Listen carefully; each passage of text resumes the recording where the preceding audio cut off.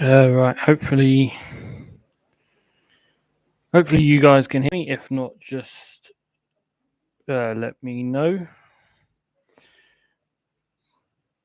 Fingers crossed you can. So, evening everyone. Welcome to this YouTube live. I know it's been what good couple of weeks, probably longer than that, about 2, maybe 3 weeks since I last did one of these lives. Which obviously I can only apologise for. It's been one of them, been quite a busy month. Well, May was quite a busy month, obviously with half term and all that kind of stuff. So work and all that kind of stuff getting in the way, as real life likes to do. So wasn't able to post as much as I would have done and do some more of these builds and stuff like that.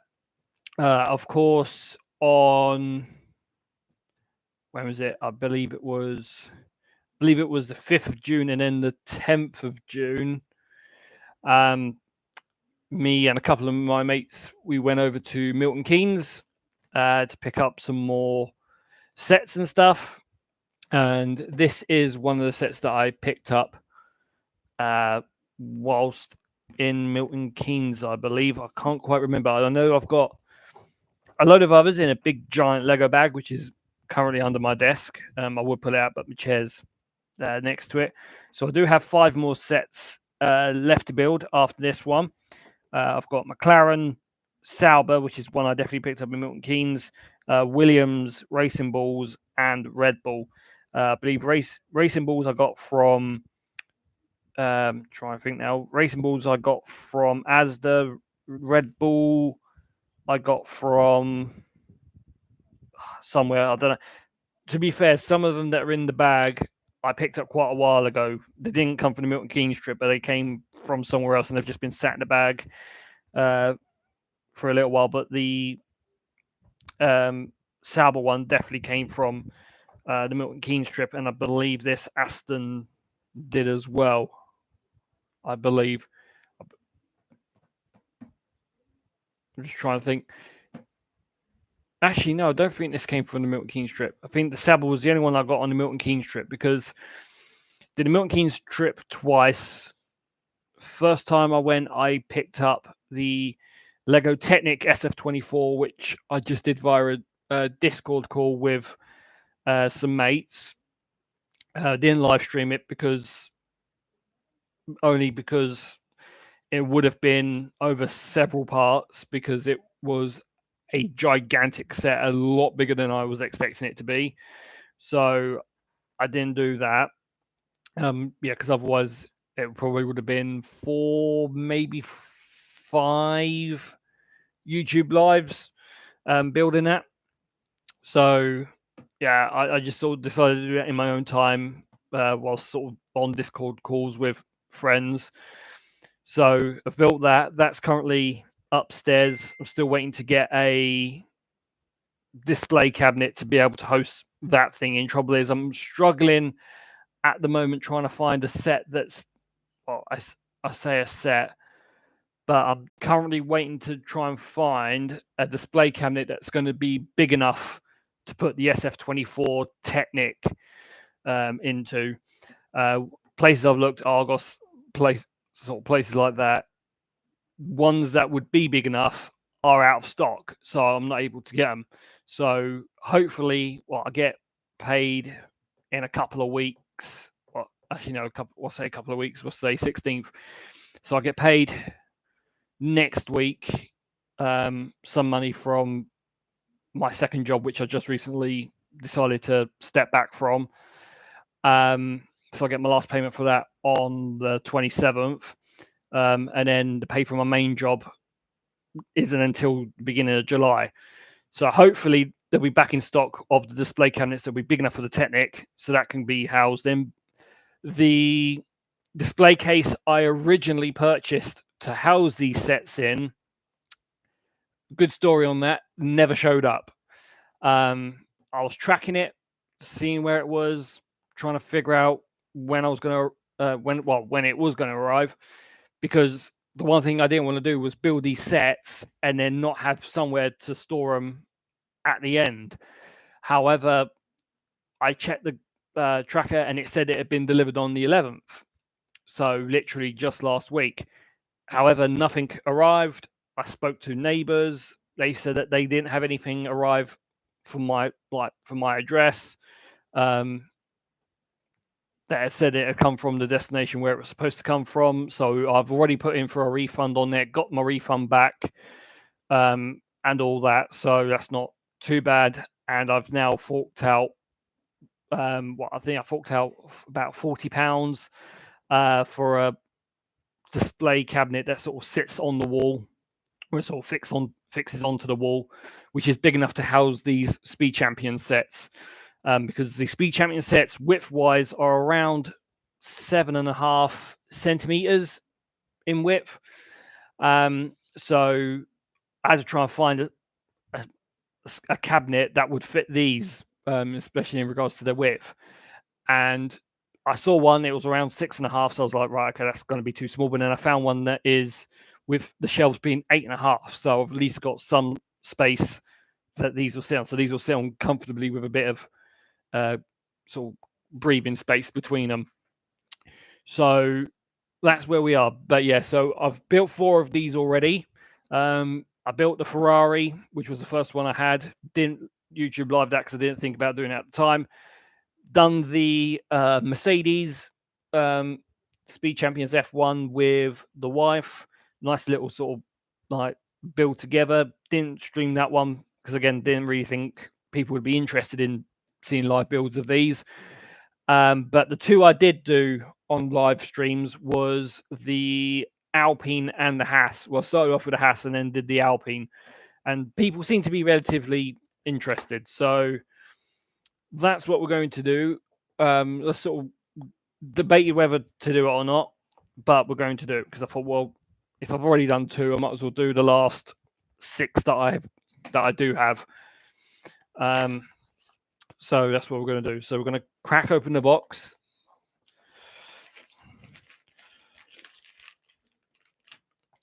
So it's the first time. I say it's the first time I'm building this. Obviously, the Speed Champion sets aren't too dissimilar to one another. But yeah, they sort of do differentiate in some certain ways. But if you've seen the other 2, it's going to be essentially the same like that. It's going to be effectively 6 bags full of big bits, small bits, little fiddly bits. So yeah, it's going to be an interesting one.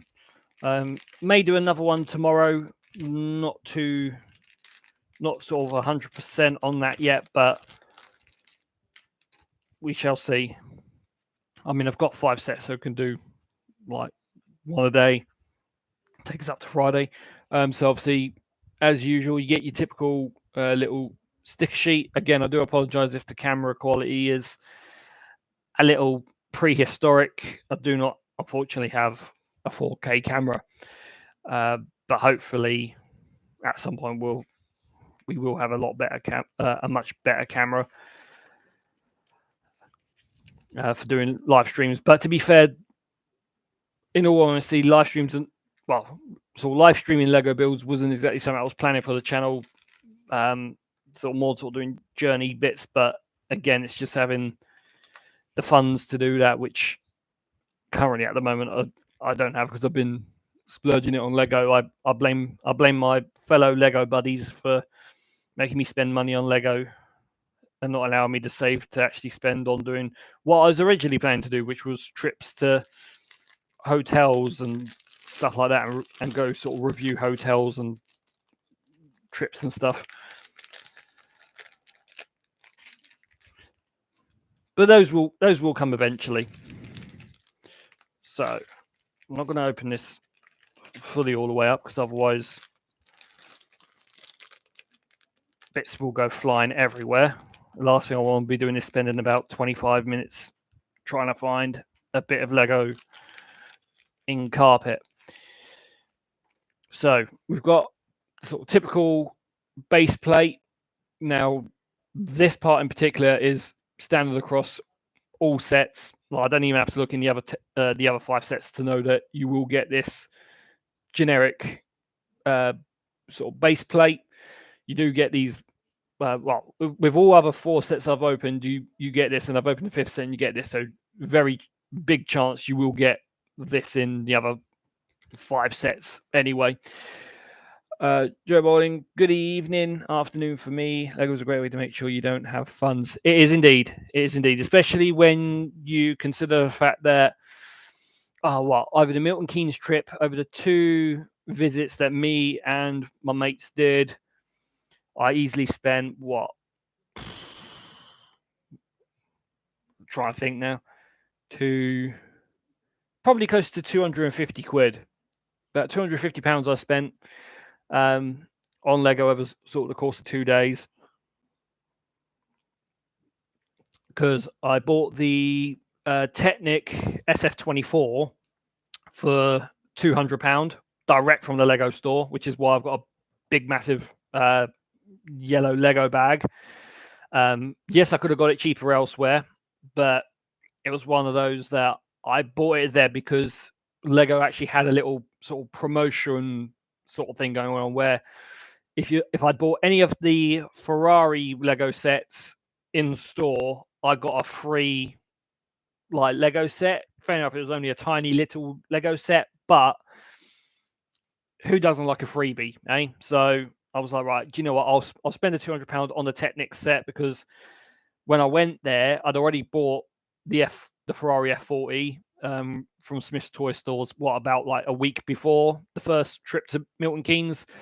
I'd already bought and built the SF24 Speed Champions F1 Ferrari. A good 3-4 weeks before that. So, and those were the only other 2 Ferrari sets they had. So the only one I hadn't bought was the Technic SF24. So I was like, right, I'll buy that. And then I got a little 62-piece set of the Le Mans hypercar, which was literally like a 10-minute build. Wasn't even that much. It was like 14 steps to it. So I built that, and that's currently sat in the display cabinet with my collection of die-cast Ferrari cars, and with the F40 and the Speed Champions F1 Ferrari. So that's in there. But yeah, the Technic is massive. It's currently sat in my daughter's room on a big shelf because it's the only place I've got anywhere to store it.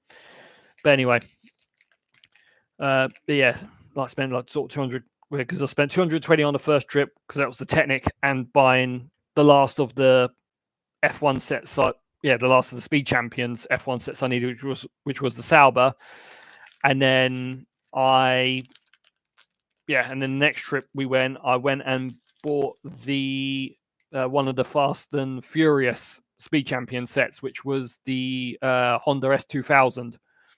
So that was Suki's car. Yeah, so Suki's Honda,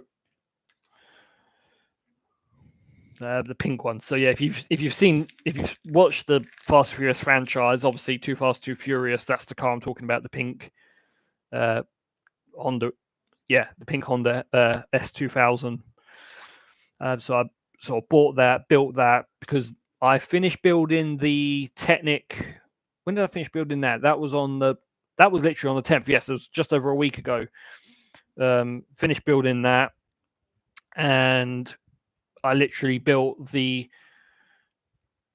S2000 immediately after I built that, and I was in a Discord call with friends when I built it. And yeah, that was about an hour because I just sort of took my time. I didn't really rush building it. So yeah, so we've done the little minifigure with a little green visor. So we shall pop them aside. So we can sort of get that little miniature free step out the way for doing the minifigure. I have got my little mini fan here on because it is quite warm in the house. It's not so much warm outside. I'll check see what the Alexa's saying. 17 degrees. So 17 degrees, but it is quite muggy, quite a little bit on the humid side. So got the fan on just to give us a nice bit of a cool breeze and keep us nice and cool whilst we build this Aston Martin set. Now, my mate Harrison has built the Aston Martin. I think he did a YouTube live on his channel building the Aston Martin. I can't quite remember if he did or not, but I'm something about me sort of saying I'm 95% certain that he did, but yeah, I'm not completely 100% whether he did or not because I can't quite remember. But he's built his one because the ones he's got are the Racing Bulls, the Ferrari, and the Aston Martin. I think those are the only 3 Speed Champion ones he's got, from what I can remember. The only other 2 F1 cars he has is the Williams and the Williams Nigel Mansell one and the Senna McLaren are the sort of other 2 that he has. And I know he's currently in the process of building his Land Rover Defender, which I believe is a Technic set. I can't quite remember. I think it might be, but I'm not like 100% sure on that. But something tells me the Defender is a Technic set. 3, 4, 5. Yeah, so I need the 5s. Are those the same ones? They are indeed. Just making sure they are, because I don't want to sort of put the wrong things in the wrong places. I've done that a couple of times already when building some of the other sets, making slight little boo-boos and putting some bits in the wrong place and like whoops, and then having to backtrack on myself. I was actually surprised with the Technic. I actually built that pretty much all in the right place. I didn't really put one bit in the wrong place. I almost did on a couple of occasions. Put some bits in the wrong place, but lucky enough, I was always sort of crisis averted. There are 2 different Defender sets, one Technic and one regular. Yeah, yeah, I can't quite remember which of the ones he got. I would say if he was watching, he'd be able to say which one it is he's got, but I don't know if he's back home or not, because I know he recently went to Manchester to watch the Soccer Aid that they had in Old Trafford. So I can't say for sure. Well, if he was here, he'd be able to clarify whether he's got the Technic one or the regular one. But yeah, I can't. Like, I don't really want to sort of say on his behalf, oh yeah, he's got this one, when it turns out he's got a completely different one. Right, so we are going. So with the red, we are going under there. And then you are going. Where are you going? You're going there. Alrighty, right. So that's in there. But yeah, the last time I know with Harrison, with the Defender, he was. I think he built it up to at least getting the interior of it built. Last thing I think I remember seeing was he had the headlights on and he had the windshield on, but I don't think he's done like the back end of it, or like the sort of last little bits and pieces. As I said, if he was here, he'd be able to clarify, but unfortunately he's not, so he can't really Can't really say.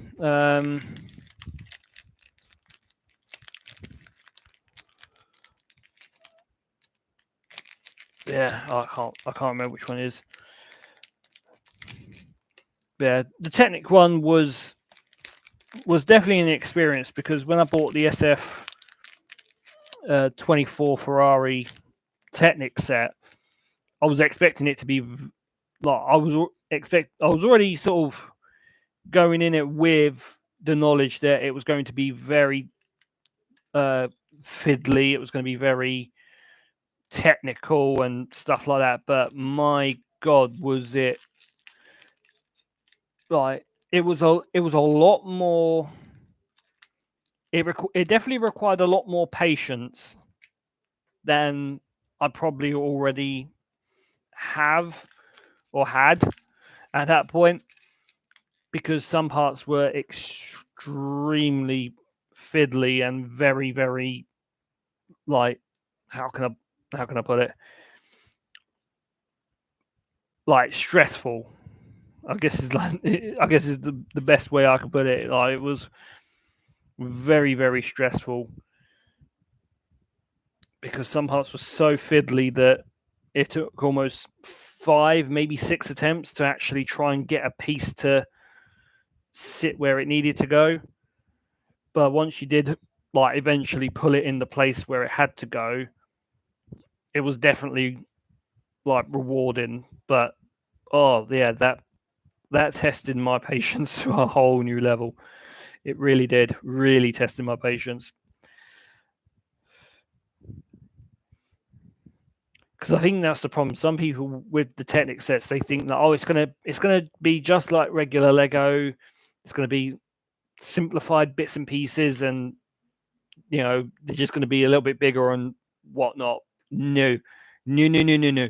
They are like specialized pieces, and I mean genuinely, they are specialized pieces, like from full on, like, bits with like 6, 7 holes in the sides, with like 5 sort of studs on the top and all that, and then lots of unique little bits that had to sort of interlock in together, like, sort of not on top or underneath a piece, but had to go like through other pieces to be able to connect with another piece. And yeah, it was very um stressful, very stressful, which is why I did it over several days, because not only did it hurt my back doing bits, especially if I did bits for quite well, especially if I did certain bits over a long time, but yeah, it was very, very, very time consuming, very time consuming. But it was rewarding at the end once it was all fully built together, and you sort of see the final piece at the end, or like the final build at the end. You sort of look back and you think, yeah, the stress and the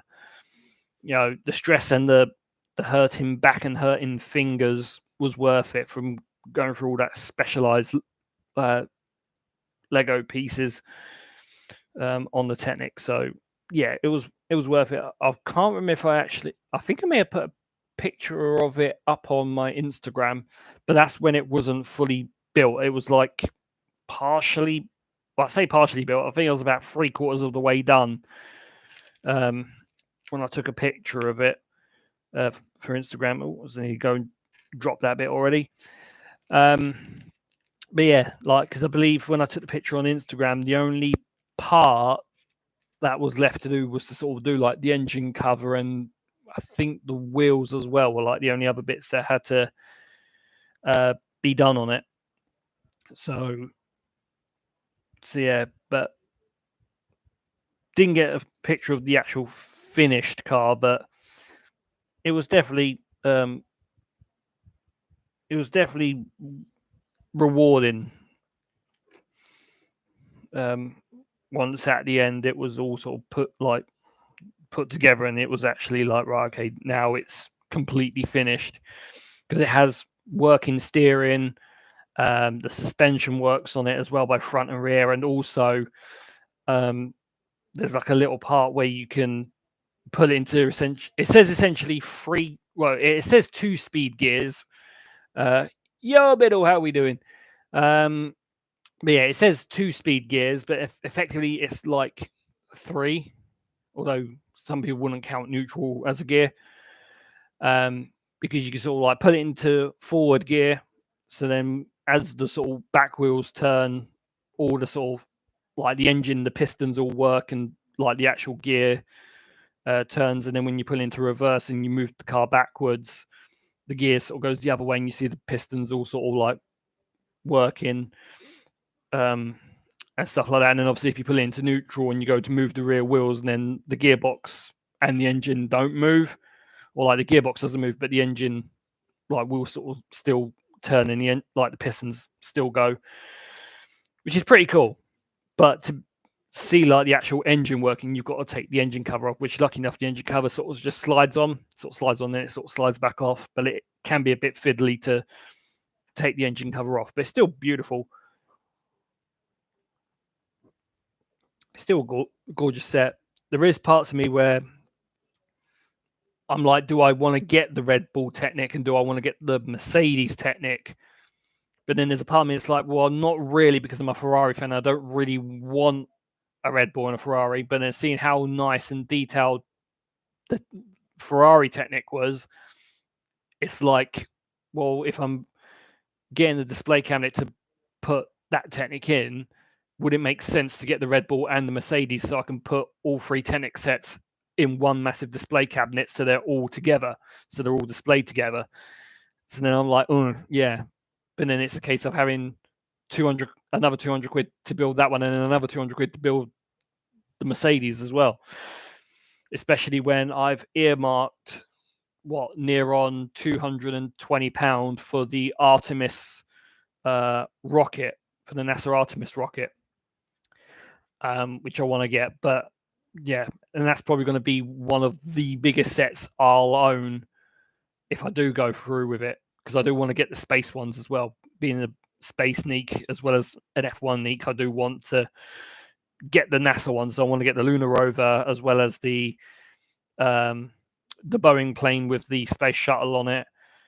What was the other ones? Oh, yeah, there's the Mars Perseverance rover I want to get as well. And I also want to get some of the retired sets, which I've seen that you can get on like eBay, and surprisingly I've seen on Amazon as well that you can get on Amazon, but they are going to be really expensive to get hold of because of the fact that they are just retired sets. The one that I do want in particular is the International Space Station, because I didn't even know that Lego did an International Space Station Lego set until I looked and then realized it was a retired set. So I was like, okay. And then I looked online, and yeah, I thought I was going to have coronary heart failure when I saw the price that some vendors were charging for the International Space Station. I think some of them were charging nearly £300 for the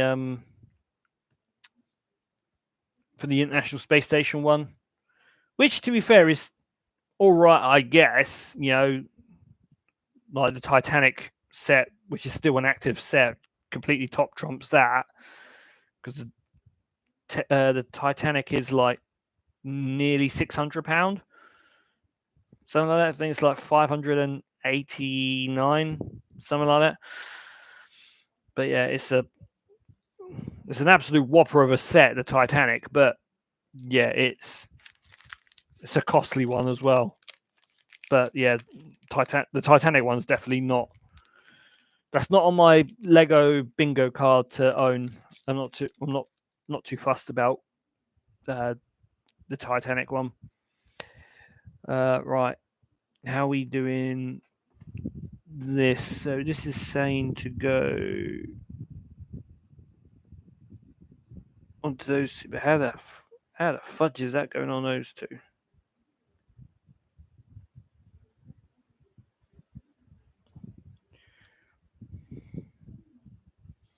So that goes in there. That's not going in there. So I'm guessing that's just going to have to go like.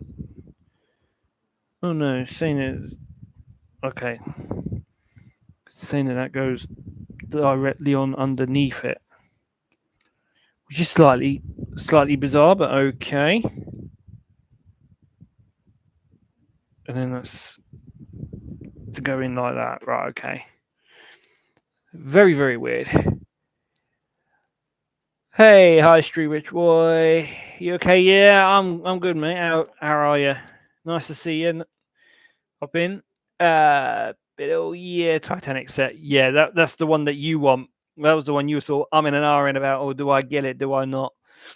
And you sort of decided against it and went for the Krusty Burger. Went for the Simpsons Krusty Burger. Now, see, I mean, as much as I am a Simpsons fan and I would love to get like the Simpsons set one, I just generally wouldn't have anywhere to put those ones. So yeah, those are ones I'm like. They're the ones that I can kind of say like, as much as I would like them. To be fair, they can stay in the shop. Like I'm not too fussed if I don't get Simpsons ones, but like all the car ones, I would definitely get. So like, the fact that because I've sort of worked out the cabinet that I've bought. Fair enough, the Speed Champions F1 cars are going in there, but judging by the width of it, I could probably get 5 cars to a shelf, give or take. Must probably see you soon. I want to do Lego Adidas shoe. Yeah, I've heard that there's a Lego Adidas shoe. I know they do a Nike one, and there's like a Lego set where it says Nike and it has like one of the shoes on the sides, on the side of it.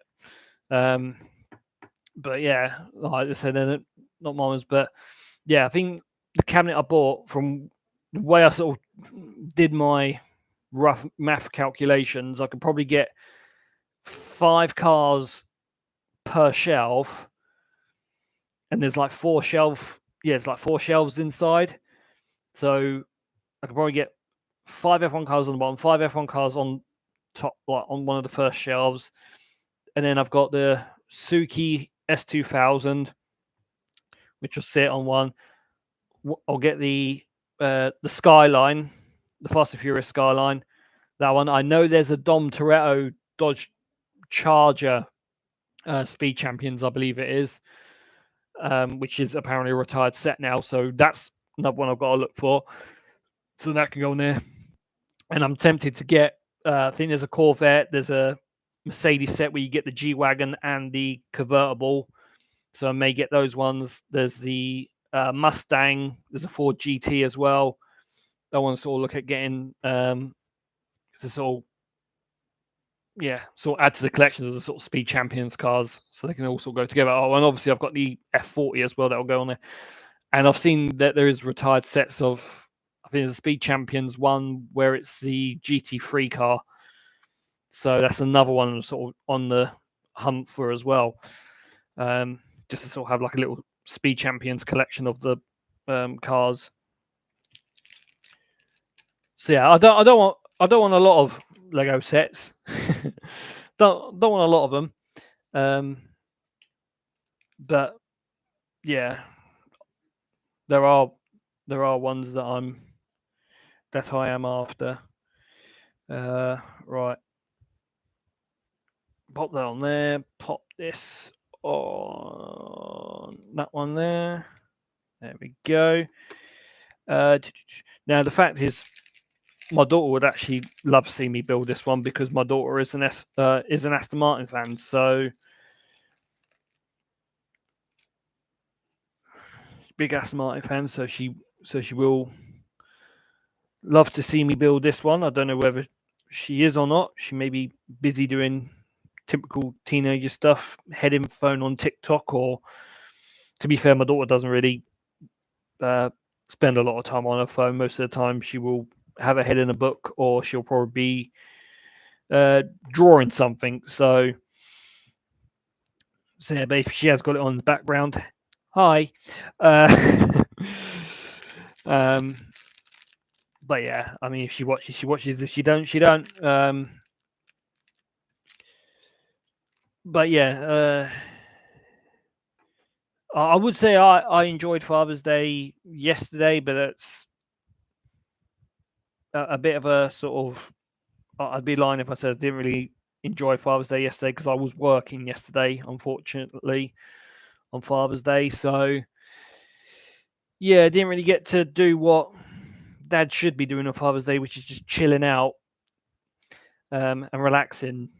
Unfortunately, I had to go out and work. I mean, how is someone going to afford to pay for Lego? I used to watch a Lego YouTuber called Bricks. I think I spelled it right. Probably have. I don't know. I mean, I know there's quite a few YouTubers out there that sort of do like have their channel specific to Lego. I know the guy who does a load of Football Manager content. He has a second channel where he sort of does like a lot of Lego related stuff. In fact, my mate Harrison Morley, who has a YouTube channel, he watches a load of sort of Kevin Chapman's sort of Lego related YouTube channel and watches what builds he does and stuff. But yeah, as I said, ultimately this channel I was going to sort of do like visiting places or visiting sort of hotels and stuff like that. But you can kind of see where my investment has kind of gone lately to be able to do those. But I am looking into doing a few local areas. I say local, but there's still a bit of a travel to sort of get to. But I've got a few places sort of earmarked that I sort of want to go and visit and stuff. Trouble is, I'm kind of held up on the sort of travel side of things because for those who didn't know, I passed my CBT back in March, and I'm literally just currently waiting for my moped to be sorted out because my father-in-law, bless his heart, managed to. Well, I say he sourced the moped. It was in fact my mother-in-law's old moped that had just been sat for a while, and bless their heart, they're beautiful people. They are. They sort of said like, yeah, we'll get it sort of up and running for you, so it's all good to go. It did have a few small teething troubles at the start. However, most of those have been sorted out. I think now it's just mostly sort of paperwork, bits and pieces that are being sorted out, or there's just like a slight hiccup with the sort of paperwork side of things. But once those have been ironed out, so to speak, then it should be good to go. But as soon as I've got that moped, I'll be able to do,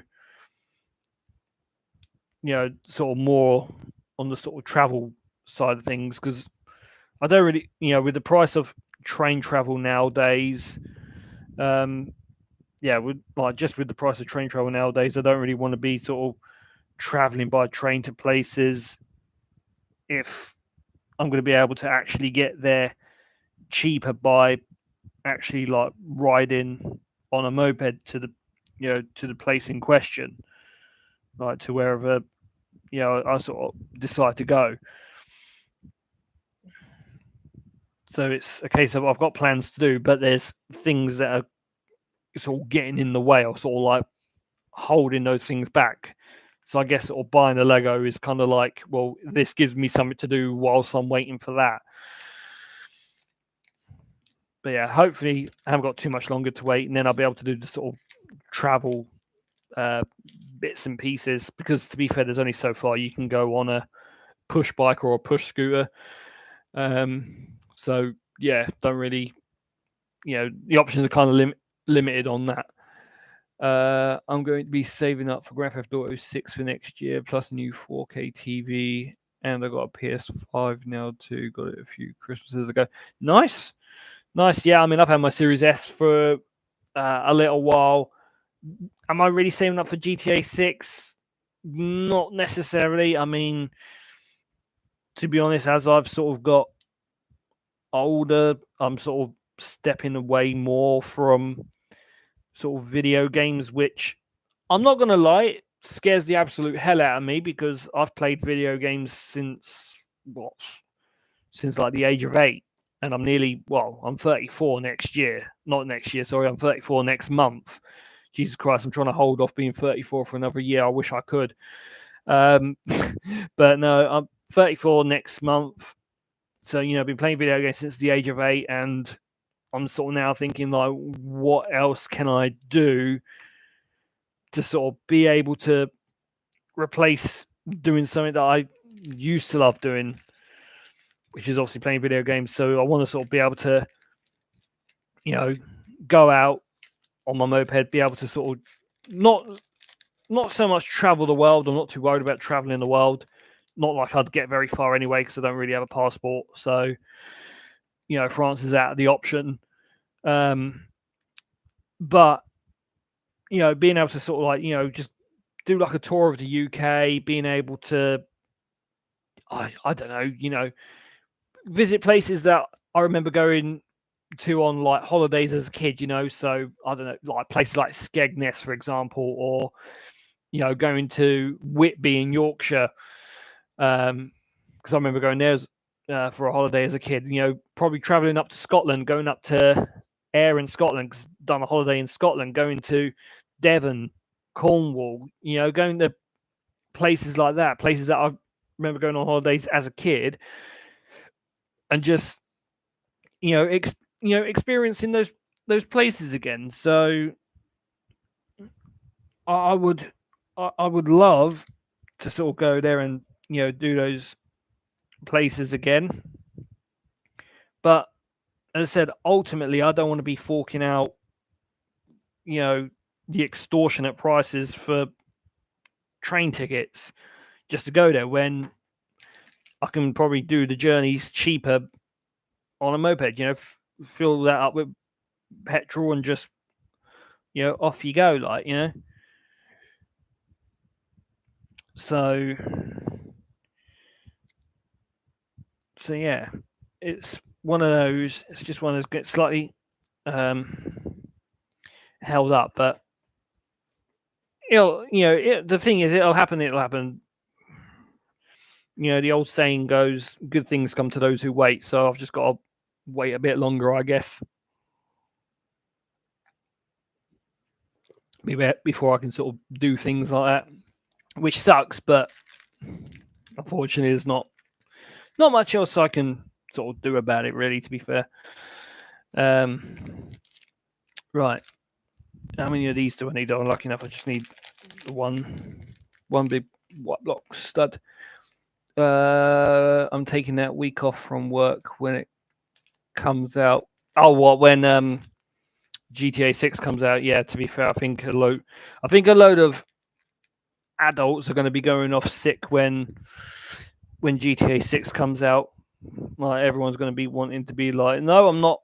I am not, coming into work. I'm going to be too busy trying to level up in GTA 6 online or whatever. Like, just try and get that done, and obviously get the story done and stuff. So, I mean, to be fair, it was like with when F1 25 came out, I was like, oh yeah, a new F1 game's come out, and I was like, do I really want to get it? And I was like, what's really the point? I mean, to be fair, especially with the way that the previous sort of F1 games haven't exactly been, not exactly been fantastic. So I was like, not really. But then I sort of went, you know what, screw it. Like, it may potentially be the last ever F1 game I'm going to buy before I get to the point where I'm like, right, sell the console, because the console's never going to be played again or whatever. And then I'm like, eventually getting rid of that. And then that's like a big gaping hole in my life, because something that I've done for years is essentially no longer existing in my life. So yeah, I think in all honesty, I'm just holding off on the inevitable.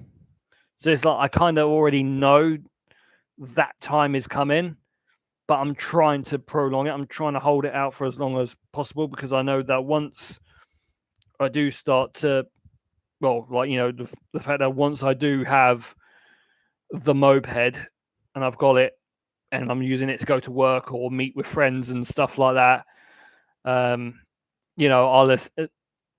essentially be doing more of that, less video gaming, which means sort of less Twitch streaming. I may still Twitch stream every now and then, which would mainly be sim races and stuff like that. Speaking of which, I've got a sim race coming up on Friday. But yeah, it's like sim racing. When that became a thing, I wanted to do it, but it's come so late on in my life where I'm in that point where I still want a game because I want to do the sim racing and stuff like that. But then at the same time, I want to go out and get out on the open road and explore and stuff. Now I have a bit of paper that says I can legally do that on my own on a motorized bike. So yeah, I'm at that crossroads. I'm at that crossroads in my life where it's like, well, I need to either pick doing this or this. I can't do both. It's either one or the other. It's kind of like the saying that, I mean, some people can probably relate to this, but I definitely had it when I was a kid, like getting the earful from my mum, where as a kid you'd be with your mates and then you play with your mates, and you'd quickly run in, grab a drink, and then you run back out to play with your mates, and then you'd run back in, have another quick drink, run back out with your mates, and you're in and out the house, and then to the point that it annoys your mum or your dad, and they turn and go, right, you're either in or you're out. You can't do both. If you're in, you're staying in. If you're out, you're staying out. So yeah, I'm sort of. It's like one of those. It's like I can't. I'm kind of sort of not metaphorically, but kind of doing that without doing it. I'm probably talking a load of crap at this point, but some people will understand what I'm on about, and we'll sort of, how can I put it? We'll understand what I mean by that reference. That like currently the way it is at the moment, like when my mates are saying, "Oh, do you want to come and hang out?" Yeah, I'll go and hang out with them. I'll hang out with them for a few hours, then I'm back here, and then another day it's like, "Oh, mates will say, oh, do you want to hang out?" And then I'm going out hanging out with them again, and then I'm back here again. And I think my wife's getting a little bit annoyed because I think she's getting to that point where she wants to be like the mum and the dad, or the dad saying like, right, you're either in or you're out. If you're going out, you're staying out, or if you're in, you're staying in. So this is like me doing something to stay in, but then at the same time, friends are asking me to go out, but then I can't really go out because either I don't have, because I mean, I've got like 3 of my mates that have, that are messaging me on Facebook, not every day, but almost every week, every couple of weeks, asking me, whenever you got your bike, come and, come on a bike ride with us and stuff like that. Like, so I've been invited to do bike rides and,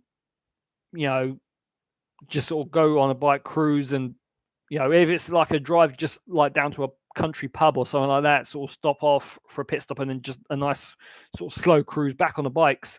Fair enough, I'd have a moped and not an actual motorbike, but I've been invited to things like that, and I want to do them, but I can't do them because I don't have what I need to do it.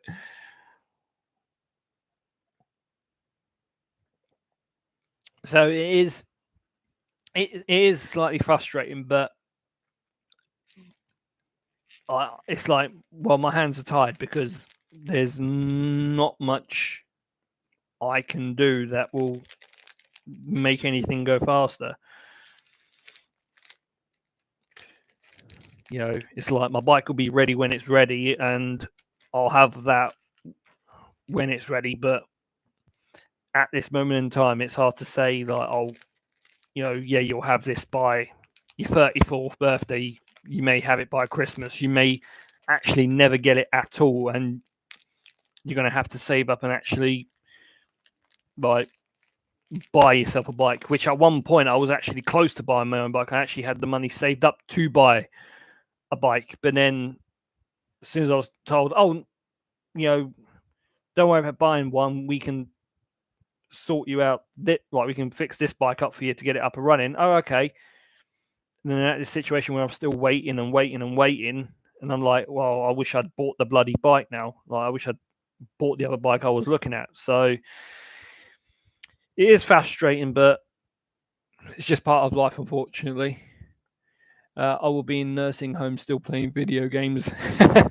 Well, hopefully I'm not playing video games by the time I'm in a nursing home, but because I mean, to be fair, technology will be so well advanced by the time I'm in a fucking nursing home that like kids will be like, "Oh, I've been playing this game on this console," and I'll be like, "What the hell even is that?" Like, and it'd be like, I don't know, it'll probably be something that like just projects the game onto a wall or something like, or just it's like a hologram or something like that, and I'm just like, what in the hell even is this thing? Like, no, I'll just be like calling for the days that you got the Grim Reaper just come knocking on your door, telling you it's your time to go. But yeah, yeah, definitely won't be playing games in the nursing home. Probably the only games I will play probably like Connect 4 or something like that. I don't go out much. I'm mostly in apart from work or walk my dog. Yeah, I mean, it's like I want to get out more. Like I just mentioned, I want to get out more. I want to be able to go out and do more things. But yeah, I'm sort of hampered by like I've either not got anyone to meet up with to be able to do that, or because either friends are working or stuff like that, or friends are inviting me out to do something, but I can't go and do it because I unfortunately don't have a way of being able to do it. I mean, I've had people say to me like, "Why don't you like rent?" Yeah, I've had friends say like, "Why don't you like rent a moped and stuff until your bike's done?" The trouble is, I looked at moped rental, and it's like it would cost me more, a hell of a lot more actually, to rent a moped than it would be to actually just have my own one outright and just insure it for the month, which is absolutely ridiculous because it's like there was one I looked up, and to rent a scooter that I was looking at, it was like it was like £75 a week, something like that. So I was like, well, 75 a week times 4, like, end of the day, that's a lot of money. Whereas when I did an insurance quote for the moped that my in-laws have got for me, which I'm waiting for it to be all sorted out and good to go, to insure that a month is only £76 a month. So I'm like, well, it's either paying £75 a week to rent out this like moped A, but for the moped I already have, moped B, it's it's 76 a month. So okay, yeah, it's like £1 slightly more expensive, but I'm only paying £76 once because I'm only paying that a month, whereas the 75 for the rented ped is every single week, and I don't have £76. Well, yeah, I don't have like £76 a week to spend on renting a ped. I'll have £76 a month to pay the insurance on an owned scooter, but not on a rented one. Yeah, not on one for a rental a week. And not only that, also when I looked at it, for me, financially, it's actually cheaper for me to have my own ped outright and insure that than it is to basically buy like a monthly bus ticket. Because if I buy like a monthly bus ticket to be able to get myself to work and whatever, I'm looking at around £87 a month. And like I said, the moped's 76 a month. So it's like, well, the money I'm then saving on insurance for that is going towards other things like going towards the petrol on the bike, or can be saved up. So in case there's an issue with the bike that I'm like, right, I don't need to claim on insurance, I can just pay for myself. I've got the funds saved up to be able to cater for that. So it's just trying to sort of be money smart, I guess, in sort of like working it out. But yeah, it is. It's just one of those. It's like, well, I've got this, which can save me money and all this, and actually be beneficial for me, but I can't do it because but people are making me spend more money than I need to, because the one thing I want that will save me money isn't even up and running. So it is frustrating.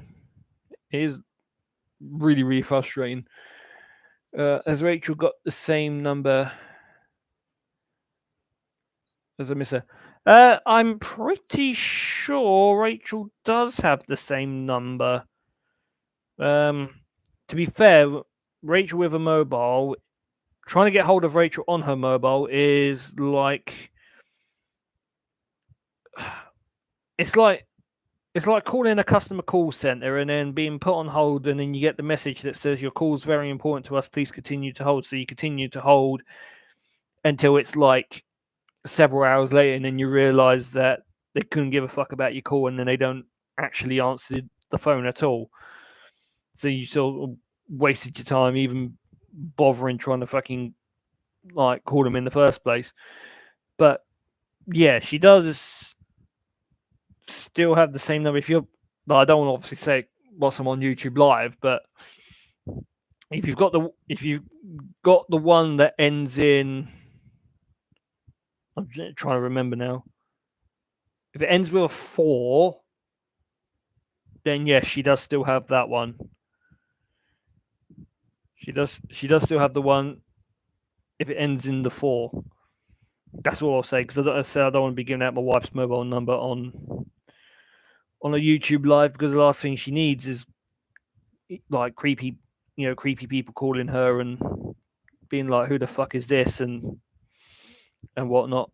But yeah, if you've got the number and it ends in the 4, that's like, yes, she still has that number, but just don't expect her to actually answer the phone if you call it, because the number of times I've tried calling her mobile when I'm leaving work and it goes straight to, it either doesn't ring and goes straight to voicemail, or it'll ring but then rings through to voicemail. So I'm then having to call the home number to be able to speak to her, because the home number seems to be the only one that she'll answer. But yeah, I mean, you can always text it and see if you get a response. If you get a response, then happy days. But yeah, all I'm going to say is, if you do text it, just expect sort of like 2 to if you text it, expect probably 2 to 3 working days for a response, because she may not reply straight away.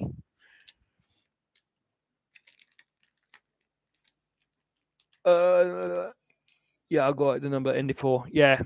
So, she may answer it, she may not, but as I said, like it is quite literally hit and miss. So yeah, you're probably better off texting it and then sort of going from there. And then she may respond, she may not. I literally don't know. If she responds, she responds. If she doesn't, she doesn't. But yeah, who am I to tell her what to do? Right, I need that one. I need the other one that's like that one, but it's reversed. No, that's the same one. I need the one that goes the other way. It's the trouble. Usually with some of these smaller parts, they put like 2 or 3 of like this, or not even 2 or 3. They end up putting like 6 bits of the same part in. So you sort of think, oh yeah, I've got this one. Oh yeah, I've got the opposite one, and then it turns out it's the same one that you've already picked up. Right. So these are going. Where are we looking? We're looking on this side of the model. So we are. That one up there. Turn it, just make sure it's on correctly. And then I want that one on there, and then this one down here, so it makes like a V shape.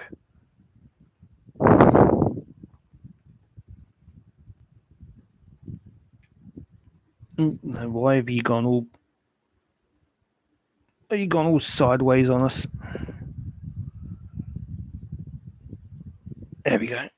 Right. Step 23 is probably going to be exactly the same, but just on the other side, isn't it? Yes, it is. It is indeed. Exactly the same thing, but just on the opposite side. So another one of them. That one. And I need the other one that's the opposite way, which I think I've already found. Oh, nearly dropped it. Good job it landed in my lap and didn't end up on the floor. Otherwise, I'd have been spending until Chinese New Year 2030 trying to look for it. Is that even on straight? Not quite. Now it is. Right, and then that one goes on there. For that one to go.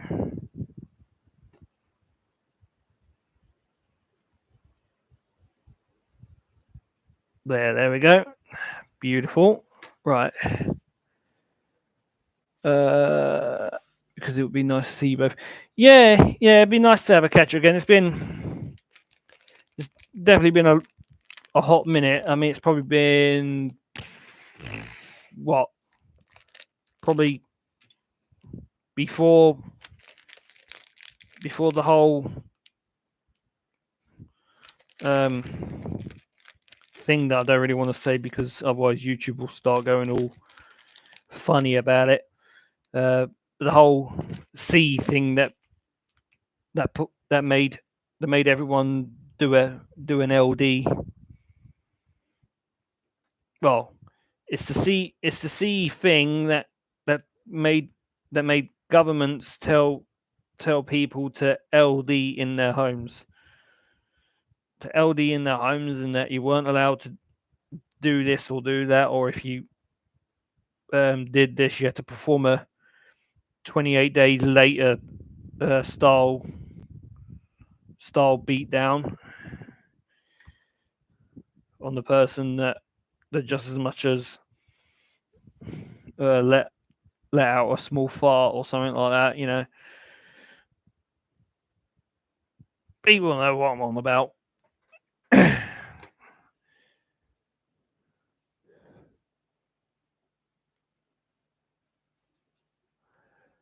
See both. Plus, I was going to be moving away back to Essex, but we took the house off the market last week.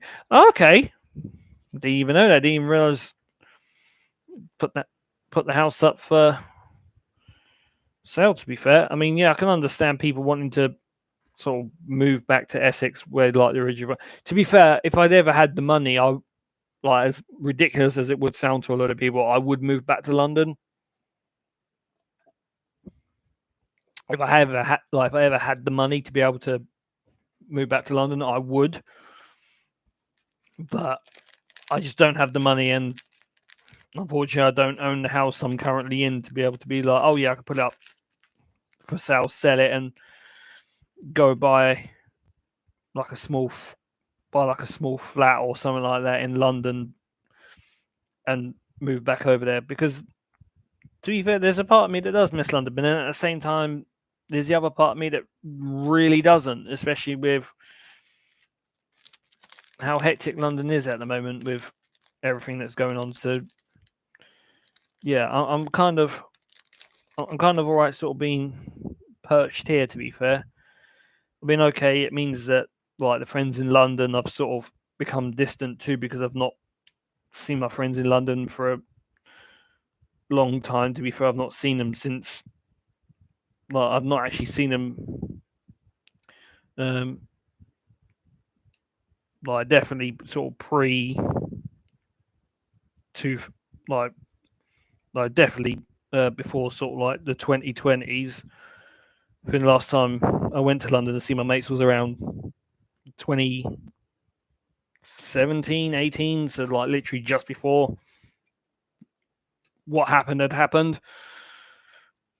So I've not seen them since. I keep in contact with them on Facebook and stuff, but I've not actually like been to see him in person since then. So I keep sort of meaning to go back because I've been to London since like since all that. I've been to London since, but I've only been to London just to use it as a sort of like through point because I've had to go into London to be able to get a connecting train to go on to Dorset whenever I've had to go and collect my daughter, like go and pick my daughter up from who currently lives down in Dorset. So that's like the only time I've ever sort of been through London. I mean, I'm going to be in London in a couple of months' time, but again, that's only to go and pick my daughter up.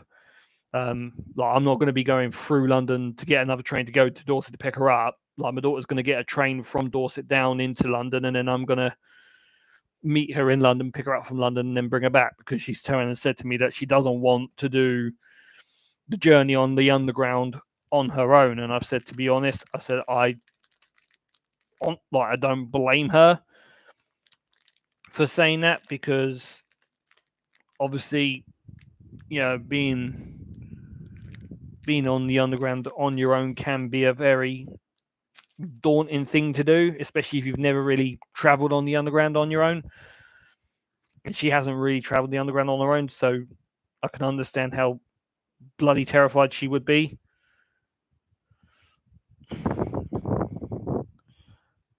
So that's why I was like, no, do you know what? I've got you back. I'll meet you in London. All you got to do is get yourself into London, get yourself off the train, get yourself through the barriers. I'll meet her on the concourse at Waterloo, and then I'll get her back on the underground because at least I know where I'm going. And after living in London for 23 odd years, I know the underground system off the back of my hand. Like, I mean, even before I do every trip, if I know I'm going into London, I'll immediately look at the map and go, right, okay, I can go to get to here, I can go here, I can take this line or that line and stuff like that. And if there are engineering works, I'll be like, right, I can't use this one because this is closed, so I'll take this route.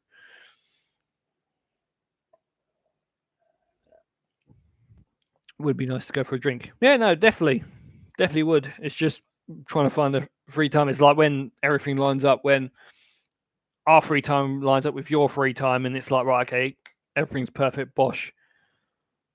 Like, so then everything's sorted out. My sister moved out with her boyfriend, so I got her room now. Okay, so you got I would say a slightly bigger room, but I don't know. I don't know whether it's any bigger or not. I mean, it could be gigantic compared to the room that you used to have, but I wouldn't know. I didn't. I never really came round to yours, so I think there was only. I think I've only ever been round yours on one occasion. I think.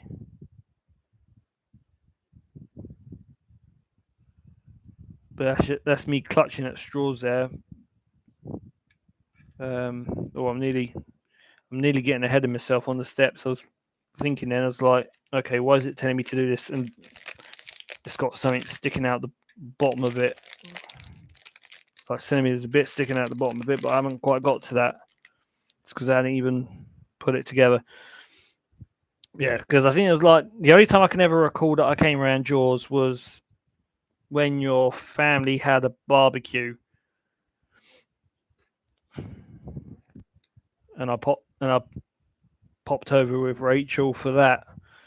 And I think that was like the only I think that was legit the only other time I came around. I can't recall any other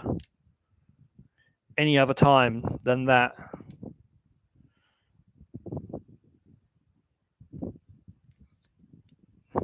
To say that was a long time ago. That's all I know. All I know is that it was a long time ago. I'm free anytime. It is bigger than my old room. Oh, nice. Yeah, so you got some more. You got some more space to stretch at least. You're free anytime. Yeah, I wish I was free anytime. I wish I was free anytime. I mean, at the moment, if I still had my second job, which is the Haven caravan cleaning, if I'd still had that, I sort of quit that last week because it just got to the point I just started to struggle with that job, and I was like, you know what, I just can't anymore. Just really can't, because it was fucking my knees up, it was fucking my hip up, and yeah, when you've got a bed that's like when the bed's like a foot off the floor and you're 6 foot and you're trying to bend like 5 foot down to try and sort beds out, it was fucking it was crippling me. Like, I didn't mind it. Like, I quite enjoyed that job to an extent, but it was royally fucking me over, like health wise. And no matter how much I was like trying to let them know, like saying like, look, I this is starting to fuck me up a bit. I need I need a bit of assistance here because I'm struggling. They didn't want to know. Like, it was just, I might at that point I'd rather I would have been better off painting the wall and talking to and telling the painted wall my problems until it dried. Like, that's how sort of bad things got. So I was like, you know what? Like, because of the fact that I felt like I was helpless and like no one seemed to like be interested in trying to help me out, started to affect me mentally, and I was like, you know what, I just can't put up with this anymore. If they're not going to care, I don't want to be here anymore. So I just walked away. I was like, no, I'm just done. I was like, no thanks. Whereas, lucky enough with my other job, which is obviously the theme park job, like, lucky enough I've worked there long enough that they know of the issues and problems that I have health wise. Obviously, I'm not saying that I've got like really like significantly bad health issues. I mean, they're nowhere near as good as my health's nowhere near as good as it used to be. But like, if I'm struggling with my health, like the other job, like, are happy to make accommodations and whatnot. So if I'm having a day where things are feeling a bit rough, they're like, right, okay, well, rather than doing this, we can get you to do this instead, because then we can like make sure that you've got what you need in place to be able to do your job without much hassle. Like, because I mean, they were absolutely fantastic. I think it was a couple of months back now. It was either a couple of months back or it was about a month ago. When I was operating one of the rides, and this is where like I fucked my hip. Well, I say I fucked my hip, but this was like a consequence of working the caravan job, and it obviously took effect on me doing my other job. And my hip went, so I lost all the feeling down my left side of my leg. And lucky enough, I knew something was wrong, so I remember calling for help. And literally, as soon as one of my colleagues came over to be able to, to be able like to assist me, I had literally, like, they came over, they took a stall out that was within, they took the stall out that was within the booth on the ride that I was on. And as soon as they took that out, they managed to pop it under my backside before I actually collapsed on the floor. So I managed to collapse onto the chair, and then had first aid come over with a wheelchair, and then they sort of took me away. Well, like sort of took me over to the first aid room, but first they sort of took me back to the staff area because I just physically couldn't do anything anymore. So sort of took me back to the staff area to be able to collect my stuff and all that, and then I just ended up being wheelchaired out to the front, and lucky enough, the first aider, like, absolutely fantastic, stayed with me until I was able to sort of have someone come and pick me up, which unfortunately no family member could pick me up, but I managed to sort of get a taxi to come and collect me.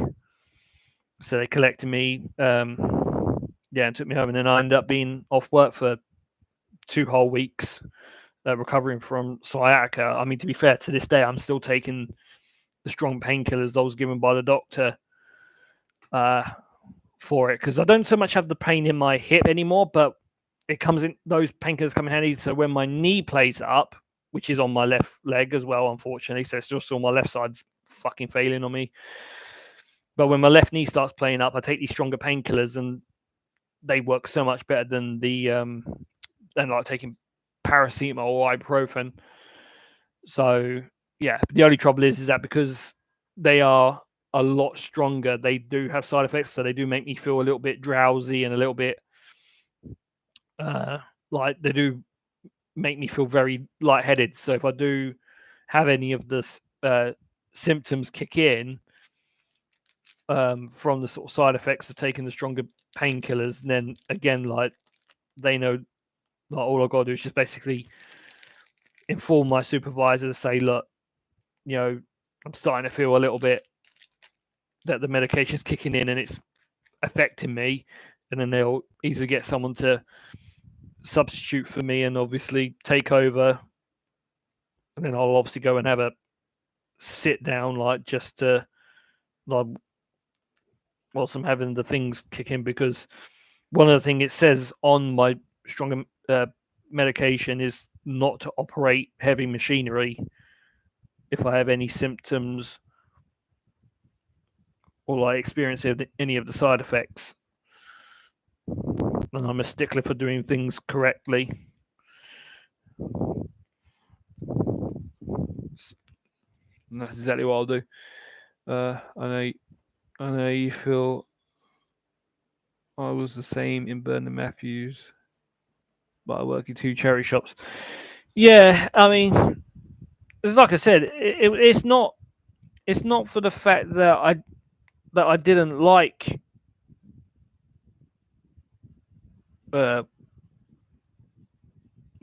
working the caravan cleaning job. I loved it.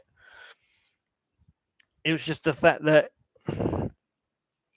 like, doing the 4-day week, because the caravan job was Mondays and Fridays, and then obviously I would have the theme park job Saturday, Sunday. So I was doing Friday, Saturday, Sunday, Monday, and then only having Tuesday, Wednesday, Thursday off. But then when it would come to like half term, Easter holiday, I was then working 7 days a week, pretty much continuous, and it was having a hell of an effect on me. It was really kicking me in the backside,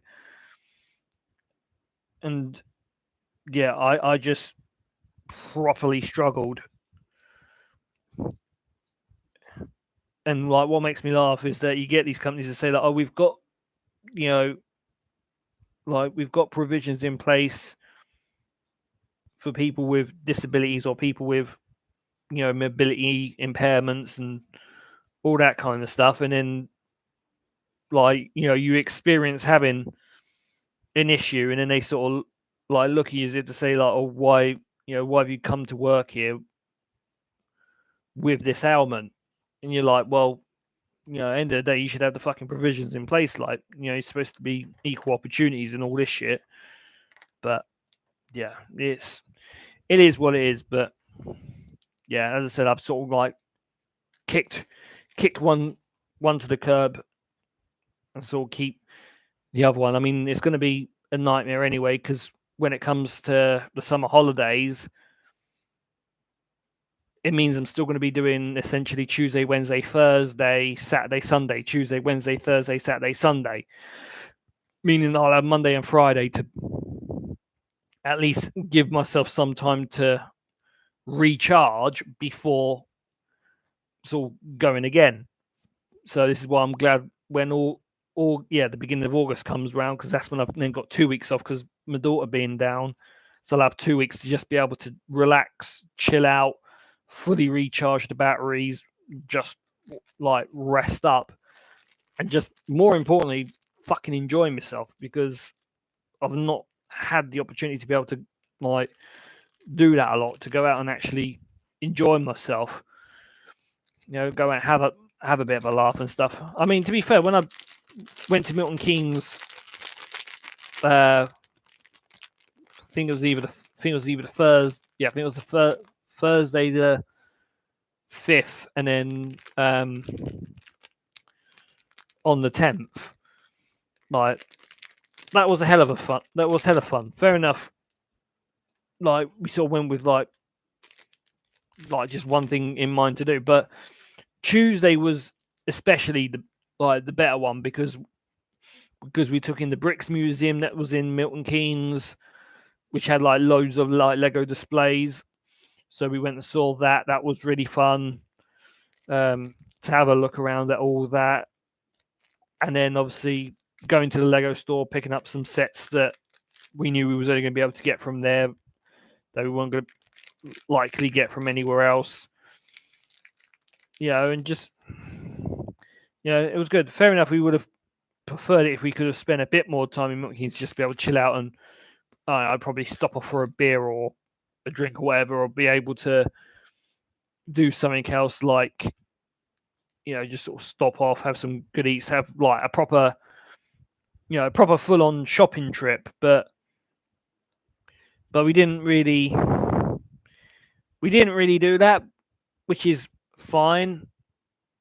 But it was still, it was still good. You know, we blasted music in the car on the way down, blasted music in the car on the way back, and like had a bit of a little bit of karaoke in the car, like impromptu sort of karaoke in the car. So it was still good. And not only that, what else did I do last week? Was it Friday? Yeah, Friday and Saturday.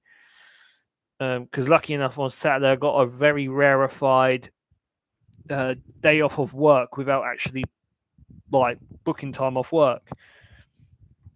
But they ended up giving me time off because it turned out they sort of had too many people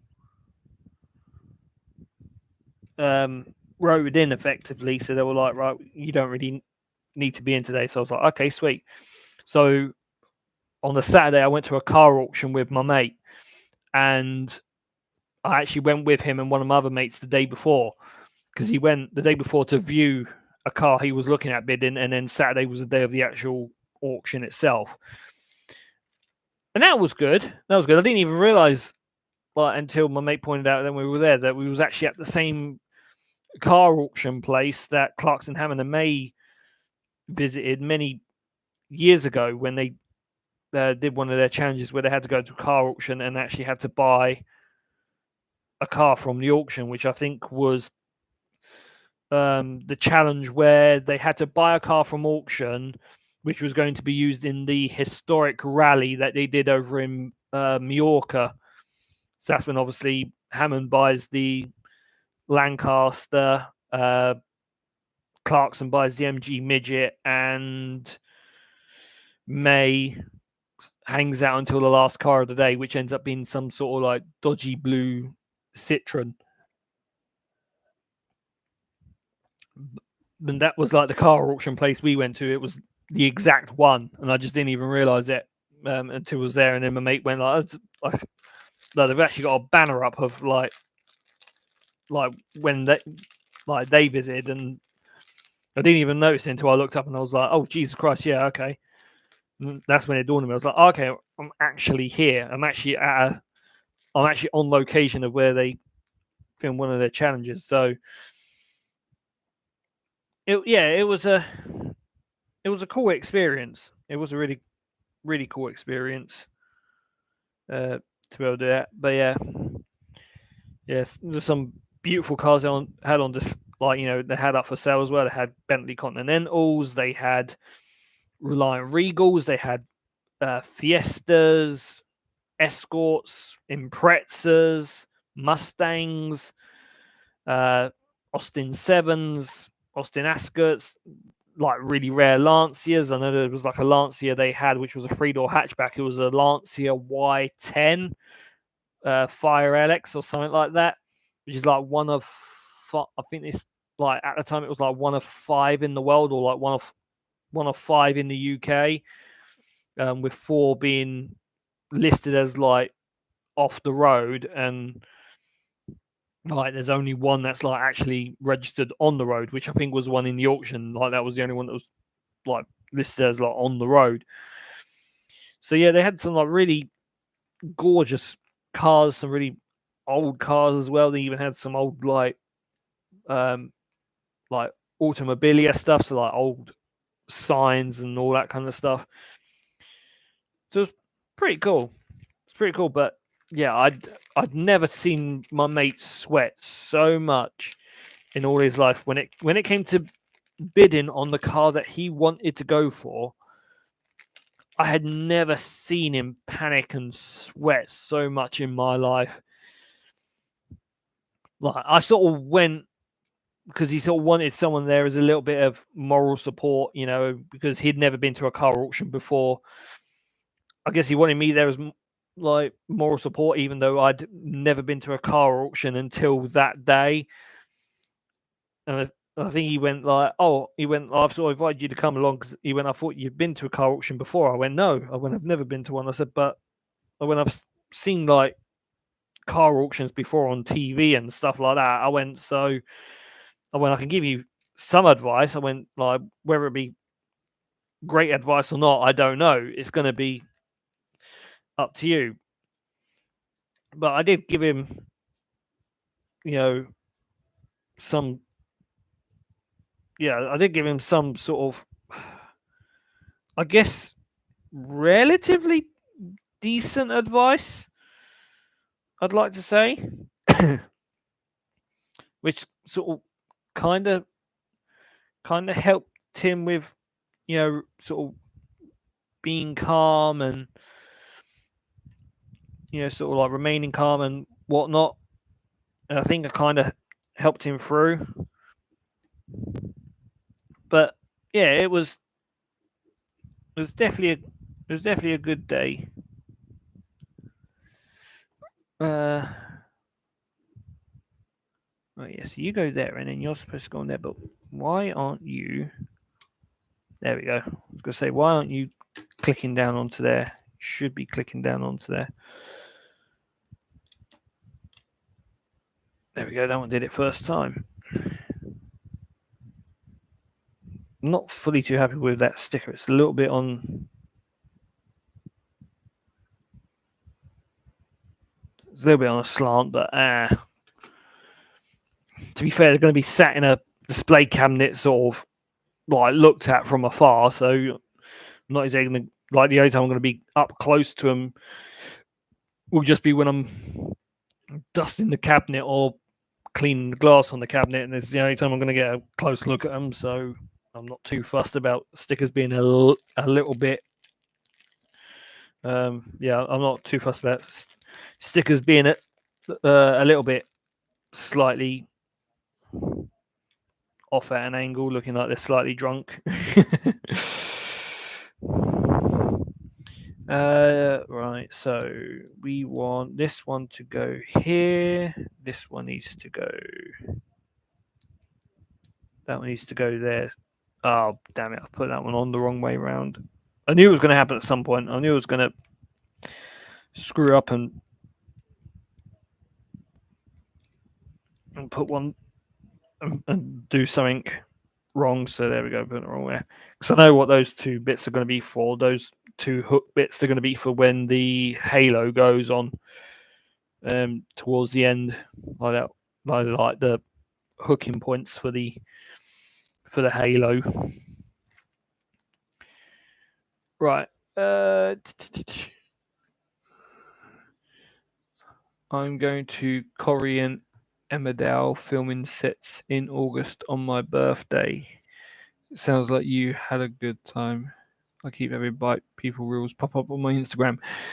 Yeah, I mean, I don't know whether I'll actually do like Instagram reels or something along those lines in regards to my Instagram when it comes to having the moped to actually like do things like that.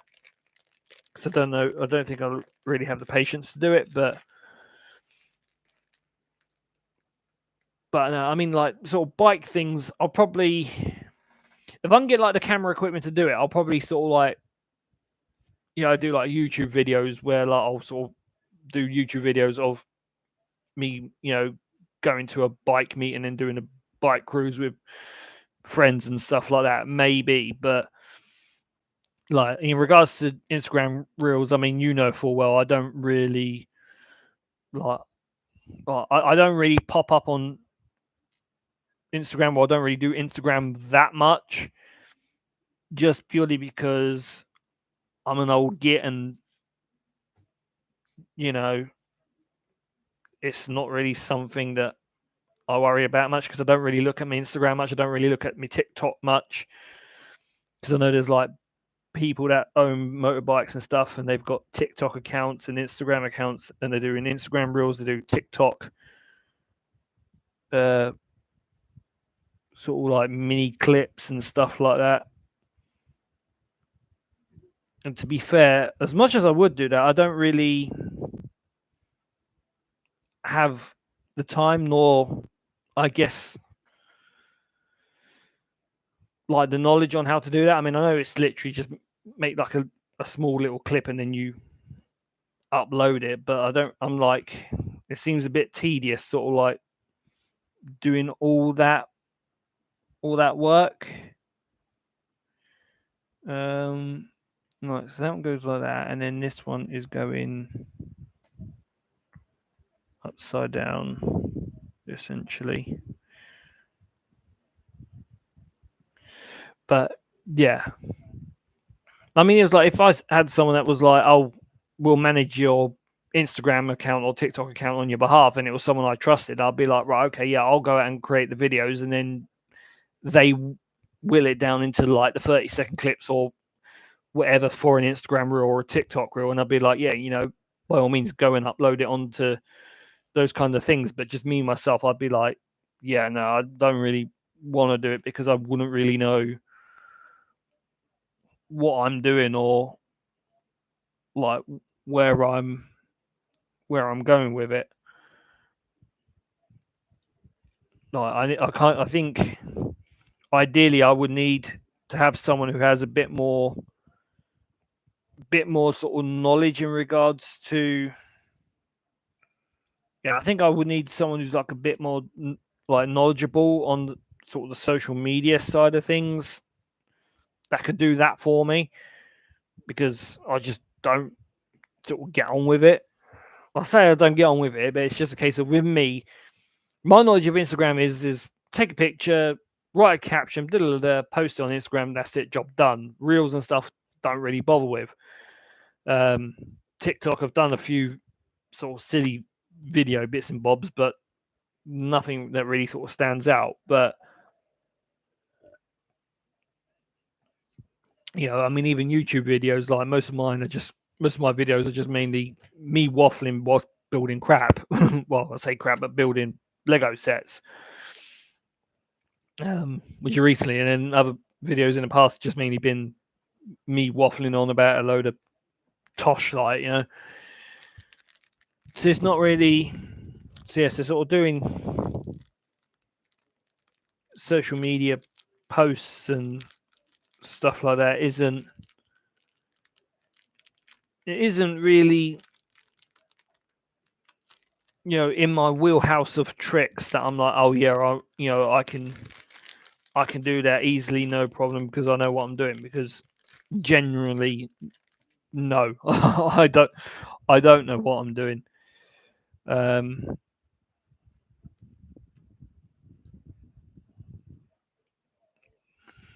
yeah, I mean, if there was ever someone that was like, oh well, I know a bit about Instagram and TikTok and whatnot, so I could sort that out for you. I'm like, yeah, great, okay. But I don't know. I don't know. I'm just an old man. I'm an old man who doesn't know what he's doing. My daughter keeps reminding me that I'm not getting any younger. So screw it. Face the facts. Face up to the music. I'm getting old. I'm an old I'm an old man. I'm an old fossil, as my daughter likes to say. I'm an old.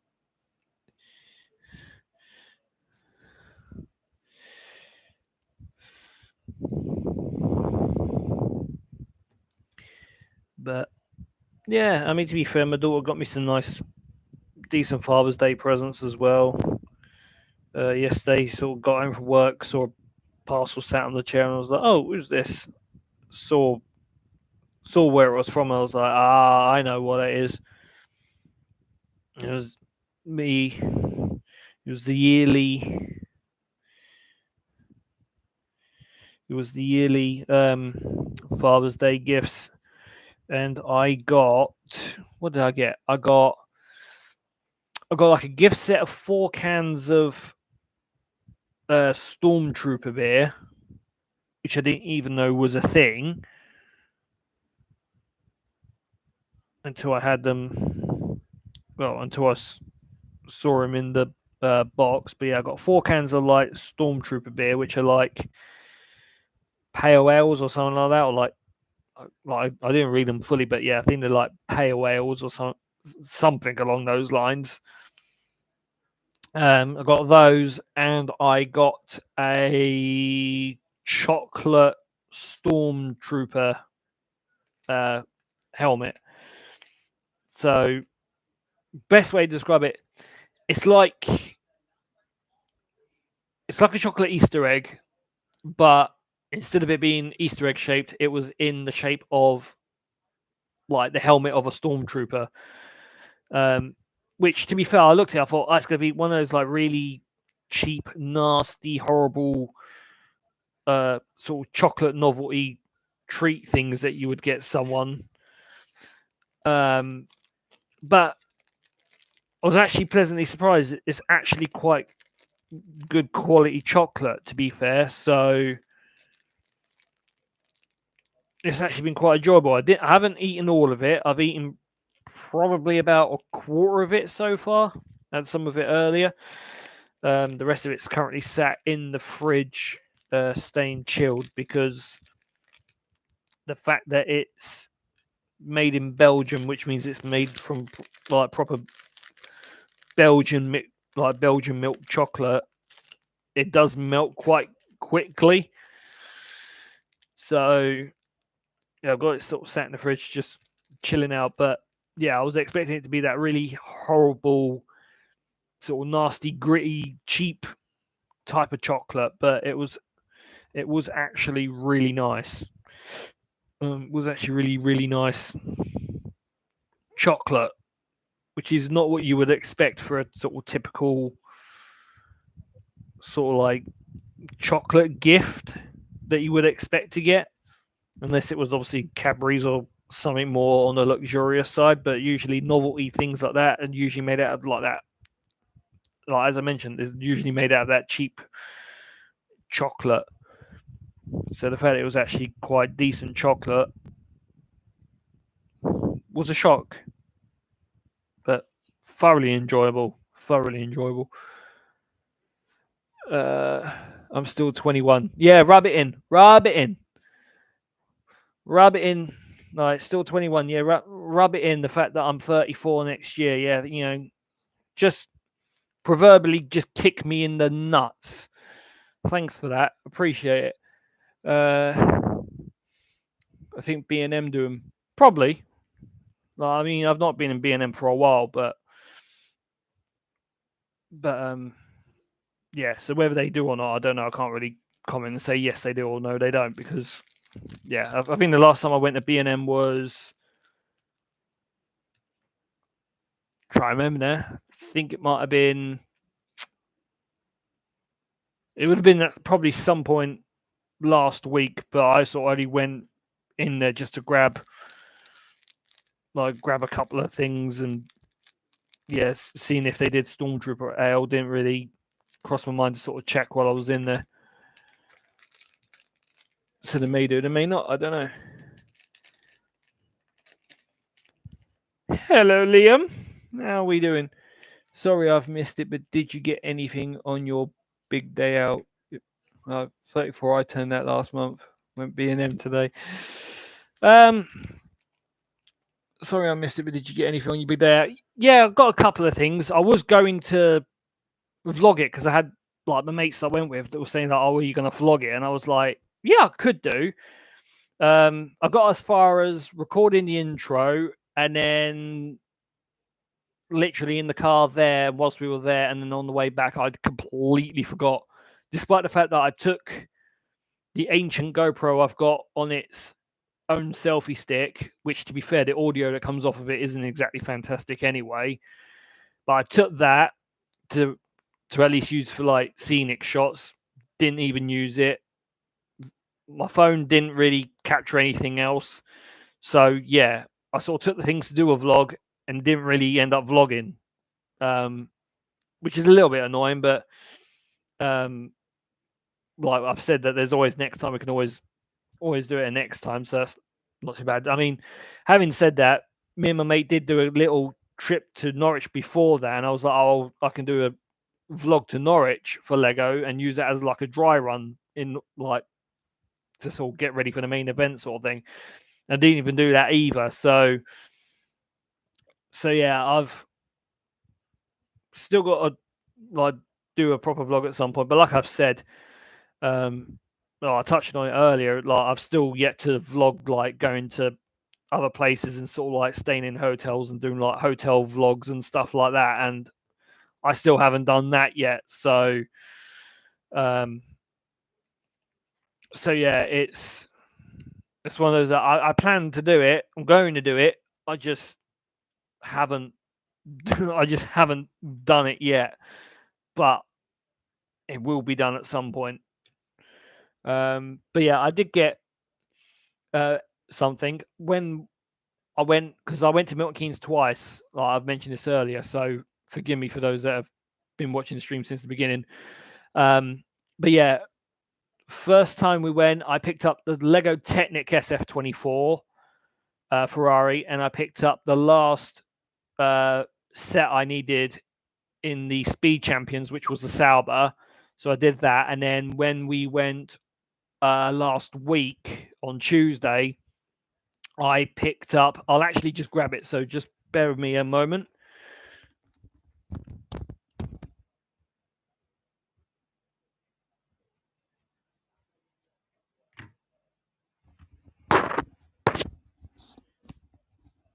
So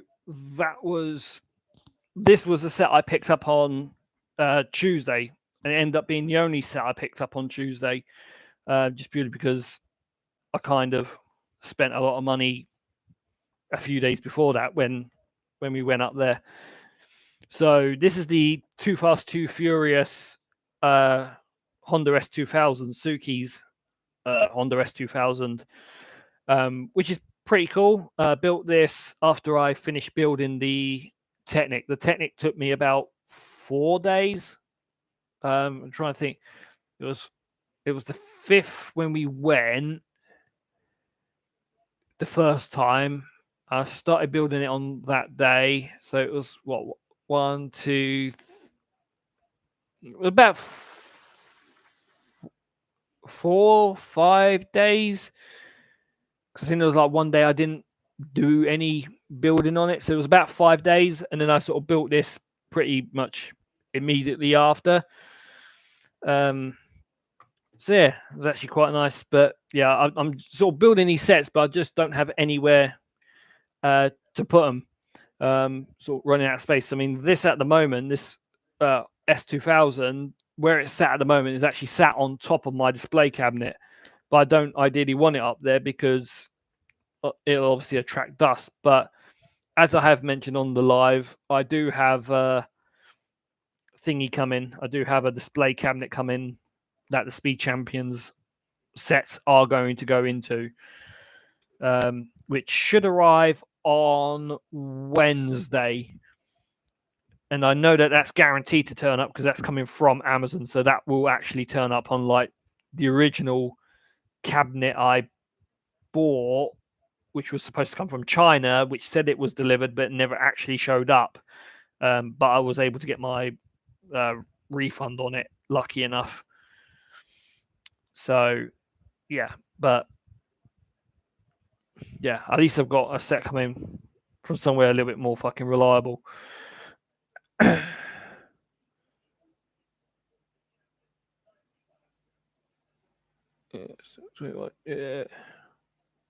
Well, we'll be 32 this year. I love that. Are you hoping the cinema? Are you hoping the cinema by you is showing the F1 movie? I mean, it can. I mean, they can show it if they want, but I'm not going there. I'm going to go to Norwich. I'm going to Norwich to see the F1 movie, and I'm going to see it on release day as well.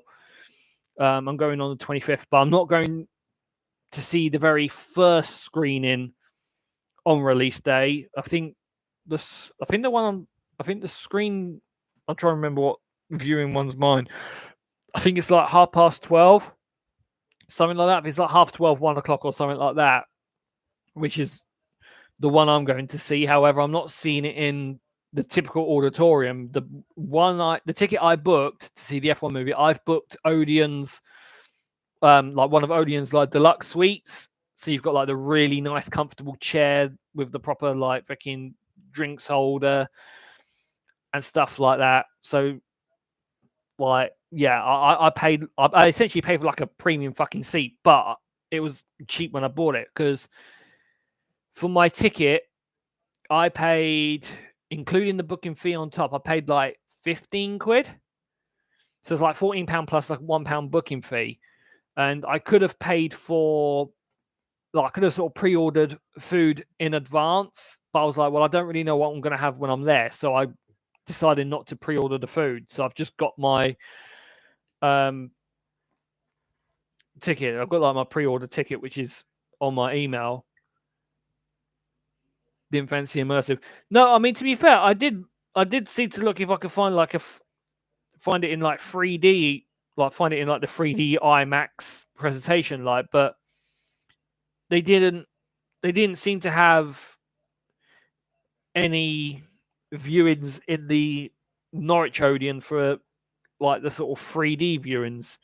They just either had like sort of standard theatre or like their sort of like fancy seated one.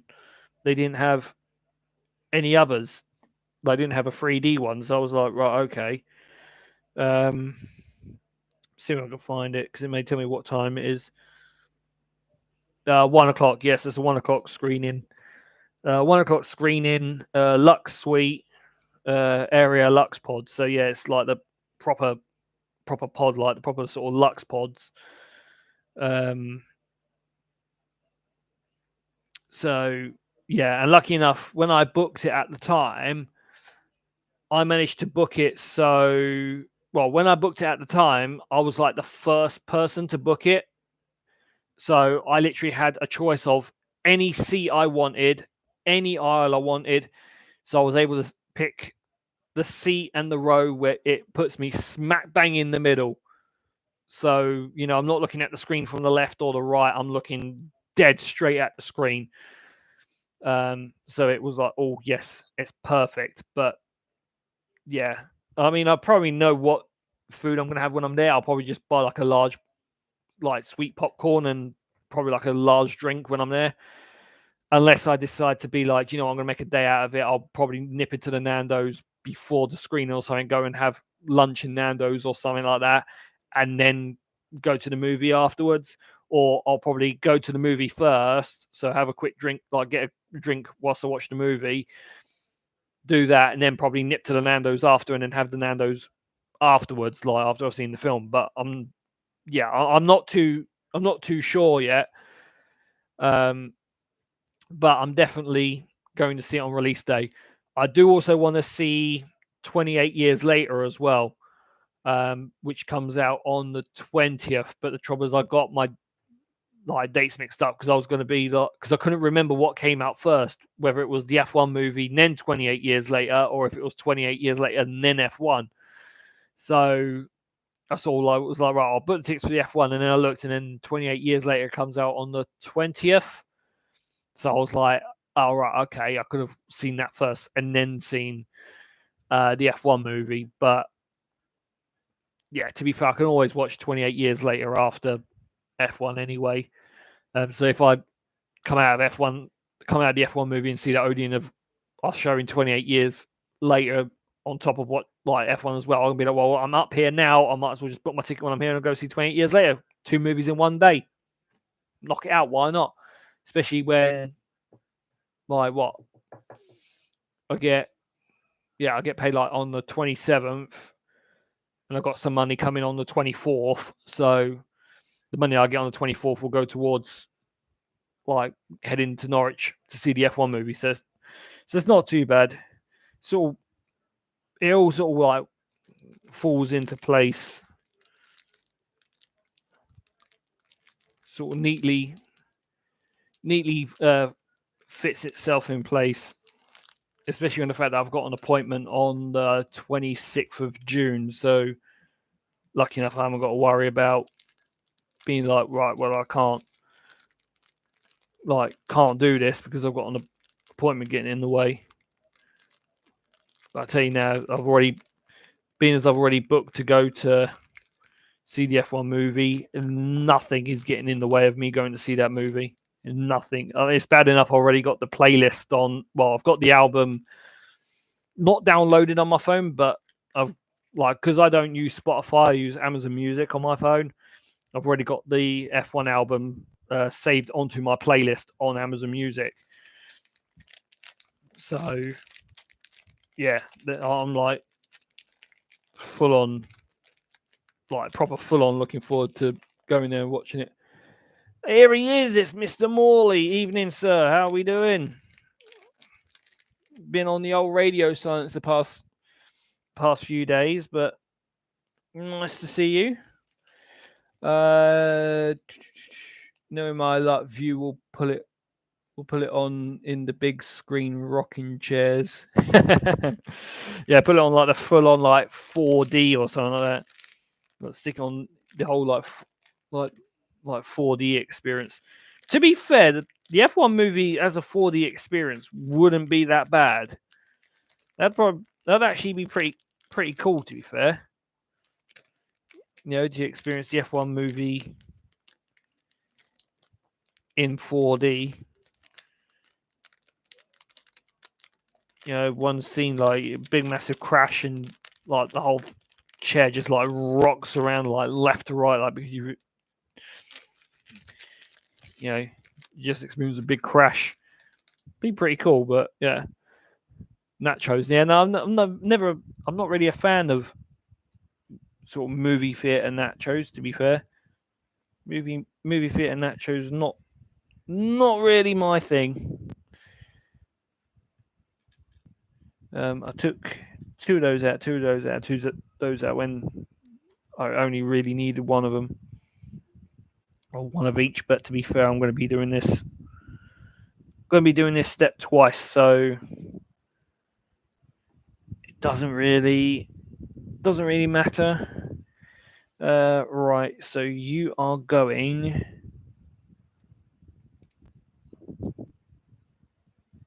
on there. So you go there, right. So step number 43 done. Step number 44. Well, yes, Mr. Morley. How was Soccer Aid? Because I know you went up to the old rust bucket that is Manchester and Old Trafford to go and see the old Soccer Aid. How was it? I didn't even watch it on TV, to be fair. That's how disinterested I was in Soccer Aid. Like, I didn't even bother watching it because I was like, it's just celebrities kicking a ball around kicking a ball around whilst telling people like us to donate money to charity. Yeah, well, why don't they go and fucking donate money to charity as well when they earn fucking way more money than I do? You know what I mean? Like, you're telling you got the balls to tell me to fucking like donate money to charity A and charity B. Like fuck off and donate yourself as well. Like, you earn more than I do. They earn more in a day than I earn in a week. More in a day than I earn in a week, and yet they got the cheek to tell me to donate £40 to donate like 40 quid to a charity. Like, yeah, nah, mate. Jog on, kitty cat. I realise that one's got the wrong angle on it. No.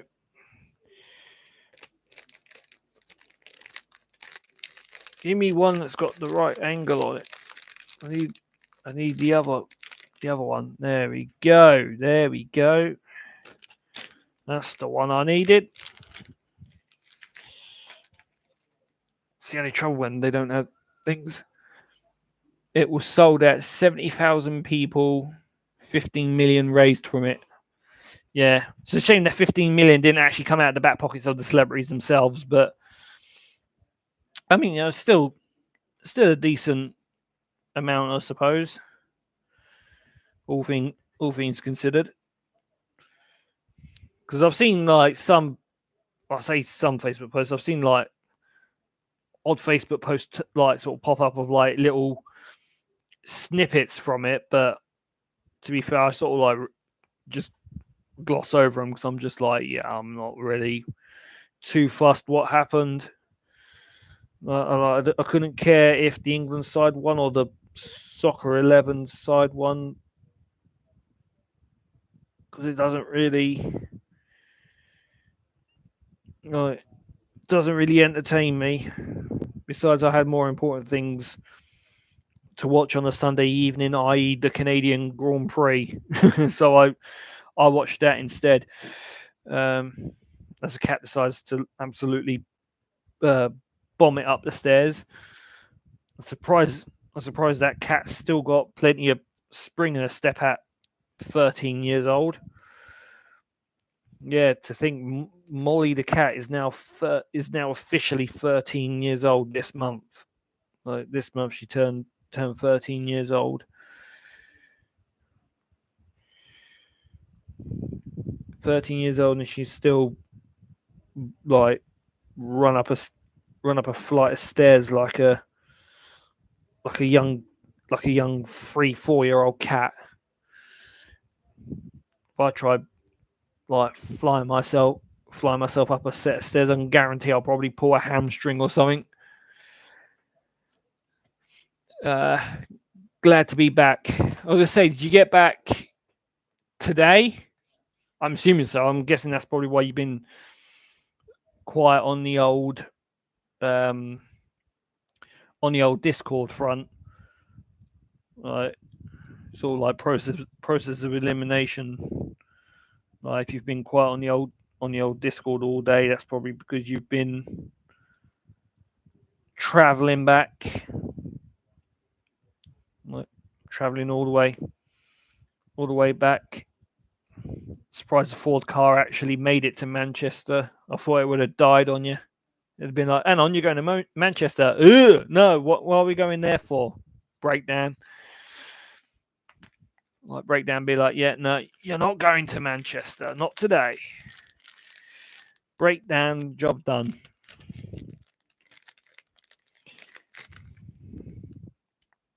Like, Manchester, yeah, no, you don't want to be going there. Breakdown. Go Milton Keynes. Yeah, all right. Yeah, we'll carry on powering through to get MK. It's like I've done that trip twice. Love it. Bolsh. Despite the roadworks. Surprised I made it to Manchester and back. I might see the new Jurassic Park film when it comes out. Didn't even realize the new Jurassic Park film coming out. To be fair, I'll be in Manchester when I go to the Corrie set.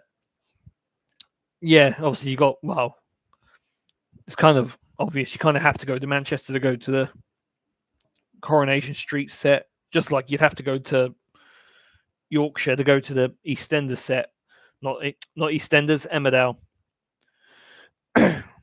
You've only got to go Essex for the EastEnders set, unless they've relocated again. The last time I knew, EastEnders was filmed in Essex. I think it's filmed in somewhere in Boreham Wood or somewhere like that, or somewhere near sort of Elstree. May have moved it since then, but I don't know. I don't watch Corrie. I don't watch Emmerdale. I don't watch EastEnders.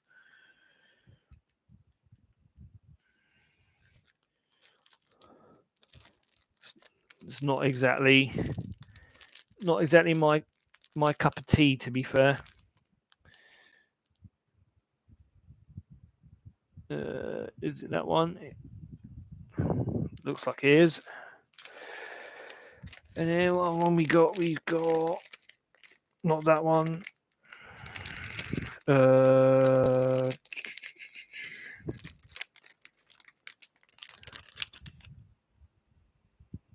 It's not that one.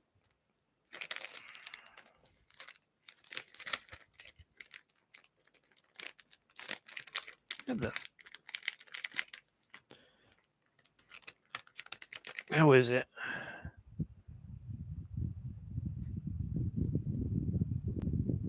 It's not that one either. It's supposed to be. It's got to be the other way round. It has to be the other way round. Those two face completely opposite direction to what the instructions are saying.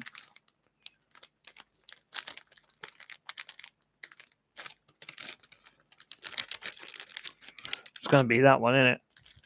It's going to be. Yeah, there we go.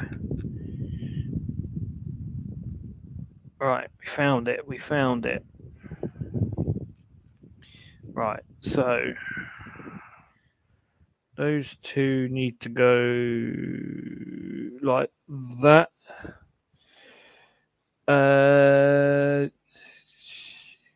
It's Leeds Emmerdale. Well, I don't know. I know one's filmed in one place, one's filmed in another place, and another one's filmed in another place. It's about as far as my soap knowledge on that go.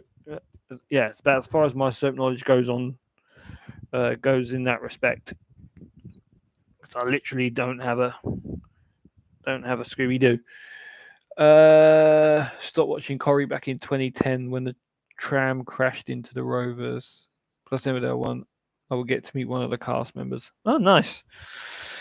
Yeah, no, I'm like only things I ever watched that were ever probably like remotely close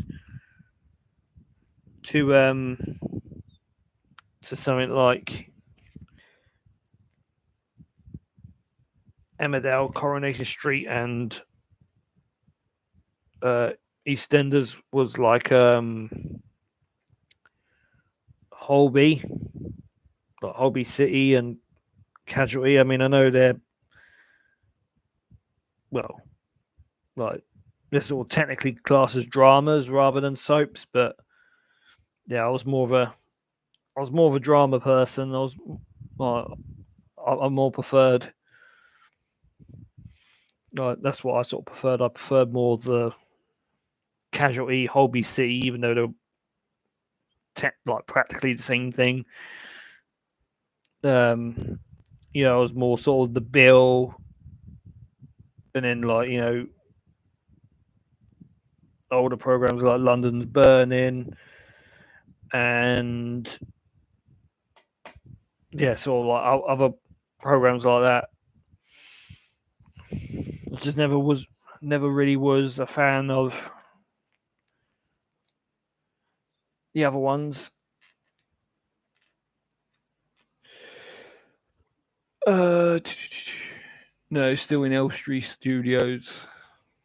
What was that? That's EastEnders. Yeah, so Elstree. Yeah, that's Boreham Wood.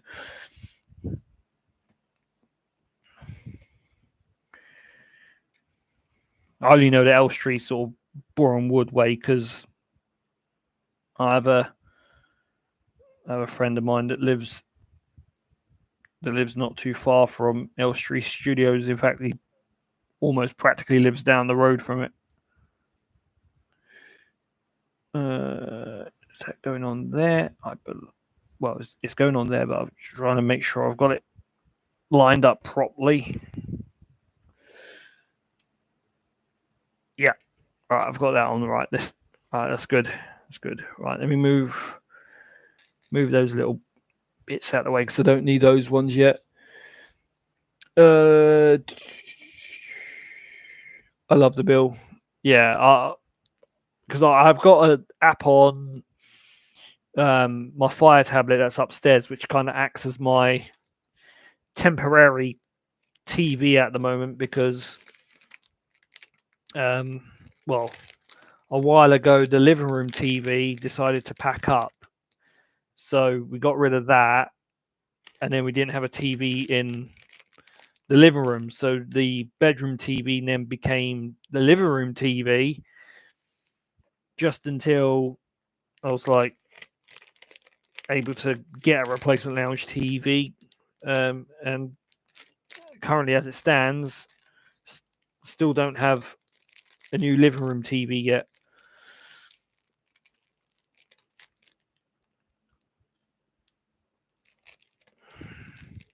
And it's been about 5 months since the living room TV packed up, and I still haven't got around to replacing it yet. But I'm like, living room TV has pretty much outlasted any TV, like any other TVs we've had, to be fair. Surprisingly. Because the TV that we had in the living room that's now in the lounge, that was originally the lounge TV before we replaced it with a new TV.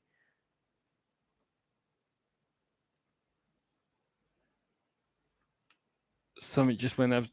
Something decided to make a loud bang, but I think I know it was. I think it's the cat crashing things on the floor, which wouldn't surprise me.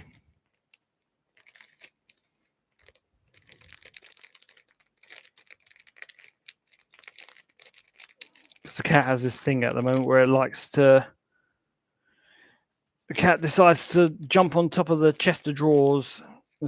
Every time she jumps on the chest of drawers, she seems to fucking send things flying. So that does not surprise me. That's all right. The white, the wife's up there now, so she can sort it out.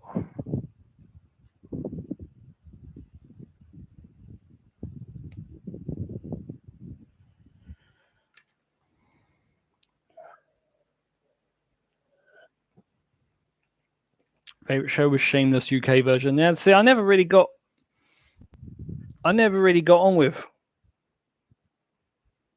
Shameless. To be fair, it was never really a program that I liked or sort of enjoyed. To be fair, it's got warmer in here. Turn the fan up. Why not? So that goes like that. Yep.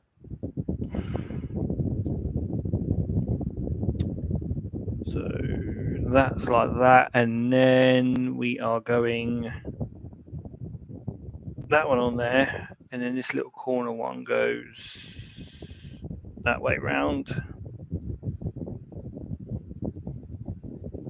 like that. There we are. Right, and then I need cognizance sticker, but I need the one that goes that way. It's the one. That is the one. Heartbeat, which was filming Leeds and Gothland. But I love the first 2 seasons of Skins. Yeah, no, see, Skins was another one I didn't really like or sort of really watch. Like, I wasn't really a fan of those or Skins.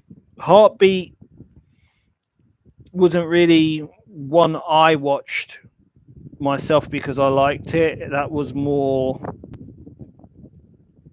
again, obviously growing up as a kid, and it was a program my mum was a fan of. So my mum would watch Heartbeat, and then obviously the whole family were kind of forced to sort of sit there and watch it.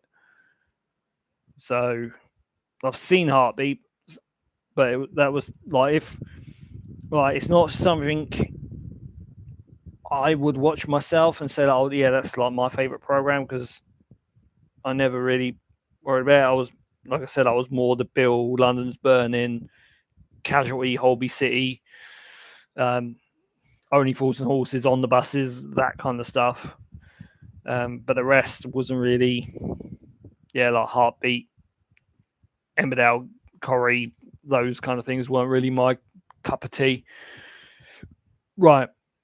I am going to continue with this. I'm just going to take a very quick break whilst I go and top up my glass, because as you can see, I don't have a lot of squash left.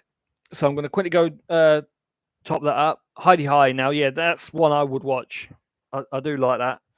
But yeah, I'm going to take a quick couple of minute break, go top up my glass, obviously go have a quick toilet break, and then I will be back and I will continue on with step number 48, which is essentially working on the left side of the car and effectively doing what I've literally just done. But feel free to chat amongst yourselves in the chat, and yeah, I'll be back in literally a couple of minutes.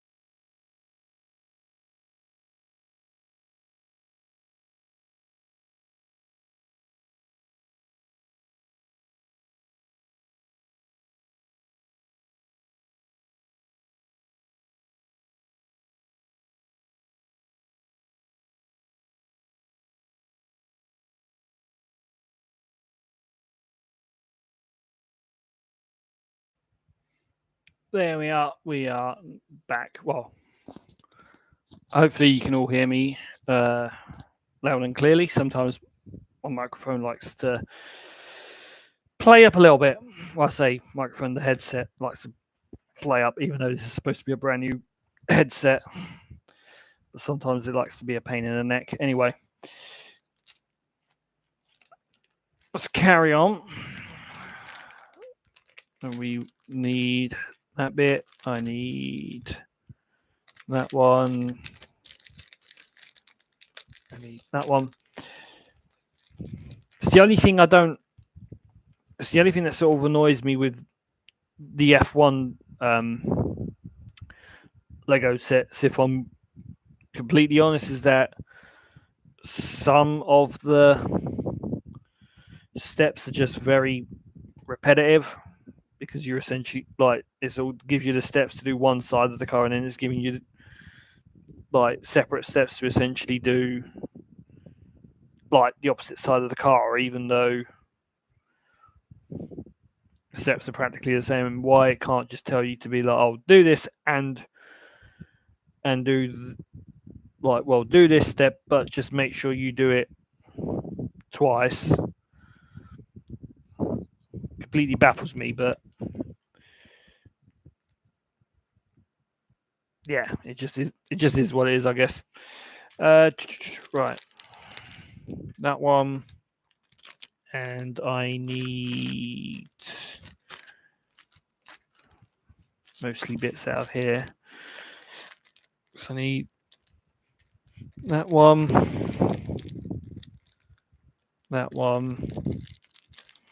and one of those, and I need to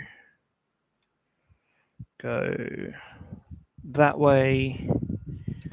Then that one goes that side. This one goes there, and then this goes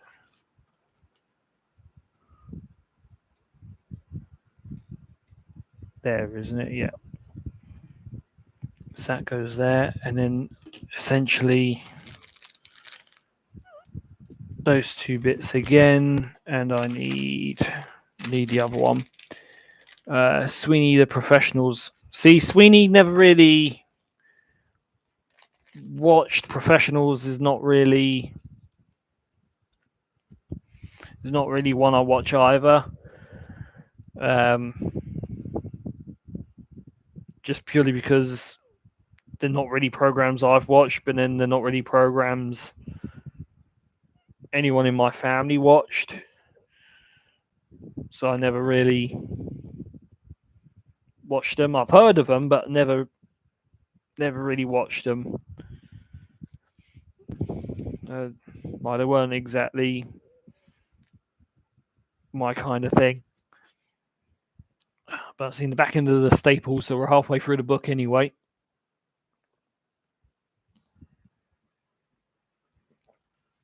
Right, so I need these bits that I took out earlier because I thought I need them then, but I didn't.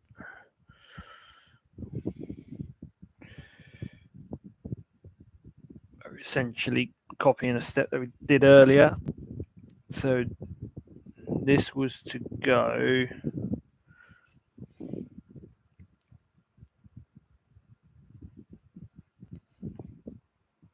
try to remember where it was. It went. Oh yeah. So it goes up.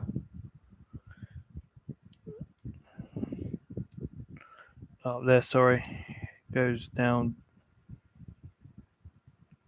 Whereabouts did it clip onto? Oh yeah, it did clip onto there. So it clips onto there. Nearly forgot for a moment then where it went. So I need one of those ones, and I need two. I need one of the sort of back straight bits.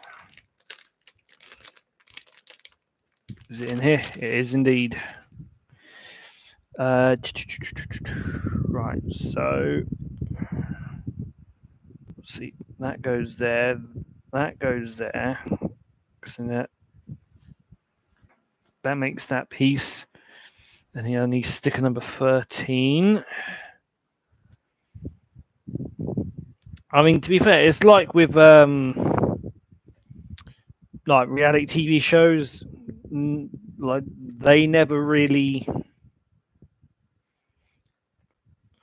did anything for me. Like I was never really a fan of the old reality TV shows. So things like I'm a Celebrity, Get Me Out of Here, Big Brother. I never really sort of took to watching them because they weren't really something I would watch. I mean, the last Big Brother I watched from start to finish was the one that had who's it? I think it was Nikki, Pete, and I think you had like a guy called Stu. There's like Stu was in there. You had Michelle. I think there was like another woman called Jade or something like that. I'm going a few Big Brothers back now. I can't remember what year it was.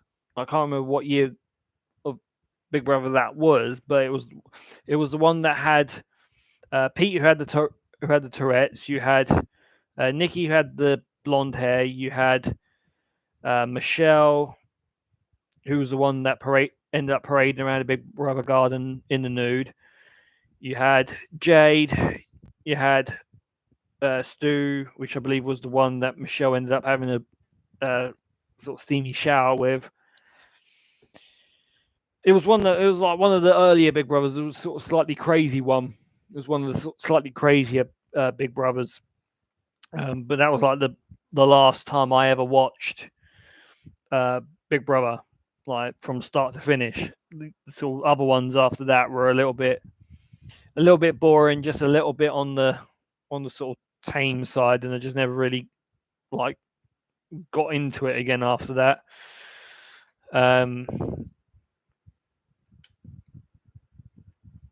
Yeah, so after that one, but yeah, I mean, even today, there's not really many TV programs on today that really where I'm really like, oh yeah, I want to watch this or I want to watch that. It's like, I mean, like the only real sort of like TV shows lately that I'm sort of like that I've been sort of looking forward to is things like when Squid Game season, well, they're sort of calling it season 3, but like when me and my mate Harrison were having a chat about it the other day, you know, it's more like sort of season 2.5, you know, sort of season 2.5, because it's not really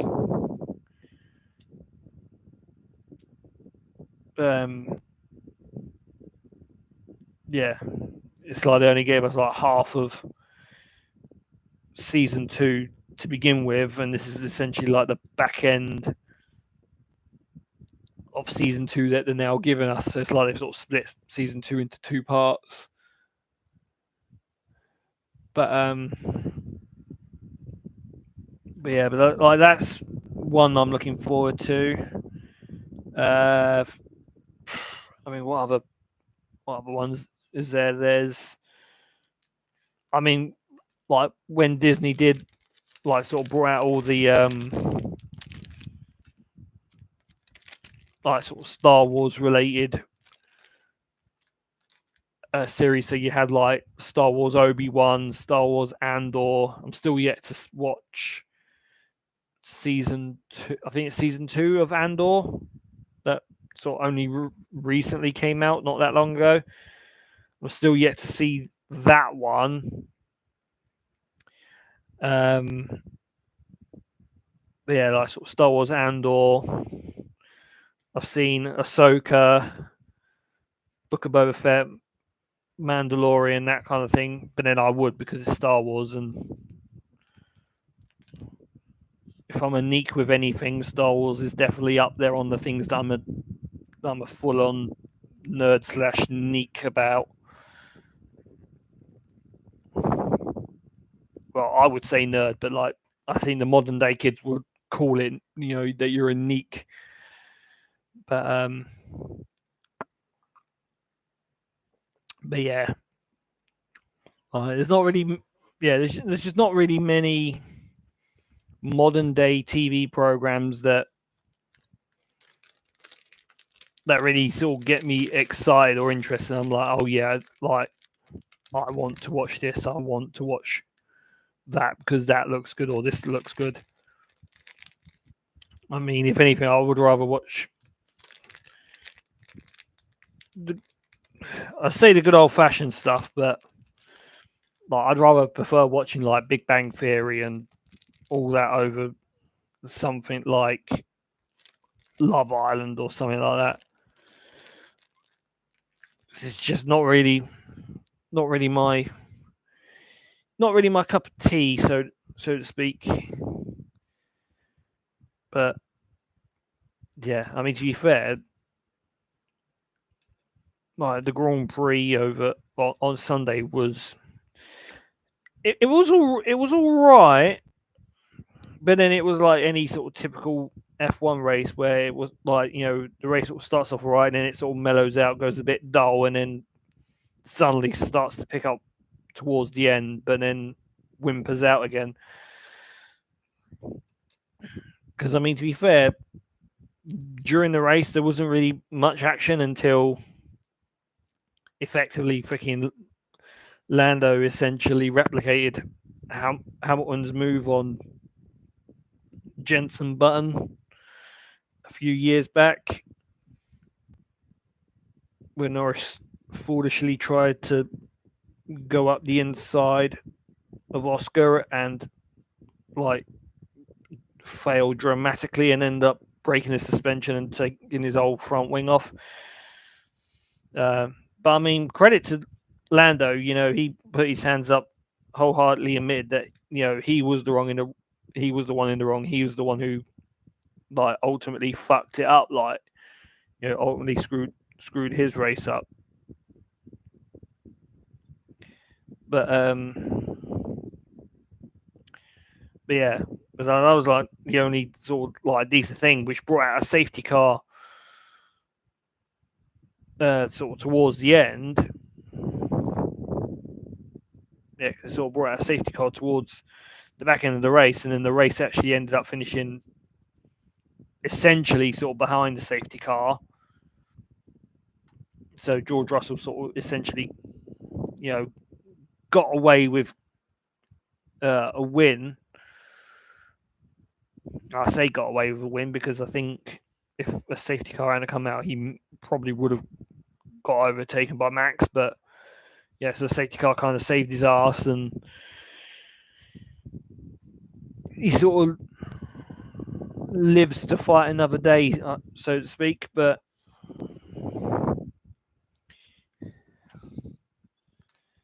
I mean, other than that, it was a bit. Yeah, the race was a little bit. Yeah, but you've got Austria. Not this week. Next week, because there's like a week break now. Because June's one of those weird ones where there's not a race, sort of back to back. Like July, you literally have a race, then a week break, then a race, then a week break, then a race.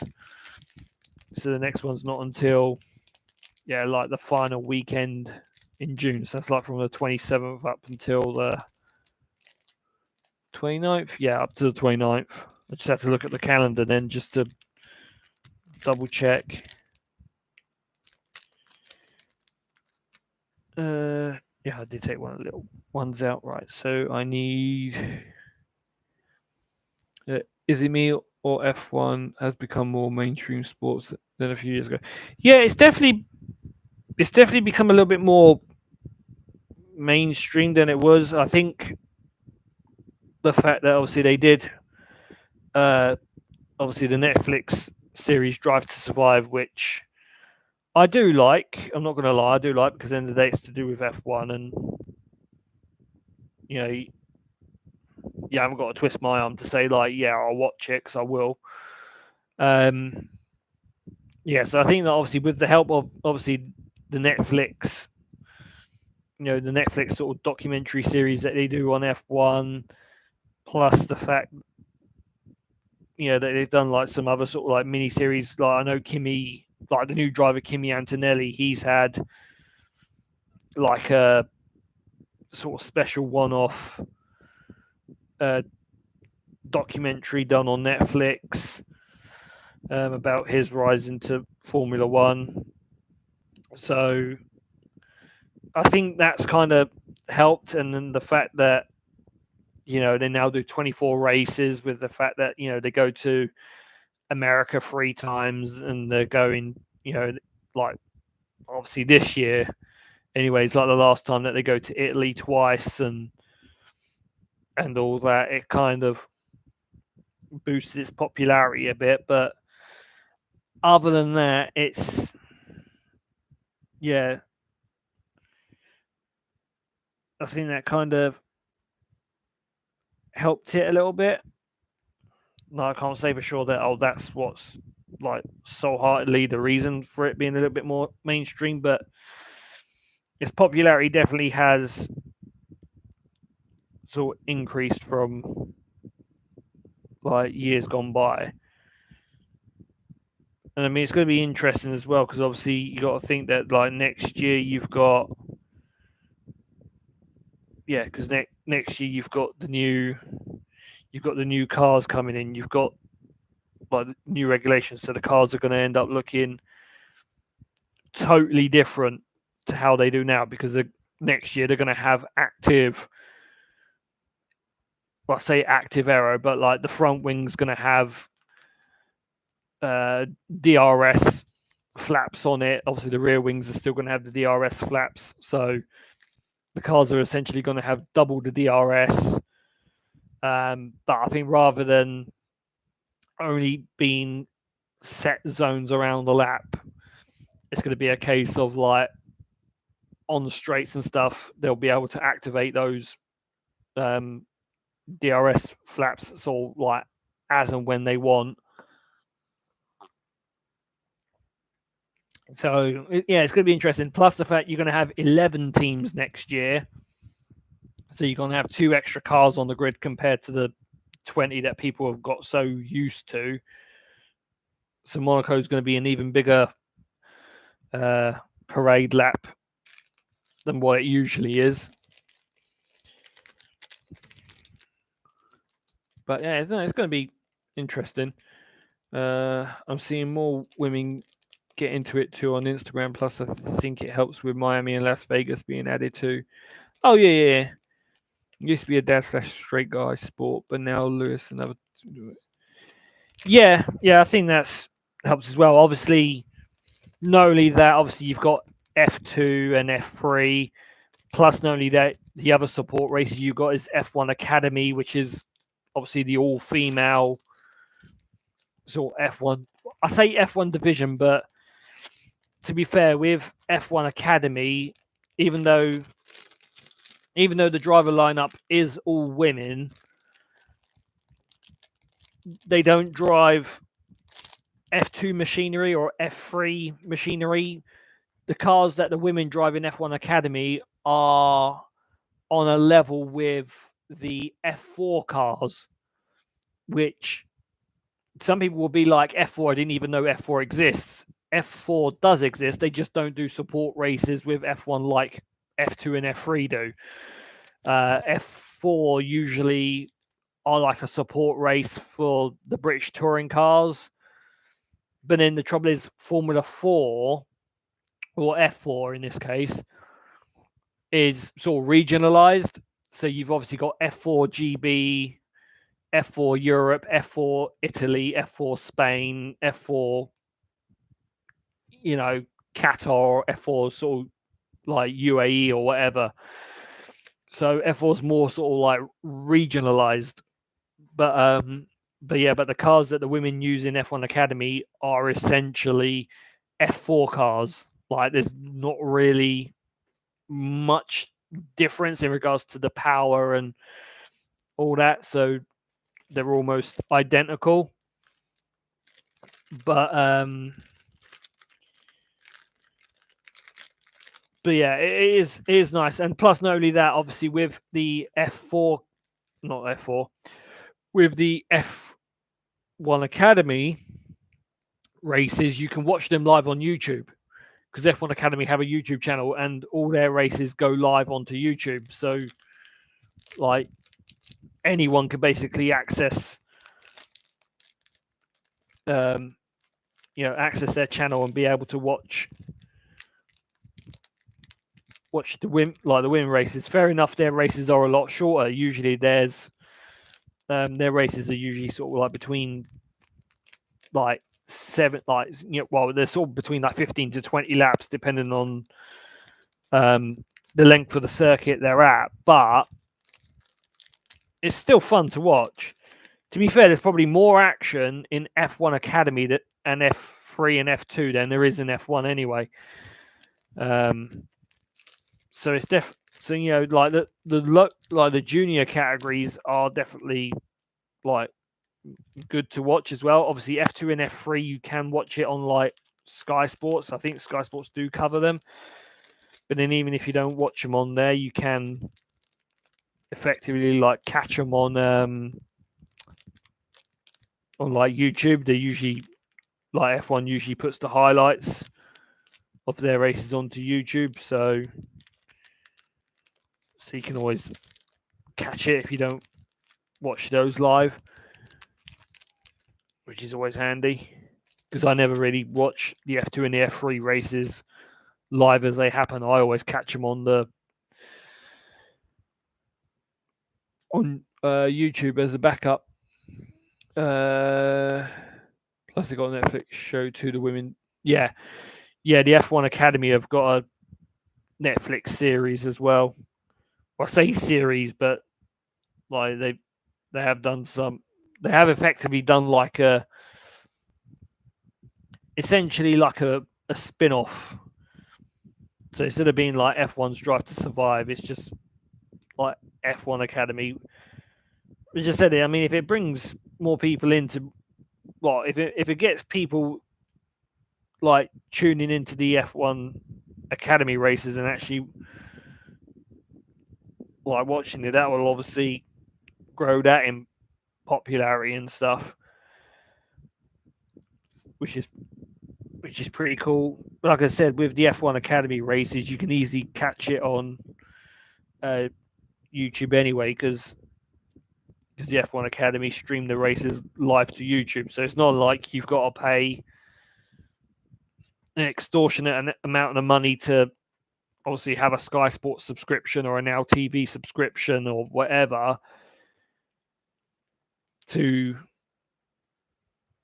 watch the F1 Academy. You just literally got to have a YouTube account and literally like just type in F1 Academy and it will come up with a race and bosh.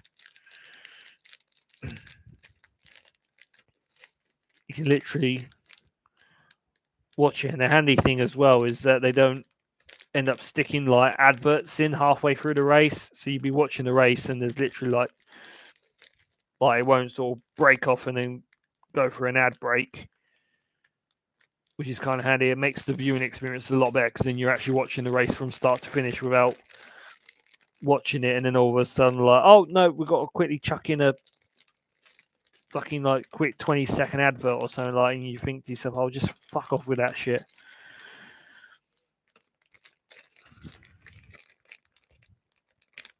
You think to yourself, I clicked on this to watch a race. Oh, I don't want to be watching 20 seconds of some pointless adverts for something, for some service or like something that I don't need or want anyway. So it's actually pretty good because I did watch the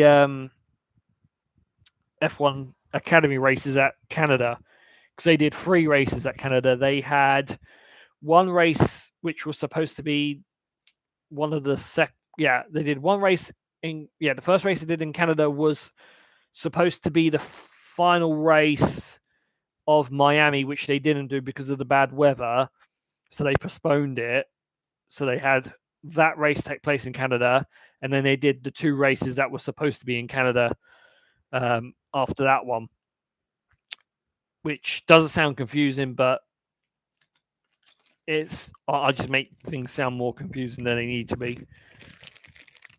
But all you need to know is there was supposed to be 2 races in Miami. They only did one. The other one got called off, pushed back to Canada.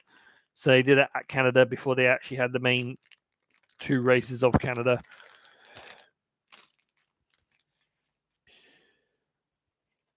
I'm still surprised we haven't had a gay F1 driver yet, but I'm sure that will come.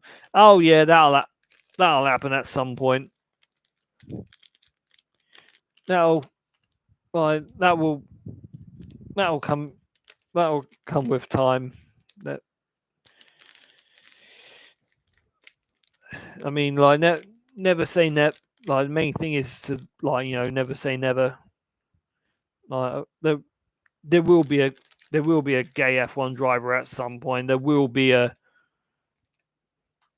like it's all beggars belief, but like at some stage, who knows? Probably even get a non-binary F1 driver at some point. Like where like the driver will start their career like oh yeah, they are a they've entered F1, then give it like 1-2 races later, like, and all of a sudden come out as non-binary or something like that. So it's only a matter of time, and it'll happen. It's only a matter of time. I mean, I'm fine with people being like whoever they want to be, because before I left the job at Haven, there was like someone who worked there who was transgender, and they were transgender female to male, and everybody just ignored them. Like everyone at work was ignoring them, didn't really speak to them or anything. I was like the first one that actually approached them and like sort of spoke to them, and like at the start of the day before we got all our was getting all our paperwork bits and bobs and stuff, like I'd go over to him, like say hello to him and have a chat with him in the morning and whatnot. And I mean, to be fair, we became good friends. I mean, even to this day, like I chat with them on Facebook Messenger. Like I speak to them on Facebook Messenger and stuff like that. I mean, they had one point where they were struggling mentally and stuff, and yeah, I just did what any sort of proper true friend would do for seeing someone in distress. I'd offer them support and make sure sort of checked on them, like like sending them messages, like saying like hey, I make hey, just messaging you just to make sure you're all good, just making sure you're okay. And then I had that the other day, like I was having a little bit of a moment where I wasn't feeling too good, and like they reached out to me and they were like, oh hey, like we hadn't seen you in work for a few days, so like just making sure you're all right. And I was like yeah, I'm all right, just feeling a little bit shit at the moment. And they literally were like, well, if you ever need a chat, like yeah,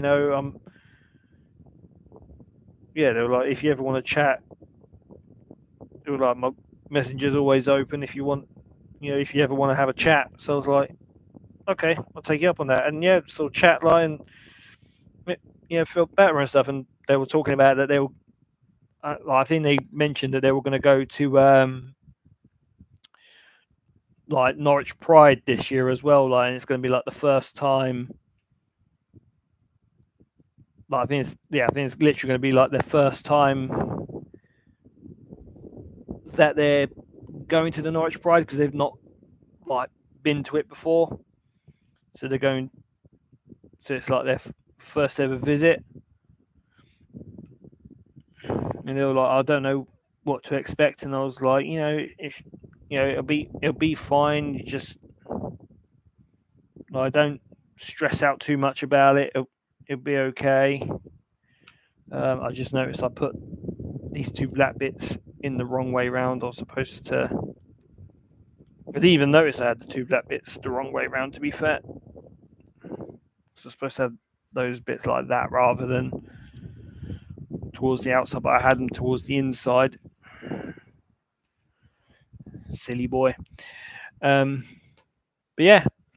So like, I say, like, I'm not too fussed whether people see themselves as a he, she, they, them, or whatever. Like, in the day, people do them, and if they're comfortable with it, that's on them. End of the day, it's not my place to say, oh, you can't be this and you can't be that. It's not up to me. I'm not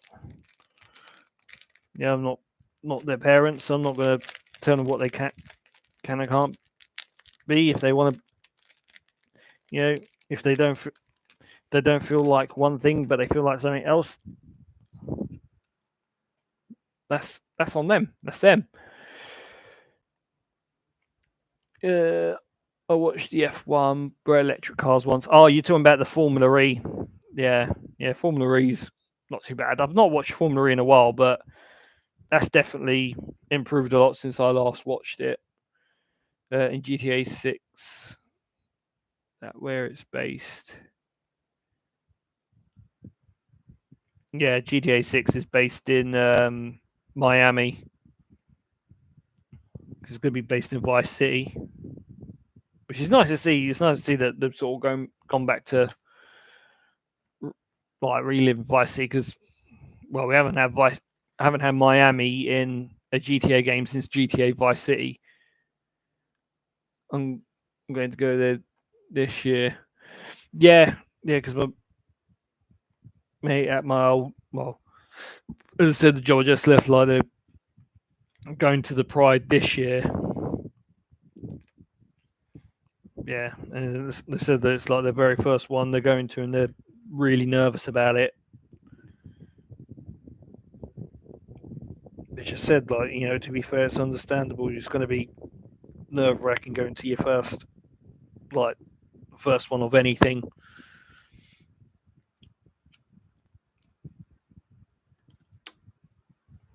But yeah, I'm sure they'll enjoy it. Obviously, Pride's not my thing. It's not my cup of tea of things to, it's not really on my short list of things to do. But just because I don't go to Pride events, it doesn't make me a homophobe. It doesn't make me anything like that. It doesn't make me a nasty thing. It's just, it's just not my scene.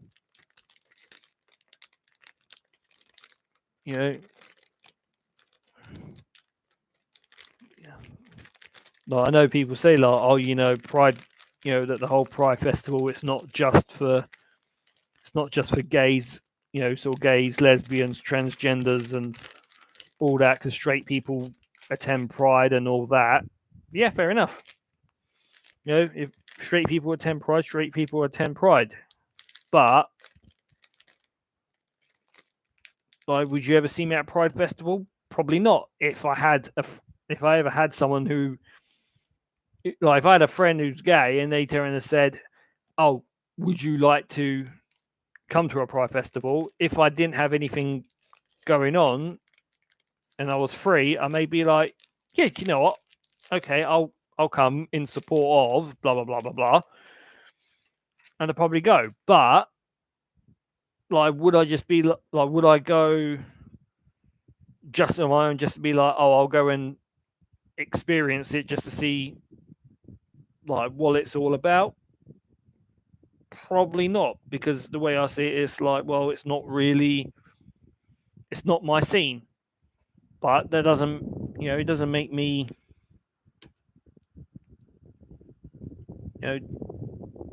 doesn't mean I don't like people of that persuasion. At the end of the day, it's just not something you would.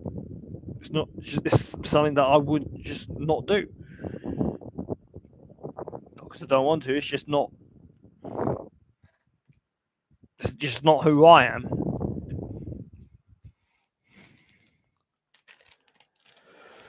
They will have a safe. They will have a safe time. Plus, there is always people to talk to as well, to like stuff. And yeah, exactly.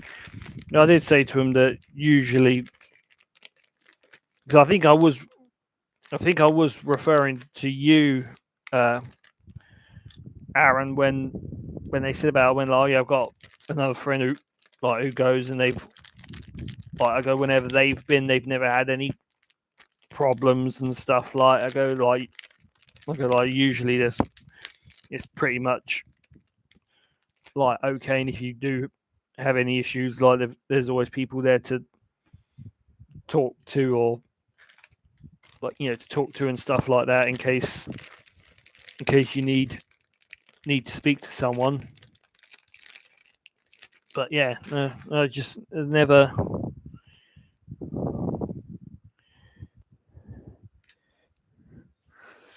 But yeah, because I can't remember when the Pride Festival is. I can't remember if it's this month or next month. Like, because I can't remember what. I can never remember what month it lands on, and I can't remember what weekend it lands on.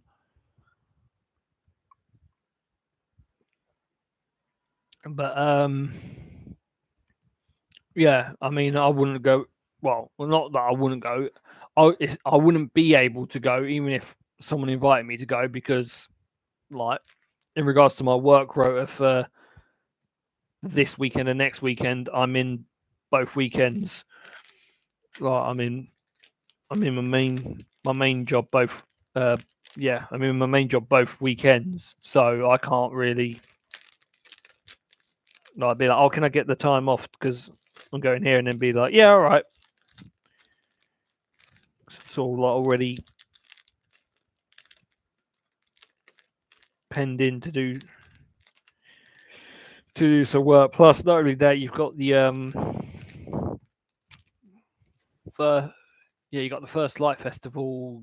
Yeah, First Light Festival's this weekend as well. So I'm sort of expecting work to get busy because of that. But then at the same time, I'm also expecting it to probably be relatively quiet. It's literally just going to boil down to like what happens. I think work will be more on the quiet side this weekend, just purely because of the First Light Festival. But I'm not going to jinx it too much because chances are I'll say like, oh yeah, it's gonna be lovely and quiet at work this weekend, and then all of a sudden, like, freaking it ends up absolutely heaving full of people, and then I'll be like, why did I jinx it? Why did I open my mouth? It's next month, 26th. Okay, I didn't think it was that late in July. I always thought it was either sort of June or July or something like that. But okay, it's on a little later than I thought. Right, so I need one of them, and I need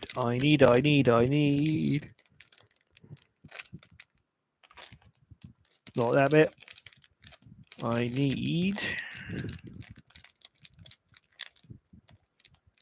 No, I don't need that bit either. This is what happens when you have so many black Lego pieces and they all kind of morph and merge into each other. You spend about 2 weeks trying to figure out what piece is what and where it goes. So judging by the picture, that goes That one goes that way round, and then that one goes that way. Yep, lovely.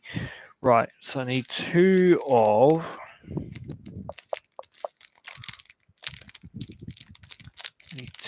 you. That's one. Need another one. No, that's not it. Nope. Nope.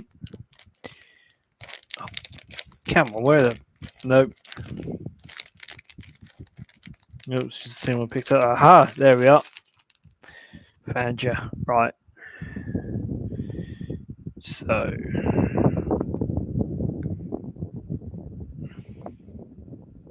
I'll tell you what, if Lego ever did a Speed Champions set of Jeremy Clarkson's Lamborghini tractor, I definitely would buy that. Now you can build the Diddley Squat Farm silver Lamborghini tractor.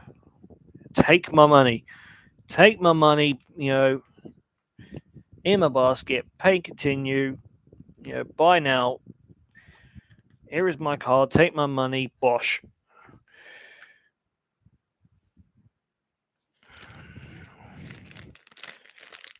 Would happily buy it, no questions asked.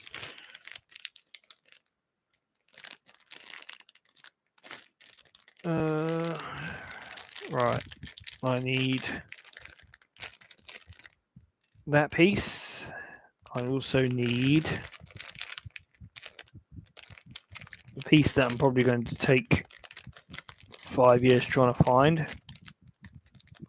No, that's not it. So chances are it's going to be in this other bag, isn't it? Usually, if a piece isn't in one bag, it's usually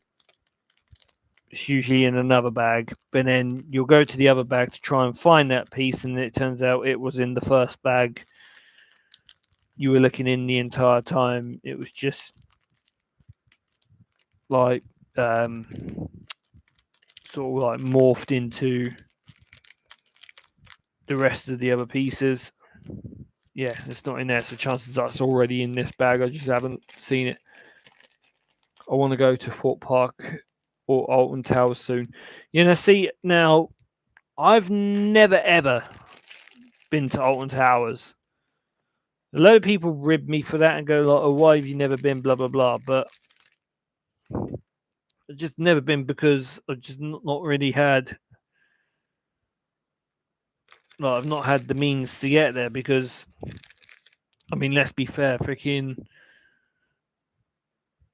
Alton Towers is a hell of a long way away from Lowestoft. So going by train is going to be really expensive. But I mean, even getting to Fort Park is still relatively, still slightly expensive to get by train, but it's definitely nowhere near as expensive because you've only got to go just outside London. Literally just go into London, jump on another train, and it's literally sort of just on the outer edge. Because obviously you would get a train down to Chertsey and then literally just jump off a train at Chertsey and then you would walk up. And then you'd be there. But yeah, it's definitely one to go to. See, because if I went to, if you had a group of you, then you could split the cost. Yeah, I guess you could, like if you had a group of people to go with, but I've never had a group of people to go to a theme park with. Because I mean, the last time I went, I'm just trying to think. The last time I went to Fort Park was 2000 and when was it? I know it was well before Hyperia was built. I mean, Hyperia was built last year. So what? We're talking 2020. Was it 20? No, look, I remember the last time I went, I was working my theme park job when I went, so we're probably talking 23. Probably talking 2023 was the last time I went, because I remember taking my daughter because we planned to go on one day, but we went up the day before, checked into a hotel, spent the night in there, and then the next day went to Fort Park. So we had a whole day there. Then went back to the hotels, stayed at the hotel, and then traveled back the day after, because it just made more sense to do that rather than going down there on the day just to spend a limited amount of time there, just to then like try and catch a specific train just to try and get back up to Lowestoft. So we were like, no, if we go down the day before, check in, then the next day you've got the whole day, like, and then you can literally go back to the hotel, chill out, and then we can come back the next day, and we haven't got a rush for like catching a specific train and all this stuff, like just to try and get home.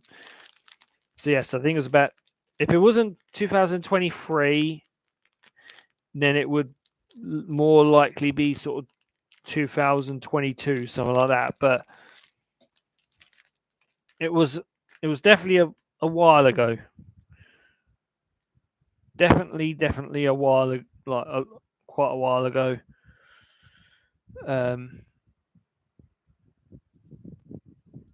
Since I went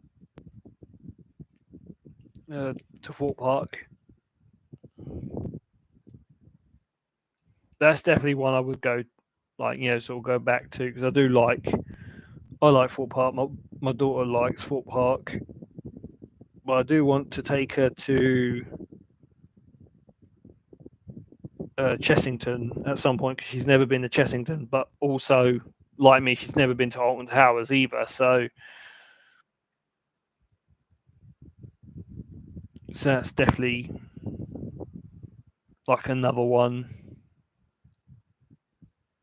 So want to be able to do as well. I haven't been in years, but we'll have to go there. Plus, I want to get over my fear of most coasters too. Yeah, I mean, to be fair, I never used to be a fan of coasters. Coasters terrified me as a kid. Like, they absolutely, like, as a kid, you would like on school trips to theme parks and stuff like that. I'd have friends be like, "Oh, come on this ride, like come on this coaster or whatever," and I was like, "No." Even like the gentle family coasters, like it was a case of like, good luck trying to get me on it. Like, as a kid, getting me on a coaster, the odds were that stacked in your favor. Your parents could have done the lottery. They would have had more chance of winning the lottery than getting me on a coaster, even just a little kiddie coaster. But then the one coaster that helped me get over my fear was the Rage Coaster at Southend's Adventure Island, which is that yellow and purple one where you come out and then you sort of go vertically up and then it goes over the top and then you essentially straight back down and then straight into a loop-de-loop.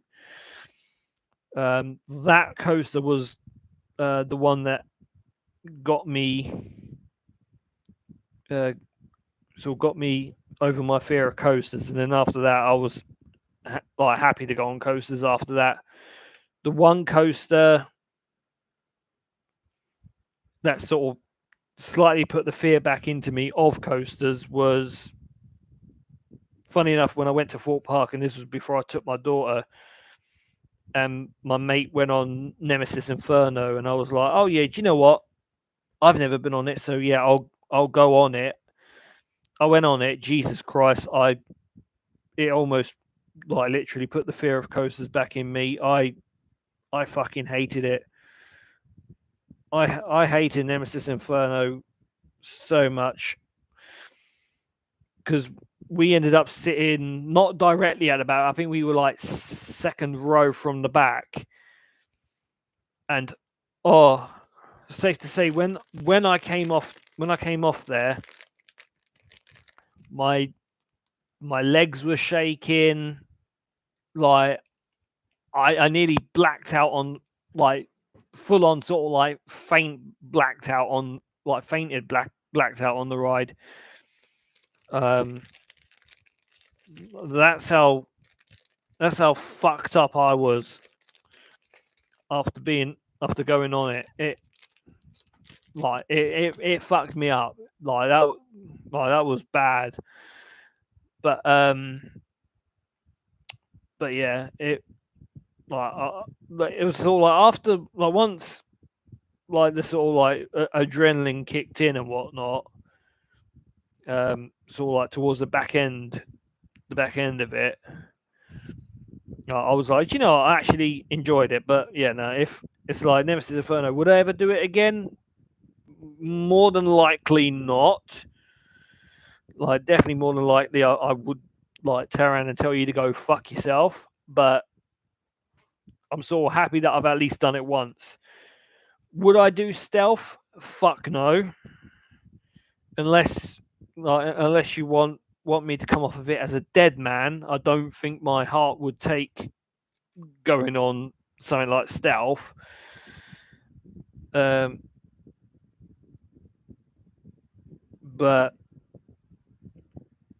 yeah, I mean, it's like Saw the Ride. I've not done that coaster. I definitely would do that. Colossus, I probably would be all right.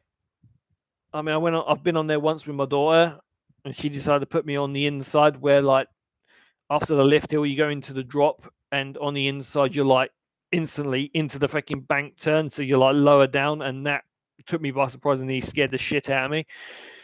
But yeah, like Colossus, I would do. Saw, I probably would do, because it doesn't look that dissimilar to the Rage in Southend. But yeah, Nemesis Inferno I definitely wouldn't do. The one that launches in goes up, which I believe is called like a top hat coaster, which I believe that one is stealth. I think that I definitely would not do. Like a launch coaster like that, I definitely would not do. Even if you pay me like £2,000, like, I'd still tell you to go fuck yourself. Because yeah, I'm just straight up not doing it.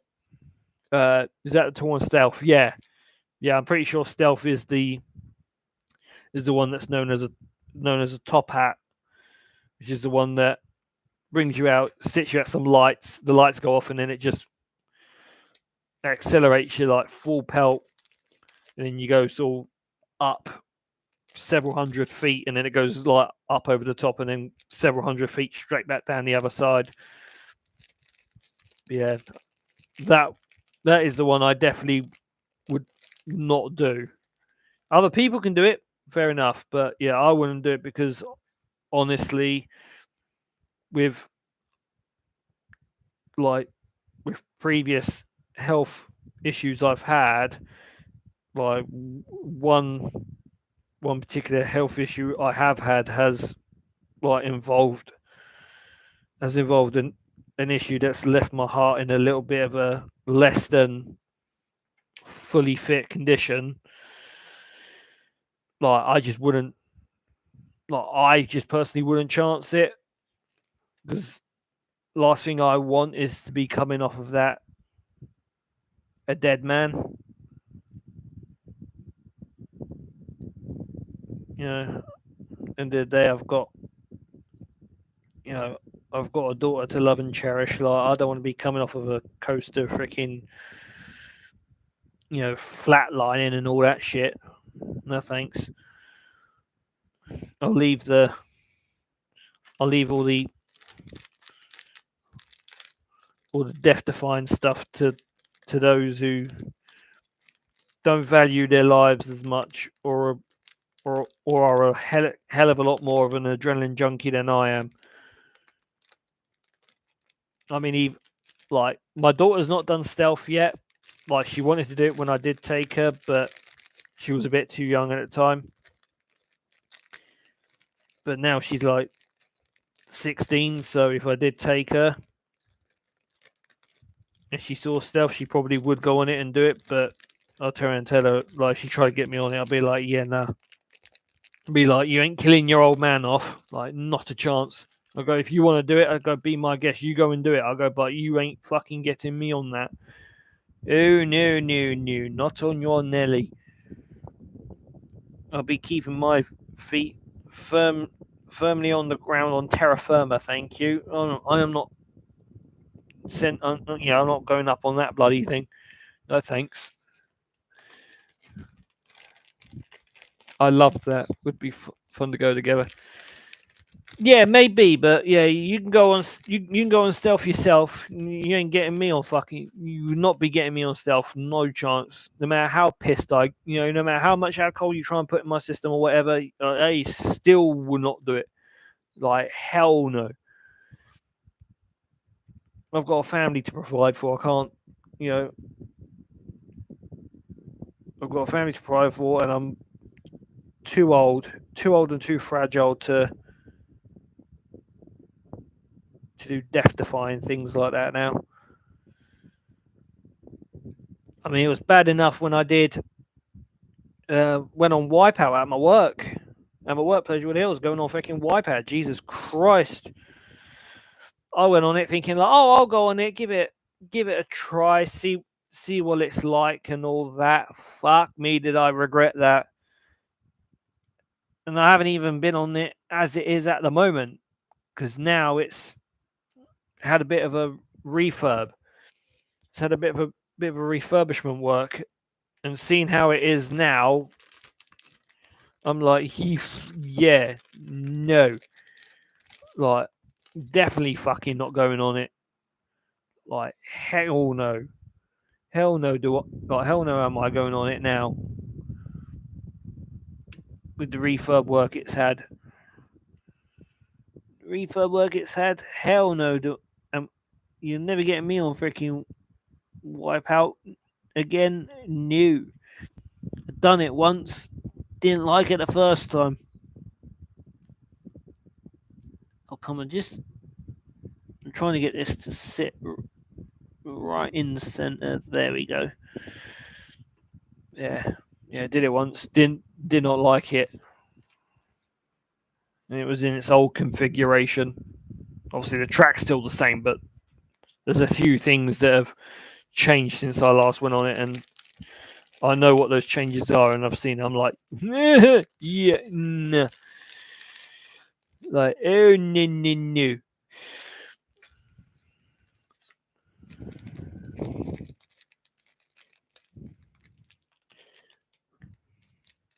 Like, to hell am I doing that? To hell am I doing that? I value my life, sort of. Might as well do the other one of these whilst I'm doing this one, because it'll only tell me to copy this step in a bit.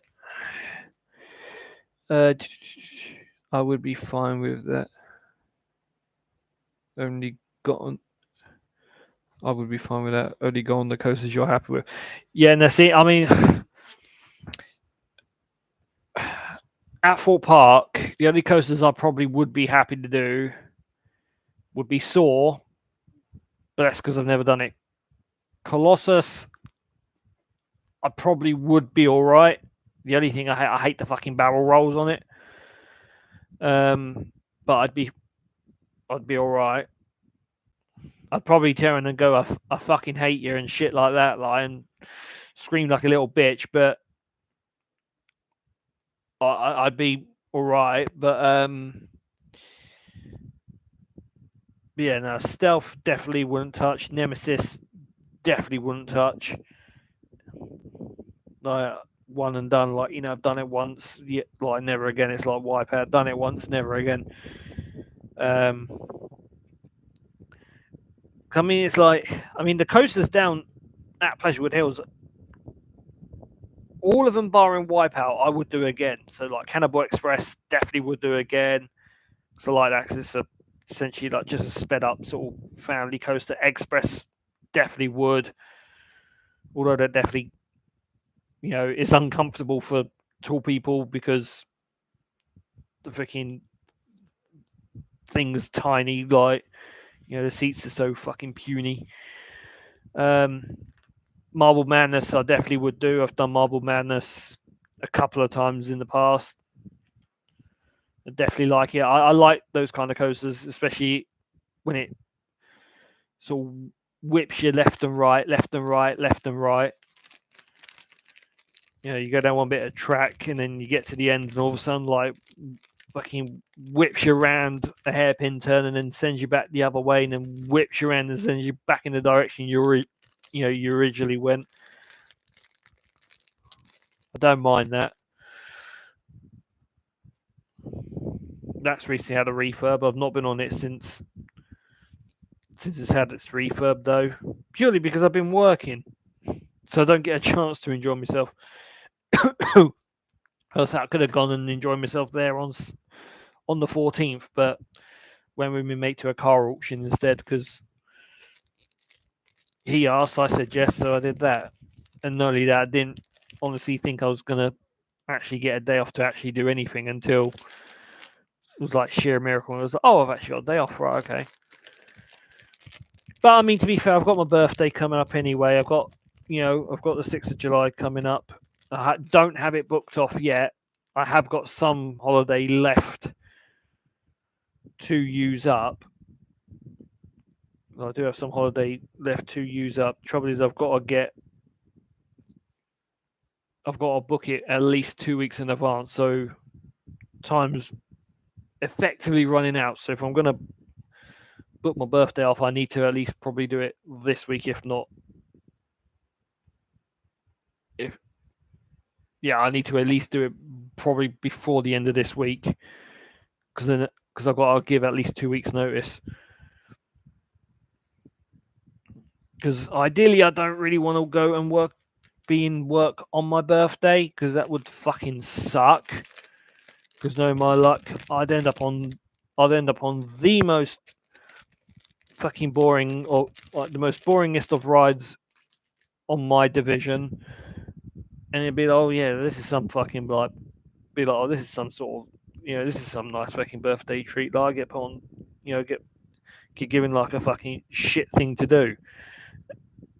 Ideally, no. Ideally, I don't want that. I want, be able to just do something, have something nice on my birthday. Have a nice easy day. Trouble is, there's no such thing as an easy day. No such thing as an easy day. I don't even know what an easy day looks like. I don't think I've ever had an easy day. I probably have. It's just been that long that I've had one.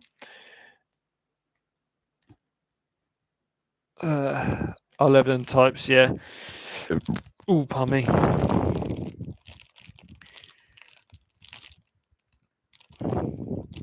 I mean, to be fair, most of the rides down at Pleasurewood Hills I would do anyway. Like, I would go on. Wouldn't fit on the kiddies rides. The kiddies rides were way too big. But like things like Safari, I don't mind sitting on there and just having a slow ride around on a little safari ride.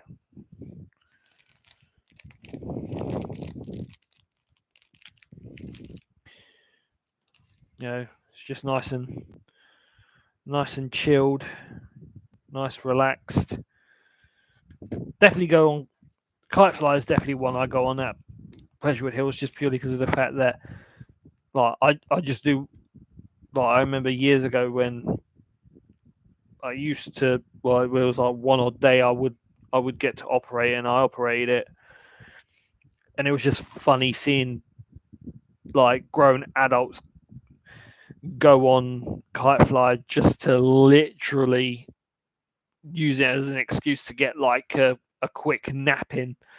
So you'd see the ride go round and you just see these like grown adults on Kite Fly just literally catching some Zeds, quite literally catching Zeds, like just go around and like just fall asleep to the point that it just made me laugh. Like, then you go in and you have to wake them up, and they're like, "Oh, is it done already? Oh, sorry, I fell asleep." And I'm like, "Yeah, no, I know you fell asleep. Like for the majority of this, well, for the whole of this ride's life cycle, like, I literally saw you taking a nap,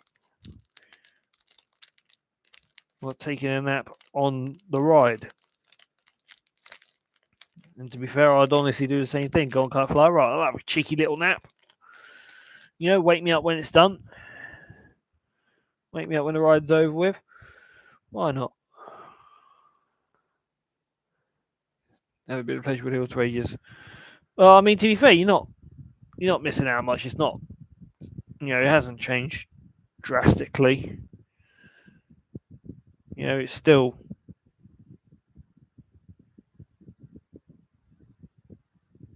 same old rides.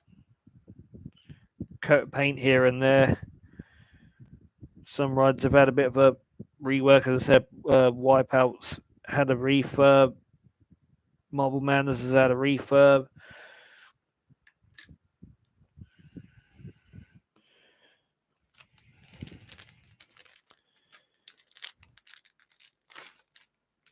Cannibal Express is still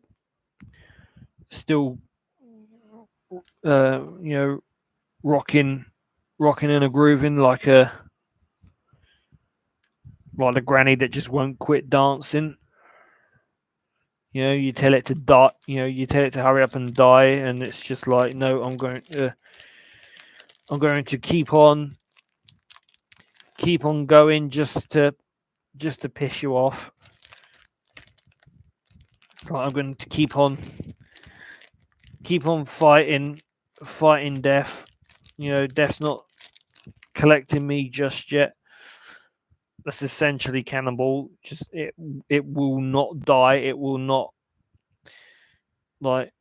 just be like, right, I've run my last cycle. I've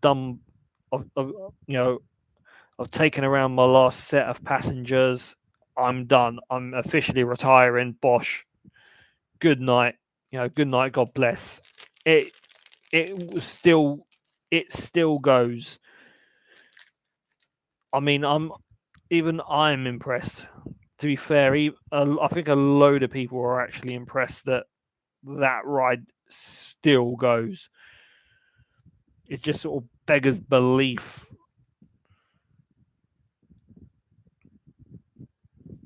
Because like most places with a ride as old as something like Cannibal, you think like, right, take it to the scrap heap, scrap it and put something else in. And Cannibal's just like, no, you are not putting anything where I am. I will stay here.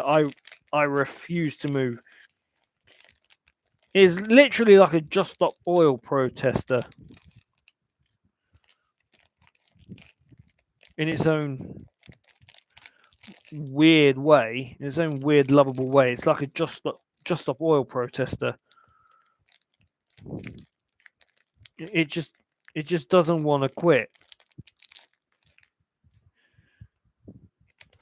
It's like, I've been operating for so many years, I just don't know when to quit.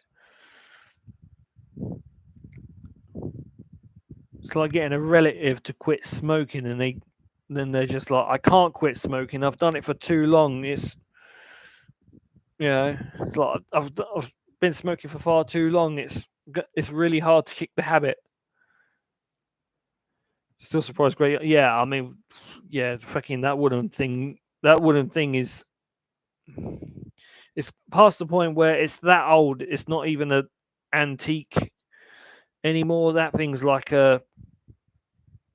is literally like a fucking fossil. That thing's so old, I wouldn't be surprised if fucking ancient Egyptians have got fucking hieroglyphics depicting the fucking thing. That's how fucking old that wooden coaster in Yarmouth is. Well, I wouldn't put it past it of it being that old. There's freaking ancient Egyptian hieroglyphics depicting the ride.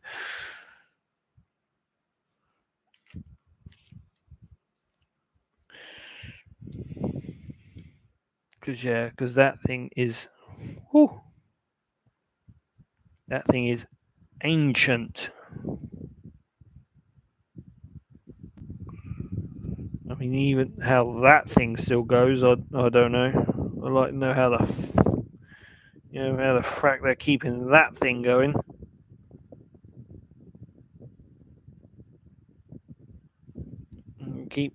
Keeping that old wooden bucket of planks of wood and metal going. I mean, to be fair, it just literally like shows just how well sort of well looked after the maintenance crews do, because I mean they do an impeccable job to be able to keep these like really old rides going year in year out. Because you got to think the the immense amount of money that would go into rides like that that old, where they're so old that the original manufacturer that would have built them doesn't exist anymore, and then so like getting original parts for that specific ride would now become like super rare because the original manufacturer doesn't exist, and then you're like, right, you've got to go to an outside company to get parts custom made for it to be able to keep it going and all that, and then you're paying all that money for specialist parts to be custom made to then put on a ride just to then be able to keep it going for like another 5-10 years or whatever before you're like, right, we now need to order that part again because we now got to replace it again because now past its usable service life, and then you're forking out even more money to then get that part made again. It's just yeah maintenance crews at theme parks, like, and I'm not just talking obviously Pleasure Beach and stuff like that, I'm talking theme parks up and down the country and across the world, how how they they should be applauded, the fact that they can keep these old rides going year in year out, even rides that are so popular that they've like long lived past like any sort of like expected usable service life. I mean Cannibal Express alone's probably outlived its usable service life 5, maybe 10, 15 times over. Like any other theme park would have probably like ditched their like Cannibal Expresses probably 10 year ago or whatever. Like, and then you've got the one at Pleasurewood Hills, and it's still like kicking around. Like it's like Palpatine in Star Wars. It's like the best reference I can do. Palpatine gets he wins the office. He gets into the role of like leading the Galactic Republic and all that kind of stuff. He gets there, and then obviously people keep voting him to keep him in, and obviously because he's essentially freaking Emperor Palpatine and all that. Spoiler alert.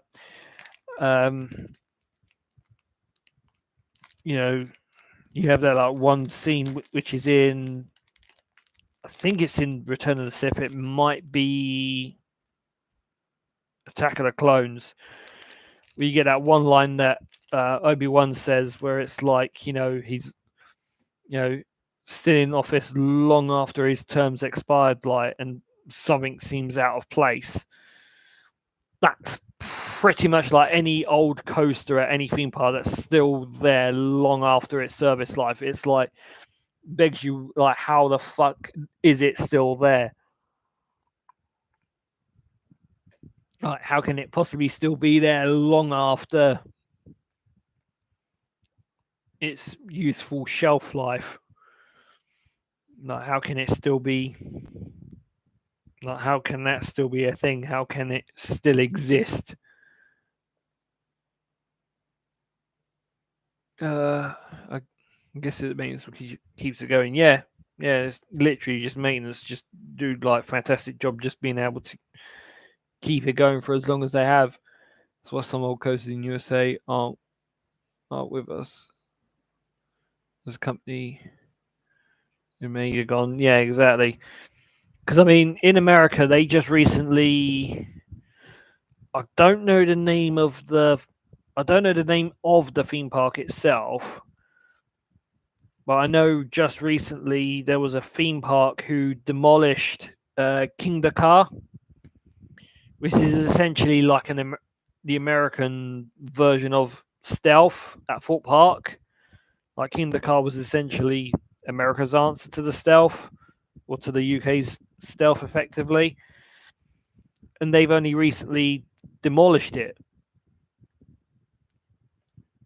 Like, they sort of end up demolishing King the Car. So King the Car is now no longer. Like, it's not anymore.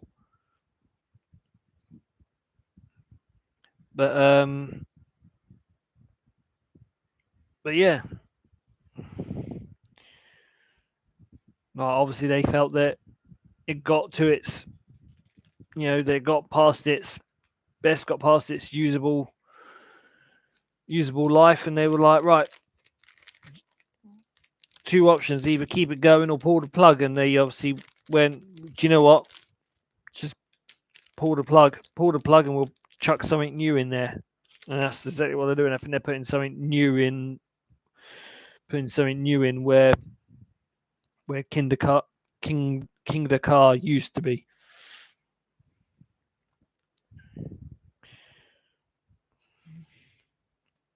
I think that's Busch Gardens, Six Flags. Yeah, it's one or the other. I don't know. I mean, I've never been to America, so I can't say, oh yeah, this one's this one or this one's that one. Because I've never been to the States. Unfortunately, I don't have a passport that allows me to travel out and about to foreign lands. As much as I would love to go out and explore foreign lands, unfortunately, I don't have either the money or all the right things to be able to go and do it, which is a bit of a shame. And with how much, with how much passports are costing now to get like new ones, it's fucking stupidly ridiculous. It's like 100 and, well, it's like, I can't remember what it is. I think it's, if you do it by post, it's like over 100 quid now, and if you do it by online, it's like 80 something. Well, I'm not too sure, but yeah, it's stupidly ridiculous just to get a fucking passport. That's why.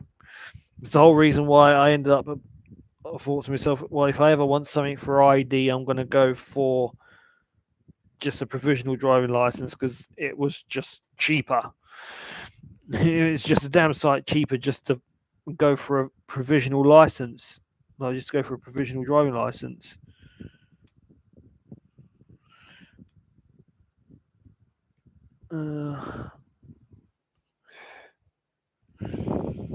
Right. Is this going to come through? Yep, there we go. Right, so that's through there, and now I need to Do that, do that. There we go. So those go there. And I need to, yeah, put the last two stickers on. So we're nearly at the end of this. We've really been streaming for over 3.5 hours. Jesus Christ. Didn't think I'd been streaming that long. Although, to be fair, I did stop for like a couple of minutes whilst I went and got myself a drink. Come on. I do have a pair of tweezers for doing the stickers, especially the smaller stickers. The only trouble is I don't know where my tweezers went. They were on my desk, but now they're not on my desk. I think I might know where they are. I think they may potentially be upstairs in the bathroom somewhere.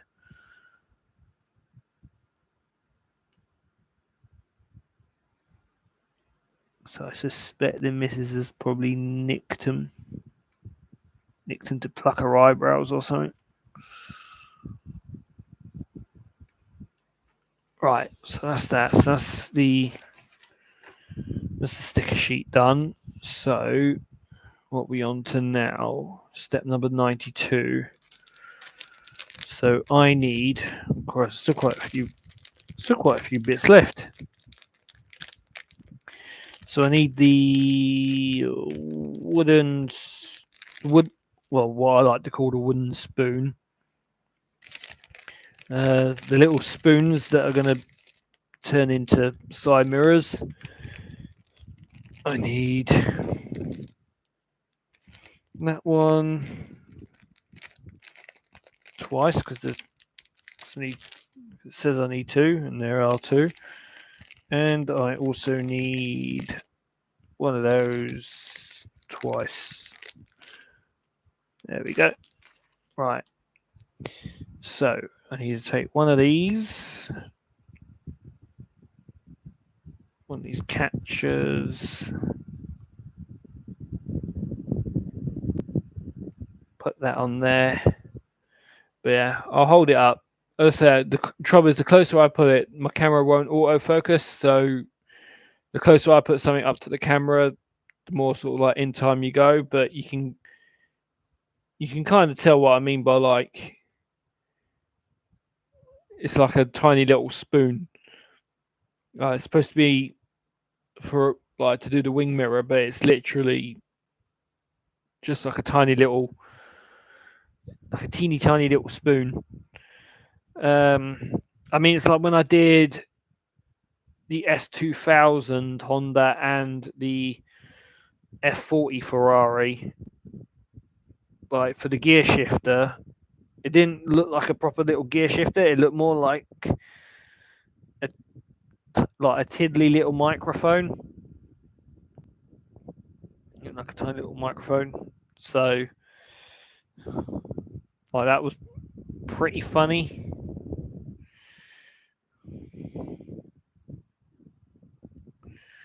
Right, so this is going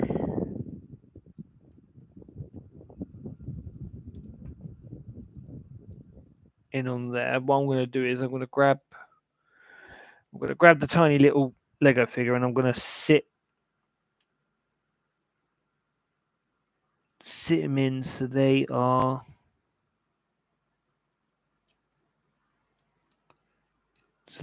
already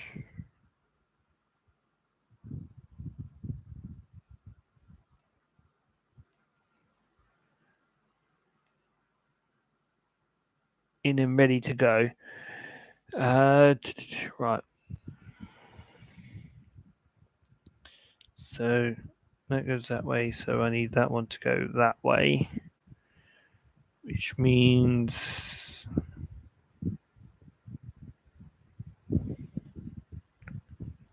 that one sits on there. And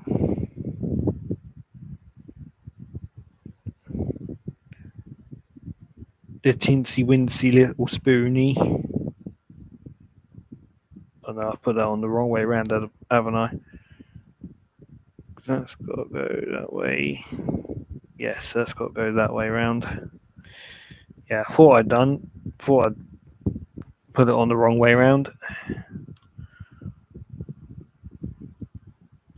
Uh,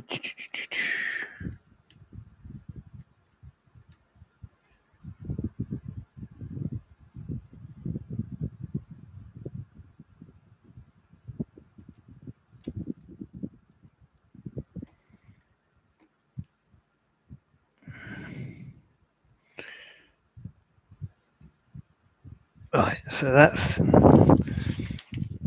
those in.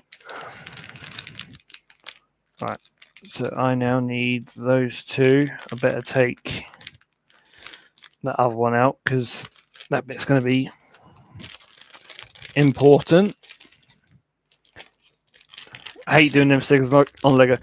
Yeah, I mean, I don't mind doing stickers on Lego, but I just like to have a pair of tweezers because it just makes it easier to put the small, like the bigger stickers aren't too bad to do. So like the Aramco sticker on the back, that was actually quite a big sticker, so that was slightly easier. But like, no, if I use this tiny little stick thing, not it's going to make much of a difference. But like the little sticker that's up here, that one that's there, and there's like a little cognizant one that's there, and then like a couple of the little ones that are sort of like on around the back. Like those ones are better off to do with like quite literally with a tweezer, because it makes using a tweezer easier to like line them up. Like the tweezer is just so much easier to help line it up perfectly and make sure it's all in the right place. Right, so now I know that this needs to basically bend over because that's got to go like that, and then essentially I know what this does. This will literally clip onto that, and then that will, as long as I line it up properly, that'll go in there. So then that's essentially the halo done. Yeah, because it's saying that like that, and then that to go down to go on there. So yeah, I've already essentially got myself a couple of steps ahead because doing the halos is the same. Like the halo step is literally the same for, well, it's been the same for pretty much all the cars. Right, so that little bit on top, because that makes like the little T-cam position on the top. Right, I need the two taller tires, which is those two. And I need two little white studs, and then I need two of the hubcaps. So those two, and quite literally it is just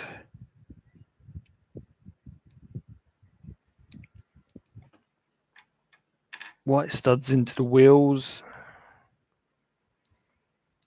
I will say this, doing the Lego Technic Ferrari wheels was a lot easier than doing these wheels, because if you think these wheels are big for this set, I kid you not, the Technic Ferrari hung off the end of off of either ends of my table, and the tire for the Technic set is about 20 times the size of this tire. Like that's how much bigger the Technic Ferrari is. Like it's a hell of a lot bigger. To be fair, I think the post I put on Instagram of the Technic Ferrari, when it was almost 3/4 of the way done, I believe the tires are featured in that post pic, like featured in the picture on the post about a Technic Ferrari. So it's so you've only got to look at those and you can tell how like how much bigger the tires are. Like, it doesn't give you the true sense of how big the tires are compared to these ones, but they're a hell of a lot bigger. Like, if I didn't have to go upstairs to grab the Technic Ferrari out of my daughter's room to bring down to show, and if I had, like, if I could be bothered to unlock the current display cabinet I have to take out the other SF24, I would literally do a comparison. I'd quite literally do a comparison of, like, right, this is the Speed Champions SF24, this is the Technic SF24, and you would see the size difference, like just the sheer colossal size difference between the two. Like, it's ridiculous. Like, if the Technic one was any bigger, like, you'd probably be able to actually sit in it and drive the bloody thing. It's like massive. It looks like a spoon, but no, Lego uses parts what they have to make new sets. Yeah, exactly. They sort of, like, they're pretty good in, like, repurposing, like, parts to make.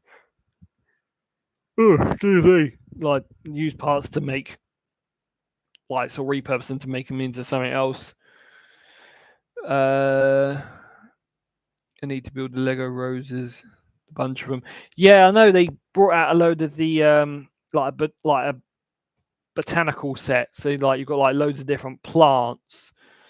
So you make, like, Lego plants. There's, like, roses. I think there's, like, a bonsai tree. There's, like, a few others. Because I know one of the other sets they recently brought out was the Disney Pixar lamp. Like, they brought a Disney Pixar lamp with the ball, with, like, the little yellow and blue striped ball that has the red star on it. Well, I know they are big, but never seen in real life. Yeah, no, the Technic ones are huge. They are gigantic. I know with dust on Lego, I think people use paint/makeup brushes to wipe the Lego. Yeah. See, because the thing is, in my display cabinet, which is literally, if I put my hand down, you'll know it's in that direction. It's literally just off camera, so you can see these sort of legs here. These are chair legs. Well, directly behind that is a corner display unit, and in that,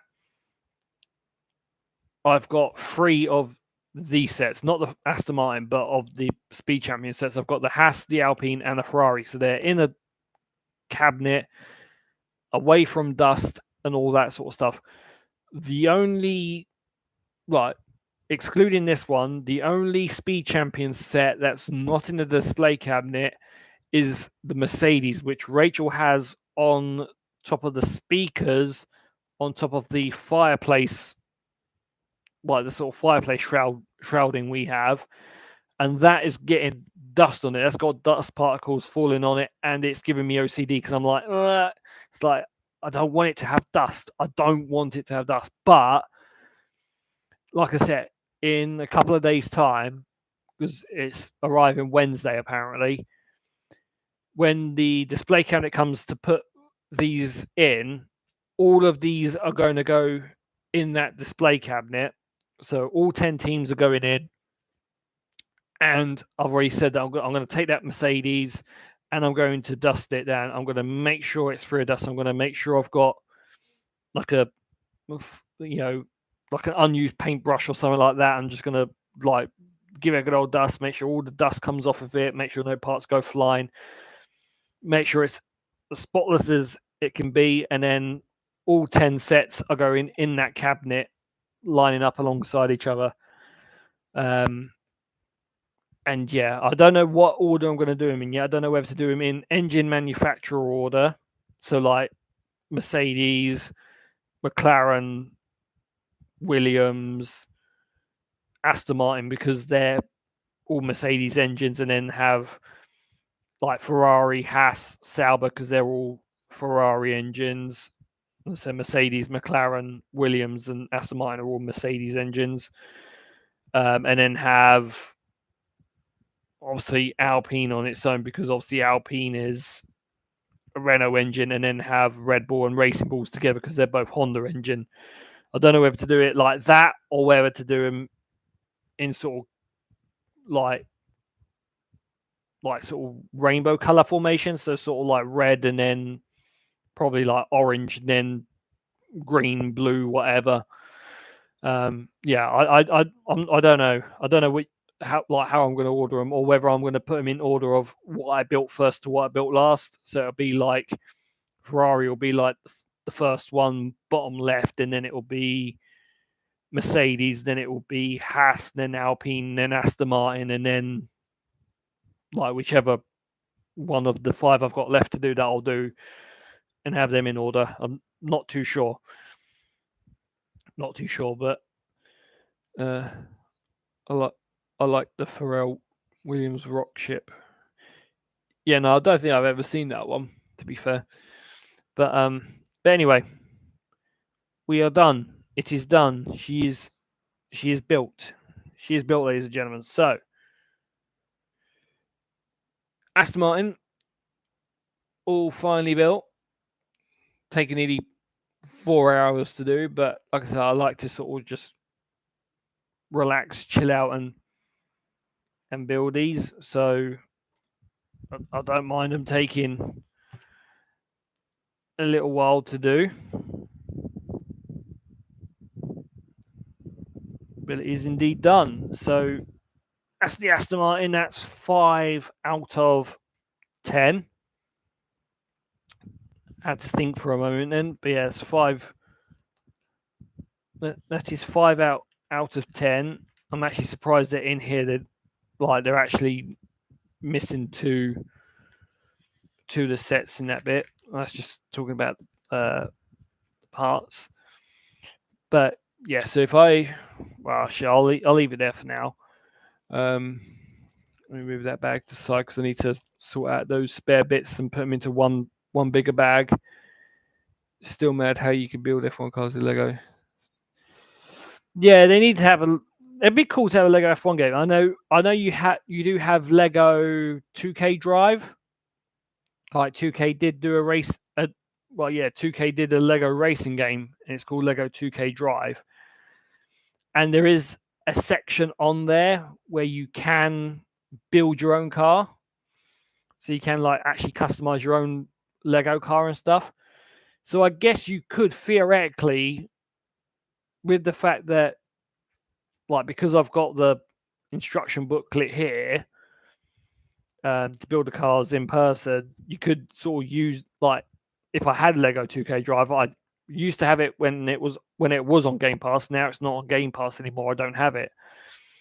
But if I still had 2K Drive, I'd be like, right, I'll take the instructions that are in this booklet, and then I would build the car in game, and then have, like, obviously you wouldn't be able to do the same like with the stickers and all that kind of stuff, but like in terms of like color parts and all that kind of stuff, you'd be able to like literally like match the color parts like for like, and probably be able to build not the exact same car, but be able to build something relatively like sort of close to it. That would be cool to do, but yeah, I just don't have the game, which is a slight shame. But out of the booklet, as you can see here in front of me, Mercedes we've done, Ferrari we've done, Aston Martin we've done, Alpine we've done, Haas we've done. So in regards to what's shown in the booklet, the only ones we've not done is the Williams, the Sauber, and the McLaren. Those are the only ones that are shown in the book that we haven't done. But there are 2 others, which is Racing Bulls and Red Bull. I'm also one of these. I'm kind of sad. I do keep hold of the booklets just because I want to. Because what's actually handy is there's a little QR code, and if you scan the if you have a Lego Insiders account, if you scan the code, you earn points. You earn like insider points. I think it's like 20 points for like per set you register. And then obviously those points you can use for, I think you can use it for like money off or something like that, or like some sort of discount. I'm not entirely sure.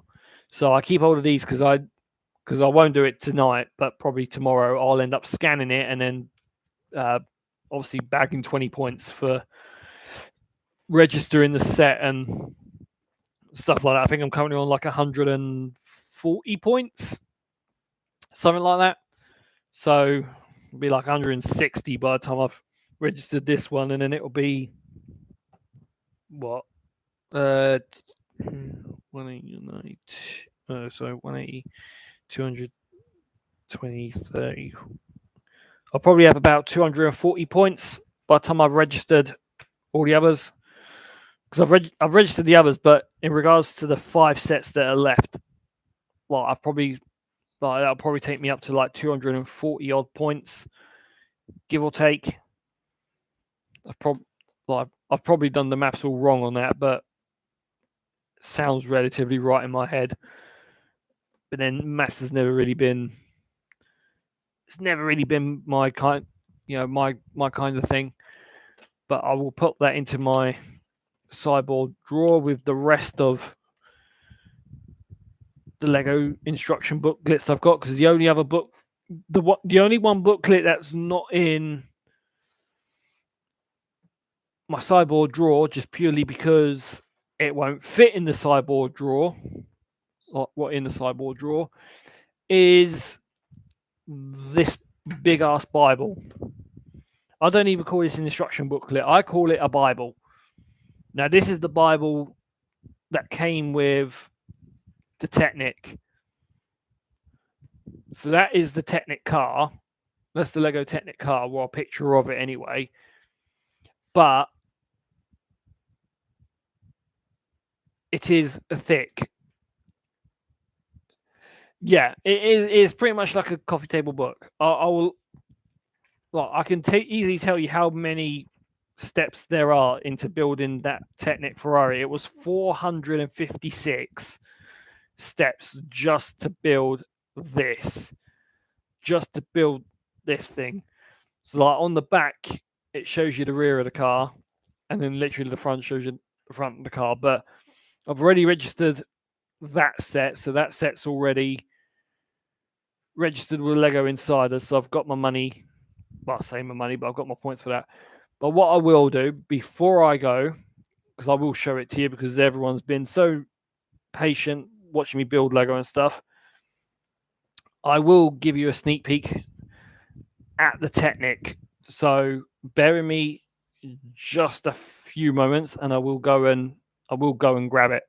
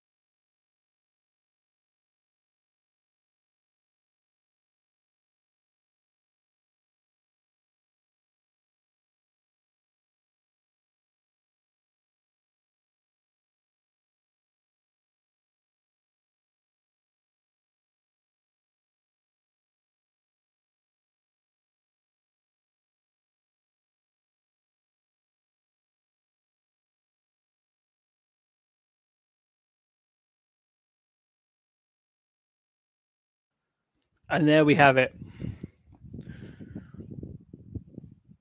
That is, ladies and gents, the Technic Ferrari. It does look slightly blurred, but to be fair, that's only because where I've got the table, and like I said, it's, I am using a camera that looks like something from pre-2000s. I mean, this is a little dusty on the old wheels, but that's only because of the shelf it's on. The shelf it's been sat on is just a little bit on the dusty side. Yeah, it is. It is huge. So obviously you've got the Speed Champion car there for comparison. Okay, yes, it's not the it's not the SF24 Speed Champions Ferrari, but the Speed Champions Ferrari would be the same length as this and roughly around the same width, like roughly around the same width wise. So you can get away with using that for reference compared to what this is. So you can see, and like I said, the tires alone are bigger than that. As I said, the tires are like 20% bigger, not even 20%, but they're just like 20 times bigger. But there is a little dial up on here. If I turn, it does turn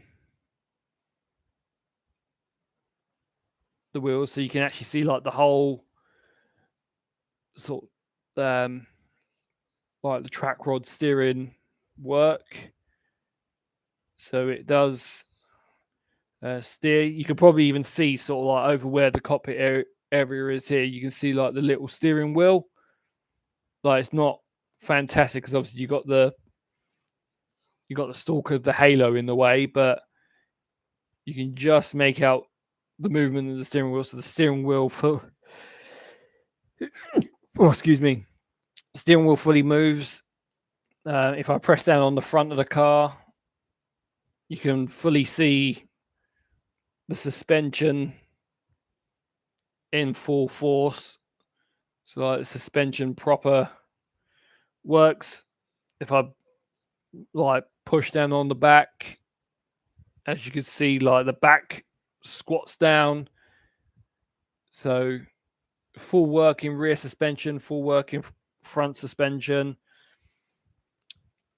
The one thing you can't see, like just purely because with how tall this is, in the back there is like a little switch that I can hit. So if I hit that, and then obviously I went to go and move it forward,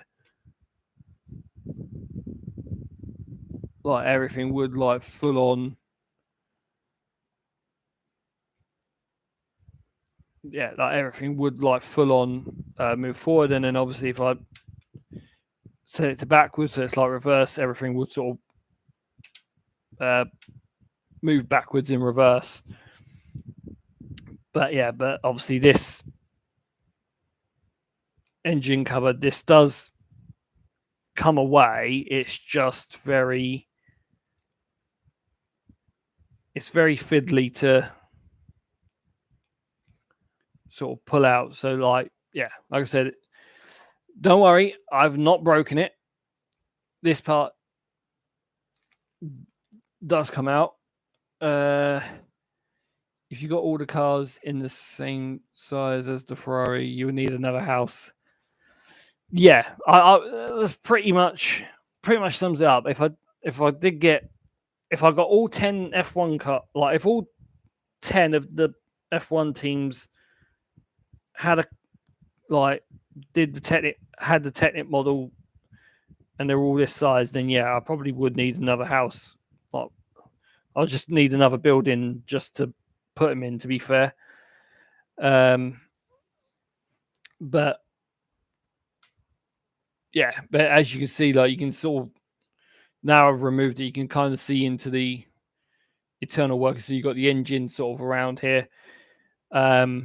It's just a shame that the camera is not as like good, because if it was better, I would show you that like the pistons actually move in the engine. Like you'd be able to see like the whole gear linkage sort of hiding behind this little red bit here.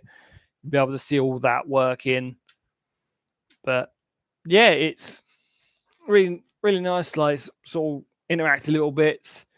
Battery and wires will be fully working. I mean, I'm pretty sure there are like Technic kits out there.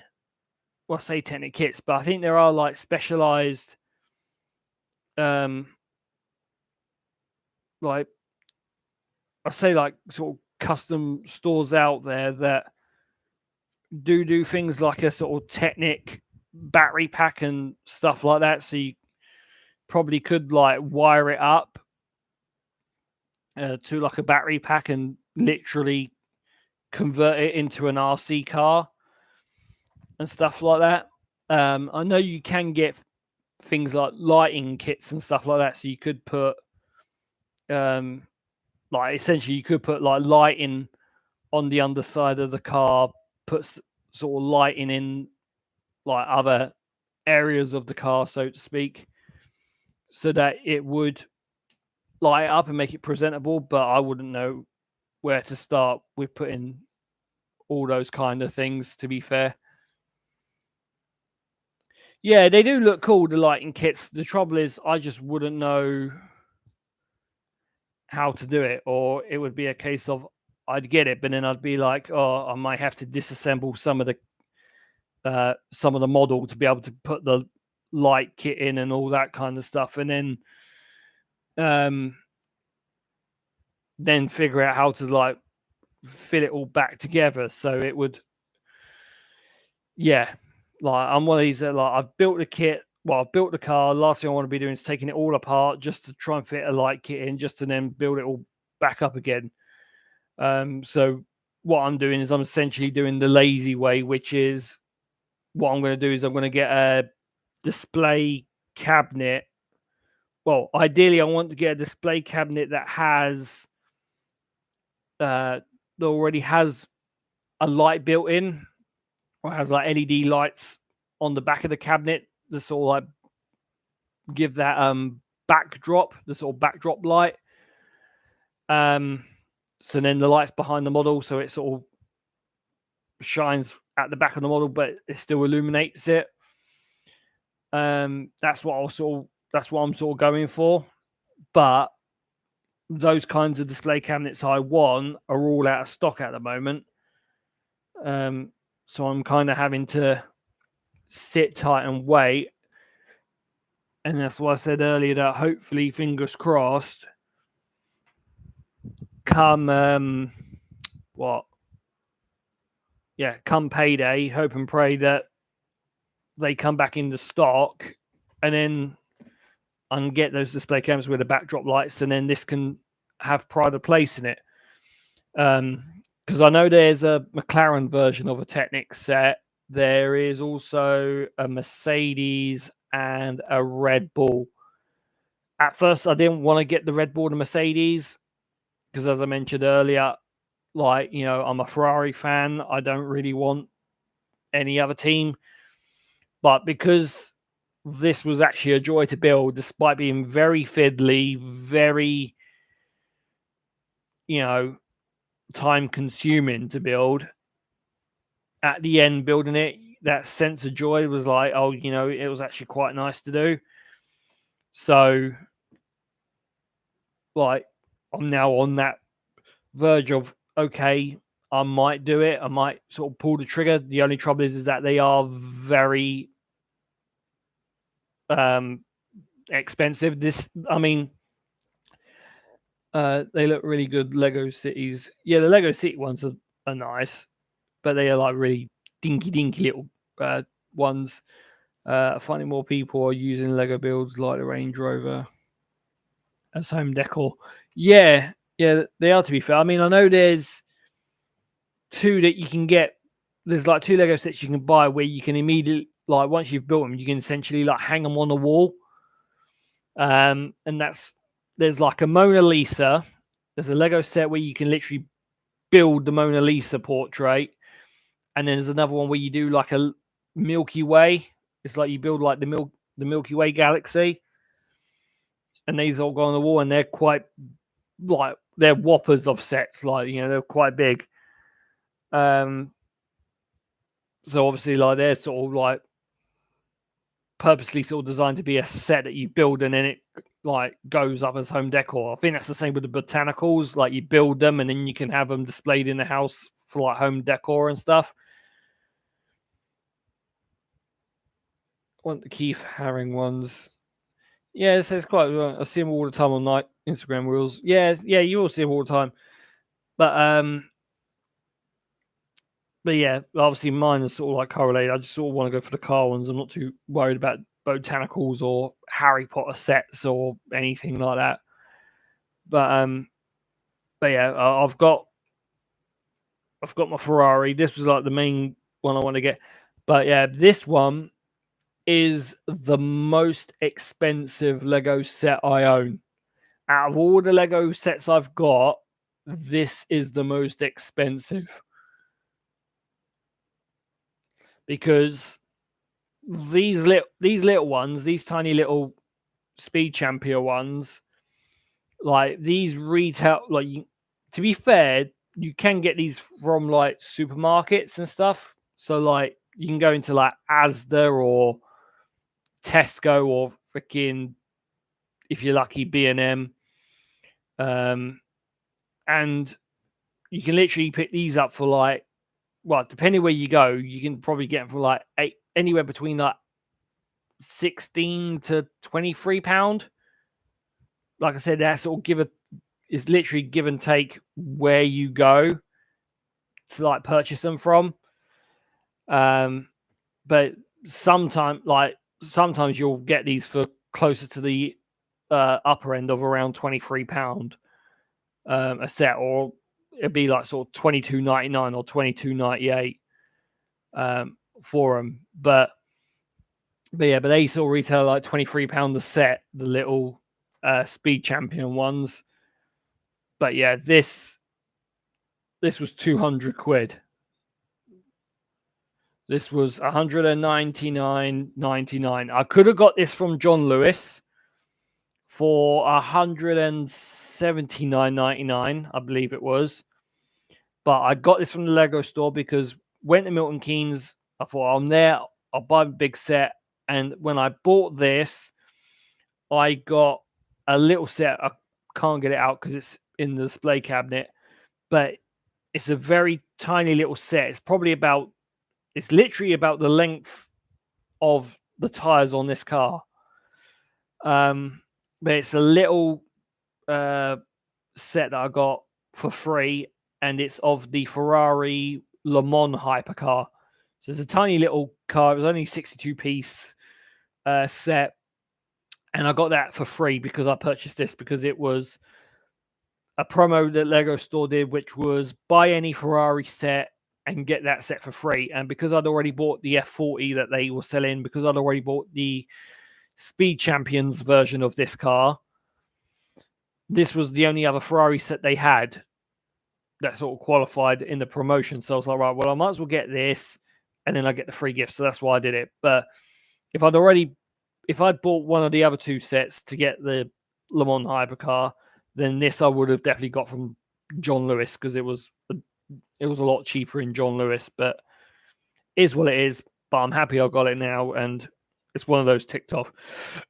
But yeah, I've got 5 sets left: Racing Bulls, Red Bull, Williams, Sauber, and McLaren left to do.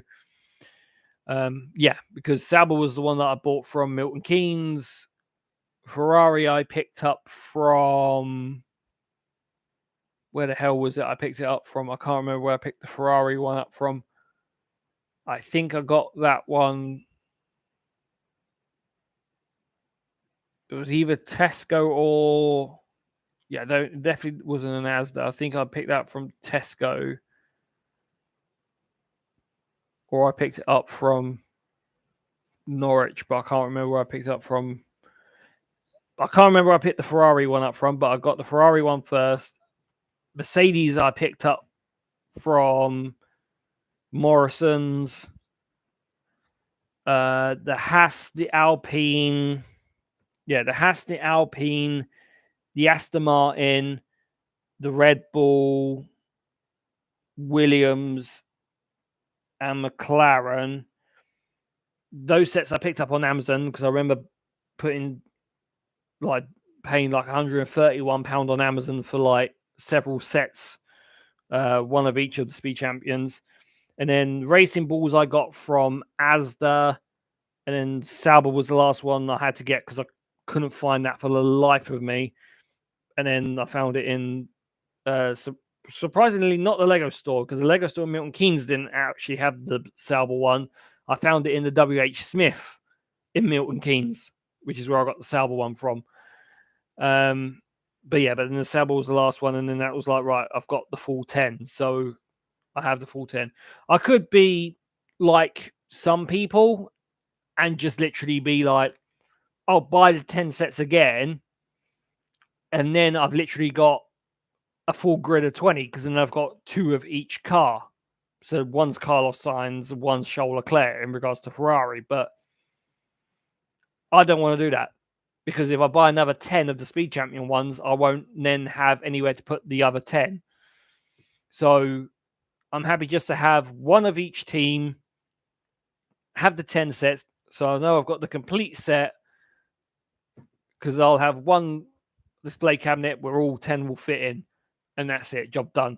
The only car that won't have anywhere to have a permanent home yet in regards to storage is this. So this will go back on the shelf in my daughter's room just for a little while longer, probably another 2, maybe 3 weeks longer, until I can actually get a display cabinet that this will fit in.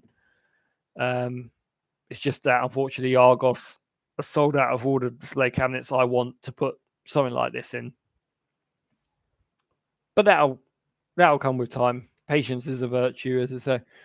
More of a Funko Pop person than Lego, but Lego's cool.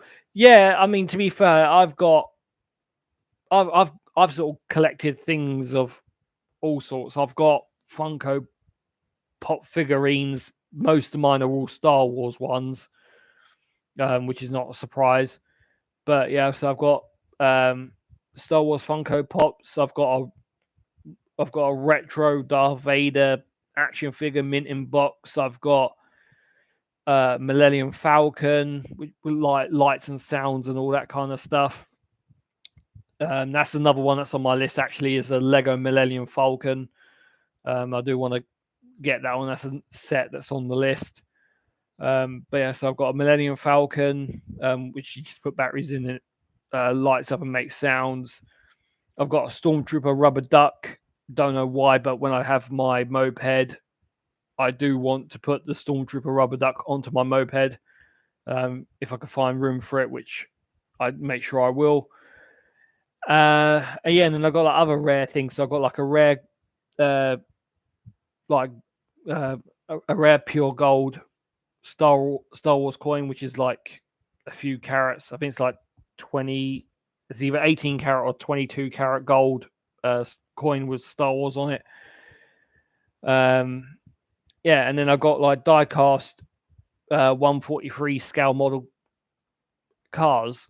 Most of them, I say most of them are Ferraris. All of them are Ferrari, but like the majority of them are F1 cars. So I've got like the F175. I've got the SF23, the SF24. I've got the F175 with its Monza livery. I've got the SF24, or is it the 23? No, I think it's the SF23 with its Las Vegas livery. I'm after the one with the Miami livery, which was the one where Ferrari had the bit of blue from last year. So I'm looking for the Miami livery ones, which are a bit of a rarity. I've got a GT3 I've got a GT3 Ferrari car on display. I've got some pin badges of my favorite club that I support, Leyton Orient, from where we won the National League back in 2019, I think it was, which is a limited edition set of pin badges. So I've got, I've got those. I've got quite a few collector things. I mean, I've even got something as silly as a Boris bus. Like I've even got like it's not an official like Boris bus sort of model thing. It's just like a generic bus that they've obviously styled to be like a Boris bus, and then they just put like sort of generic stickers and stuff on it. So like even things like that. I mean, actually in my like in the actual cupboard bit underneath the actual display part of the cabinet, in there, which I'm hoping to put on display soon once I've got a display cabinet. So display cabinet that this will go in, chances are these will make an appearance in there. I have some Poundland trucks. Like I've got 2 of the big size trucks, and then I think I've got like 4 of the sort of smaller trucks, of the tinier trucks. I only collected the Poundland trucks because I was working at Poundland at the time, so I was sort of collecting them. So I've got them. So I've got those to put on display, but they've been sat locked away in a cupboard, because I've got nowhere to put them. So they'll come out once I've got a display cabinet to put them in. This will go in the display cabinet. The thingies will get transferred out, like the Speed Champion Lego will be transferred into a new shelf. I might even get another one of the shelves that I'm using for the Speed Champions cars. I may get another one of those to put my other 143 scale model cars, because in a storage, like in a little thing, I've got like a little plastic storage thing. Hang on. So like, where's the camera? So yeah, I can't really do it because the technic's in the way now. But yeah, as you can see in here, like I've got a Ferrari, I've got a BMW Roadster, I've got a Audi DTM car. Ignore the other sort of weird, sort of Chinese F1 cars. These are all these ones sort of came in this box anyway, because this box I got as a advent calendar thing, and it came with like little sort of pullback toys as like little gifts instead of chocolate. But I've got 3, but those 3 cars I pointed out, the F1, the Ferrari, the BMW, and the Audi, those are 143 scale model cars, which is similar to the Ferrari F1 cars and GT3 car that I've got. So I've got those, which I can put them into a display cabinet. So I've got like a little collection of 143 sort of die-cast cars that I can put in. So I've got those. So yeah, I've just been collecting things, but it's got to that point where I'm collecting things, but I'm running out of space to collect things. So I haven't done collection in the die-cast things for a while because I just ran out of space to put anything. But yeah, I'm at this point where I just collect random crap. That's literally it. I just sort of collect random crap at this point. Well, random crap to everyone else, but to me, it's important. I mean, it's that bad. Like me and Rachel are kind of going through a collector's phase at the moment, because I'm doing obviously Lego 143 die-cast cars and all this kind of stuff. Rachel wants to start a Hot Wheels car collection. I'm not kidding. She wants to start a Hot Wheels car collection. So I've already decided that for her birthday, I'm going to get her a shelving unit that's big enough to put like a big collection of Hot Wheels cars in. And then I'm going to buy her several of the bumper packs of the Hot Wheels cars to sort of kick her collection off. And then she can then add to that when she goes along. Because then she could be like, right, I've got these cars. And I know Poundland sell Hot Wheels cars, so she can always go into Poundland and be like, right, like, oh, I don't have this car, right, grab that car, and then she can, bring it back, take it out of the packaging, pop it in a display case, and be like, right, she's got her collection of Hot Wheels cars. But that's what she wants to do. That's her thing at the moment, is collecting Hot Wheels cars.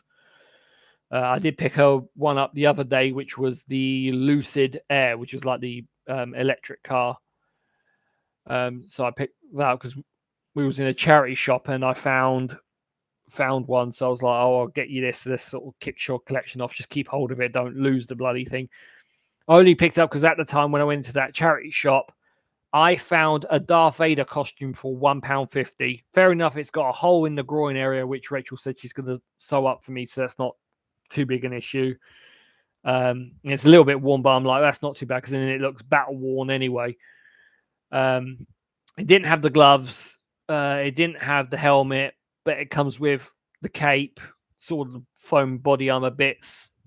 Comes with a belt and like the sort of shoe cover parts on it. So it's not like a really big fancy ass costume, but it's still fairly decent. I mean, I looked up how much one of those one of the Darth Vader costumes I've got would be brand new, and you're still looking at close to £100, brand spanking new.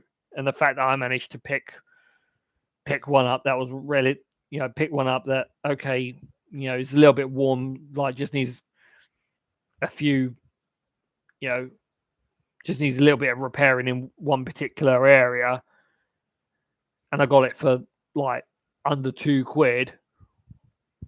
I was like, I'm winning. Like, I felt like I was winning that day.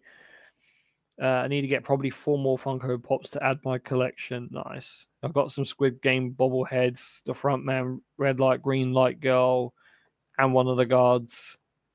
I knew you could get a Home Bargains truck. Yeah, I have seen you can get like Home Bargains trucks.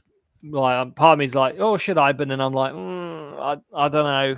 Like, see what happens. Like, if Impulse has said like, I'll grab it, but I doubt I will. But yeah, the question is just where will I put it? Until I've got space to put stuff, like I can't put anything anywhere until I've got the space. But yeah. Anyway, that's gonna be enough of me waffling on for now, because it's like been streaming for like 4 hours 27 minutes, and I'm like, most of that's been me waffling on and whatnot, because literally I built this nearly almost over an hour ago now. Almost nearly over half hour ago, like when I built that. So yeah, I'm gonna end it there, folks. So that time's gone fast. Yeah, it has. It's amazing what happens when I waffle on. But yeah. But anyway, guys and girls and everything in between, thank you very much for tuning in, and obviously I hope you all enjoyed the stream. As I said, I do apologize. The camera quality's not fantastic, but yeah, I would stream on my phone, but I don't know whether the camera quality on my phone is going to be any different to what my webcam does anyway. But yeah, if you have liked, be sure to leave a like. If you are new, obviously be sure to subscribe if you are into the Lego sort of bits and pieces or whatnot. As I've mentioned, there are going to be, hotel reviews coming up and sort of town city visit reviews and stuff like that at some stage. Only when I remember to not only just take my camera gear with me, but actually remember to actually film when I'm there.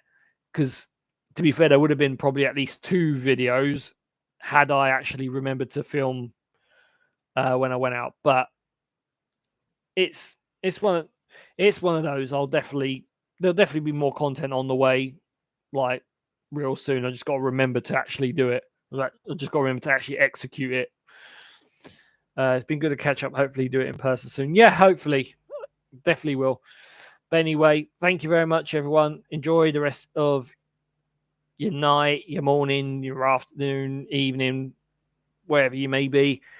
I may do another one of these tomorrow. And so I'll do another one of the Lego F1 sets. But yeah, I'll see where the mood takes me. But until then, take care, everyone, and I will see you all soon.